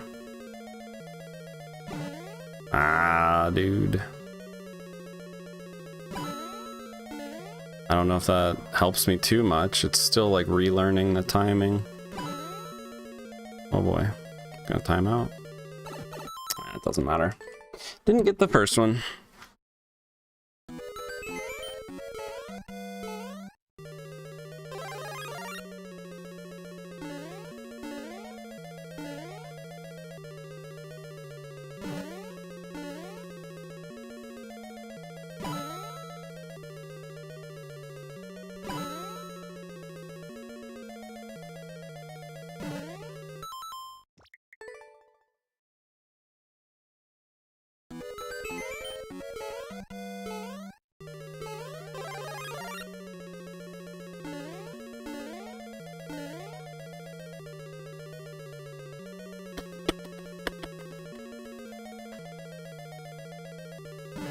No. No.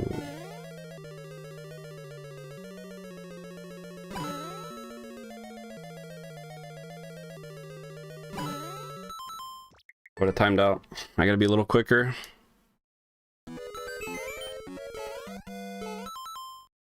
Add lava rising and 100 coin jumps. No one will beat this if tasked.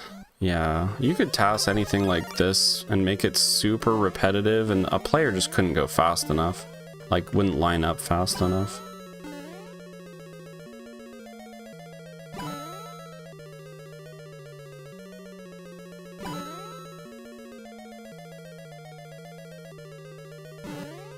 Shut your mouth.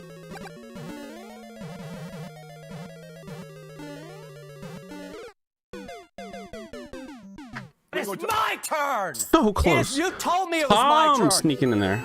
Oh no. Okay, Tom, last try. Last try. Whittle Timmy. I mean, Tom Lowe's Little Mob Tommy. left to play Day Wevel. Oh, I'm so close. Alright, Tom. Maybe I'll come back to that right after.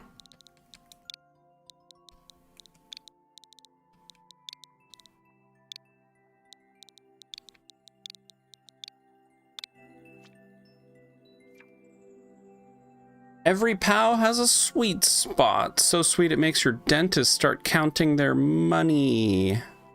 Oh, here we go. Tom made a little practice level. Little Tommy is what my... Never mind.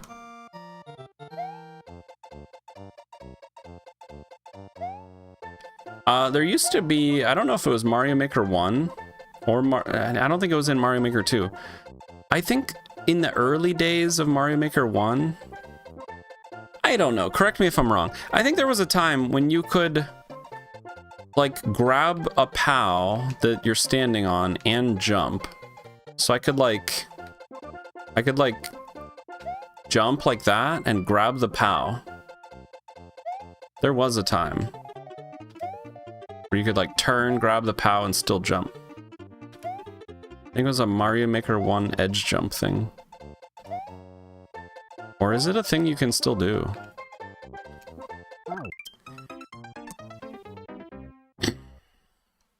Yes, exactly like an SMW key jump.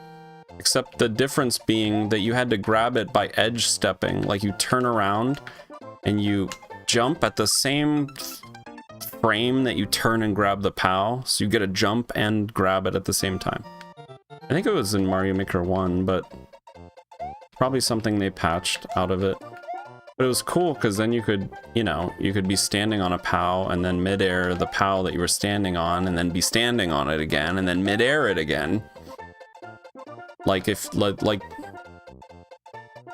if you could get the POW to go somewhere useful. Then you could do multiple mid-airs with the same POW. Like how that's pretty sick.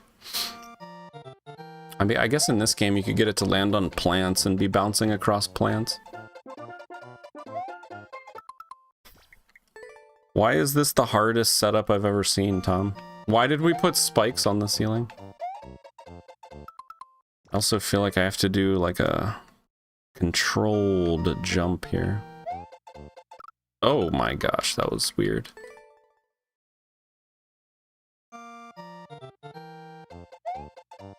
Oh my goodness. Oh, this doesn't have sticky POW physics now. This is gonna be a little bit different. This does not have sticky POW physics. So this is gonna be arguably quite a bit harder than the setup in Stiff Biscuits level. What's the title? Every POW has a sweet spot. The grab in Mario Maker 1 was a lot smaller distance, horizontal at least. Maybe bigger vertically.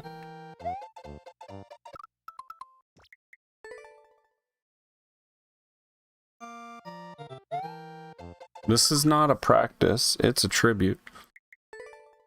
This is not the greatest level in the world, no. This is just a tribute. What are sticky POW physics? Okay, so here. So in this Stiff Biscuit level... Okay, watch my POW when I drop it and it hits the side of the spike. You see it stop? Hold on. See how it stops at the top? And sticks? Stick. And then it starts to fall? So... the nice thing about sticky POW physics is that it would like... I think what was happening is that the POW or the items would have retained speed and they would sort of like clip into the wall partially and then the wall would like stop them, and that's why the sticky physics. But they fixed it. They patched it out of the game. But in old levels it still exists. And it was quite fun to do Kaizo like that. Now, if I drop the POW against the side of the spikes, it's just gonna plummet. Because they patched it out of the game. Yeah, so it just... Oh, I'm just trying to get it to drop against the side now. So you'll see there's no stick at all. Oh my gosh. Well, I can drop it against any wall. Or I can't drop it against any wall.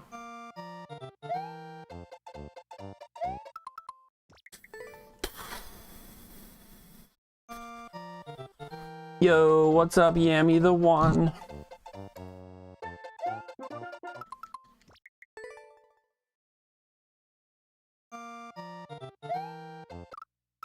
Shit. Yeah, so in that Stiff Biscuit level, as long as I'm on the POW, and holding up, then I'm good. I can just enter the door as the POW sticks and sort of slows down and falls a little slower. It looks cool. It looks like I'm standing on the spike, but as long as I'm in the right position, it's not like the timing is not hard. Whereas in this situation, I gotta be on the door at the time that the POW gets there. Well, there's no slowdown. I have to just be on the door. The nice thing about this level is that I can get a little more speed. Like the Stiff Biscuit level, you saw I had to run on the POW to actually get halfway on the door to enter it. This level, I should just be able to, boom, just tap up. Like almost right there. That was so close. That looked close. Damn. But you see the PAL just drops. It just plummets now. Damn.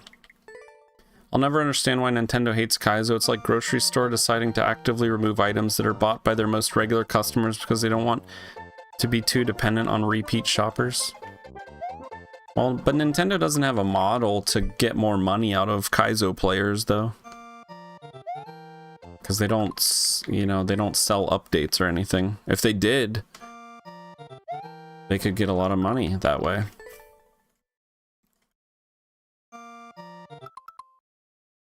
Loop Hazard was playing a level that ends with his trick. I commented he could make a practice level. Tom decided to do it. Oh, yo, what up, Loop? This looks brutal. Yeah, it is. Kinda.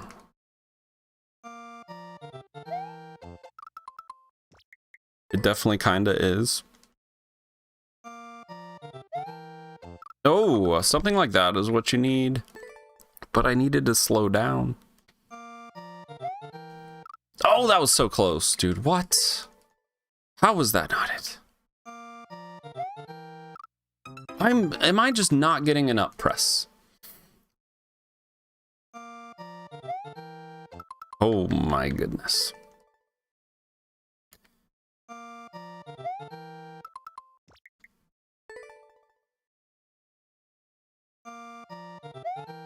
Their vanilla masterpiece, yeah.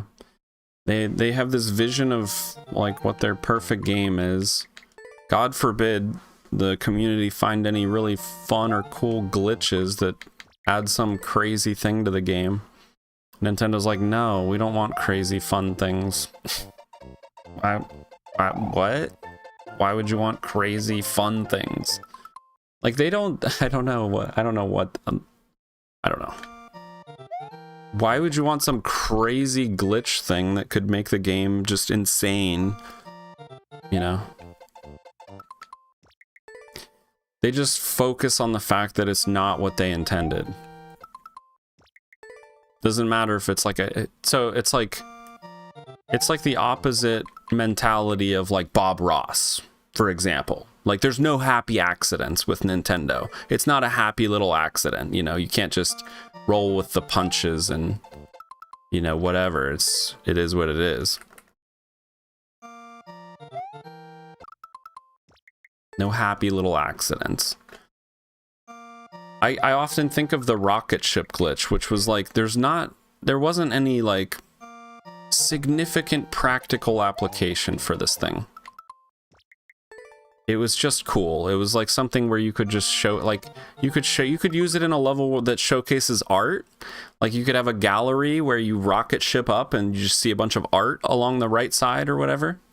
That'd be cool. Like, there are not very many use cases. It's literally, it was just a high-speed way to get from the bottom of like a vertical screen to the top. Like you would blast off and go so fast, you couldn't even move off of the ground. It was like you were actually stuck to the ground. It was cool. It was really funny and awesome. And Nintendo was like, no, what? You discovered this crazy thing in our game? Remove that. We don't want people having fun and coming up with crazy stuff. Imagine if they encouraged the crazy discovery and crazy like glitch aspects of the community and like leaned into it, you know? And even like, I don't know, dude. Like the people that discovered like the black hole glitch and stuff, you know?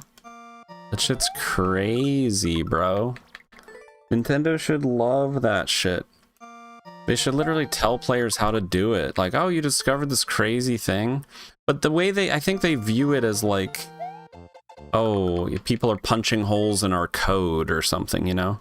But you know, you're never gonna make a game like this airtight. There's no game out there.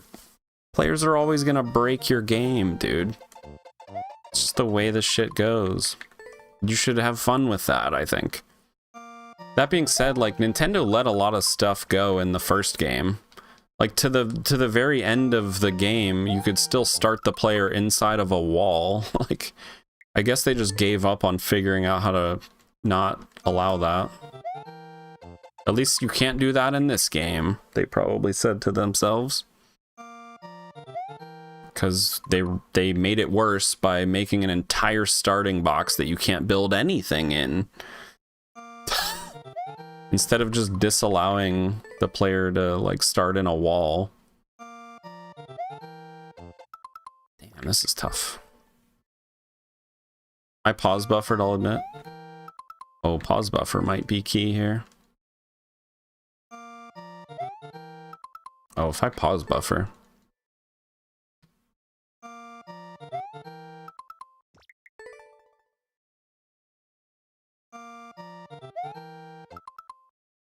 I mean, I do like the starting point in Mario Maker 2. Feels like we can always expect where to start rather than to be fused in the wall.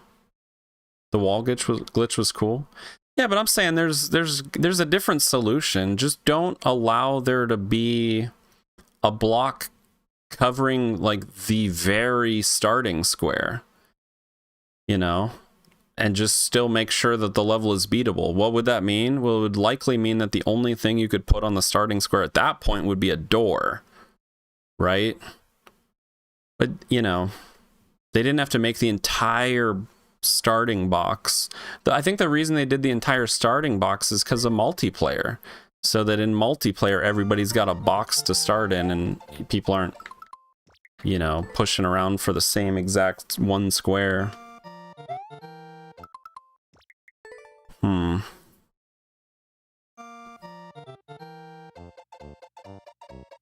The single starting square should be protected. But likely the square above it as well should be not buildable. But that would only allow you to put a door and then go somewhere else.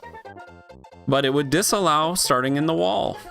Like, see? So, I mean, there is a solution. But yeah, I think since they added multiplayer, they just went with the big starting box anyway. I mean, it's fine.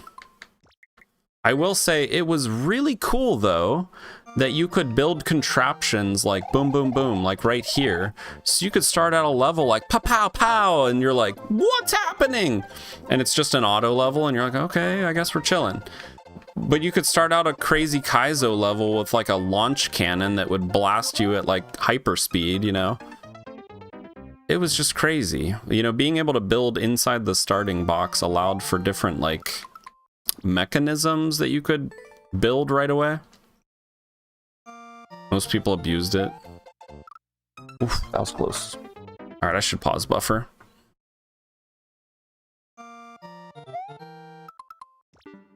Aye. Most people abused it, yeah. Frame 1 jumps at the start were awful. Yeah, true. You can still do one frame swims the same way in this game, Royru. Through a door, one frame swim. You probably knew that. Why do I feel like you can do a one frame low gravity jump? Is that a thing? Nah, that's probably not a thing. Yeah, the one frame door jumps and shit like that. Nintendo always leaves these weird one frame tricks that are like accidentally possible. It's kind of annoying. It's almost like how I feel like they tried to deter the hardcore community by making spike hitboxes basically max size and Muncher hitboxes basically max size. Other than being somewhat sort of diamond shaped at the corners, I guess. Like the entry points are like slightly rounded so that there's slight leniency. So you could jump and get a coin easily, stuff like that. But damn, that was kind of close. The camera was awful, the overloaded pipes are terrible too. I still think the vertical camera in this game is not the best. The camera in Mario Maker 1 was definitely not the best either. Spike decision has to be against hardcore player. Yeah, that's been my theory. And what's so funny is that it actually encouraged more hardcore players. They just figured this is so hard now that nobody's going to want to do this, but then they just encouraged people to be completely insane and go for Lido Squad, you know? The only thing that they could do to really discourage it is make the hitboxes somehow take up 1.5 tiles, you know? Take up the tile that they're on and another half tile so you just can't get through. I just think their ideas are good, but like their heart is in the wrong spot. They should embrace the hardcore community. I feel like oh, see? There you go.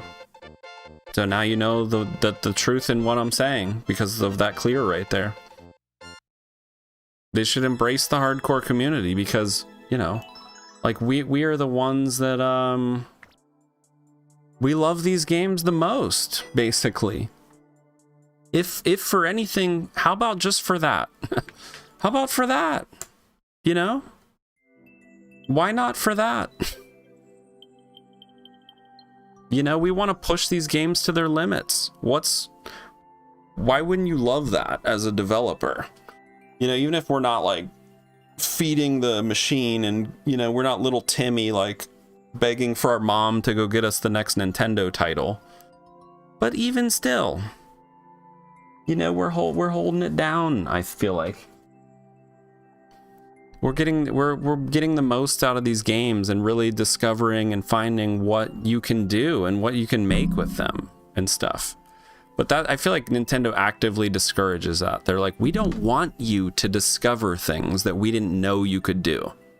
As soon as the community discovers something Nintendo didn't know you could do, they delete it. That's their policy.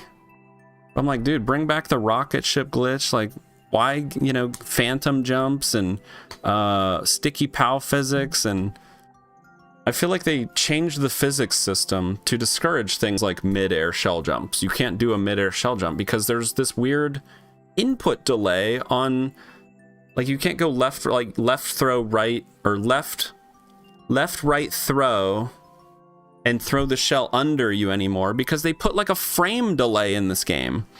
You used to be able to run and just be like holding up and easily be able to first frame door entry. But in this game, you have to like actively press up on the frame.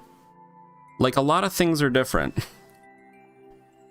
And they have basically tried to, like, if you go back to Mario Maker 1, there was like crazy Kaizo and crazy speed runs and stuff with just all kinds of weird physics and stuff you could do.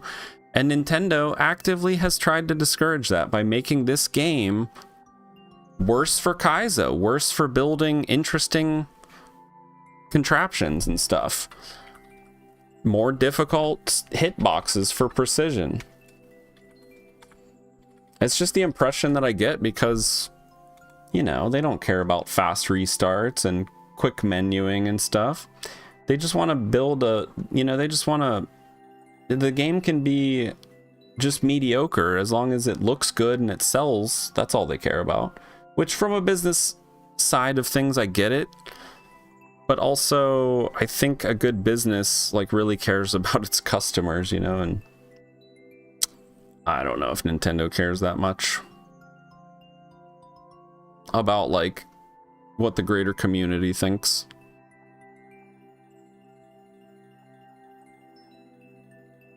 Yo, chat, that's gonna do it for tonight. I'm gonna look for someone to raid. Let's raid Llama Ron.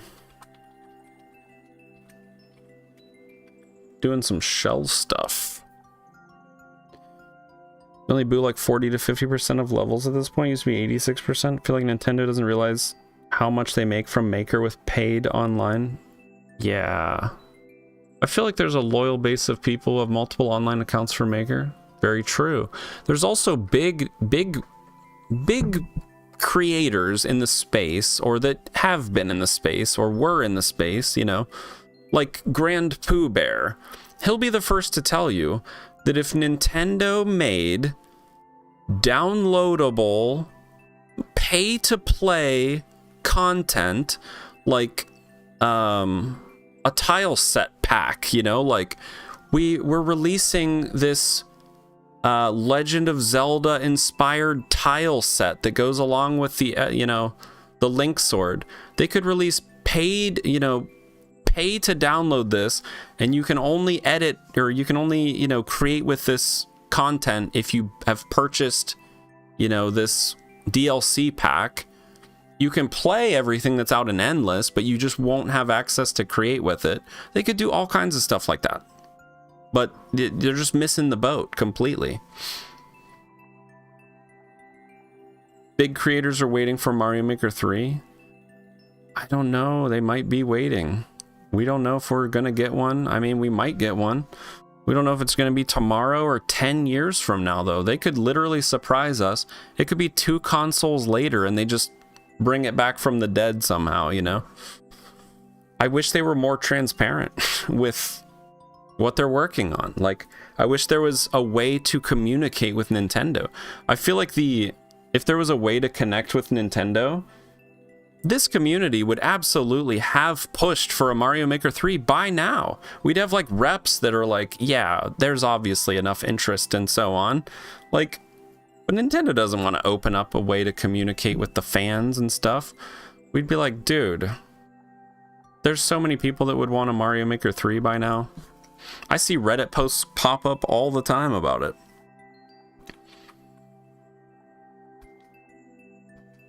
Part of me feels like Nintendo abandoned Mario Maker 2 to just go ahead and start working on Mario Maker 3 for a really long time. And they've been working on it since they stopped working on Mario Maker 2. They've been just polishing that turd that's going to be Mario Maker 3. That's what I hope.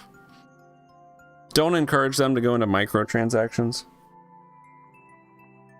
Well, I don't care, dude. I would pay for extra stuff. I would buy Charging Chuck. I would pay $15 to buy Charging Chuck, a singular enemy to be able to build and throw into my levels. $15, just for the hell of it. Just because you can make new content from it.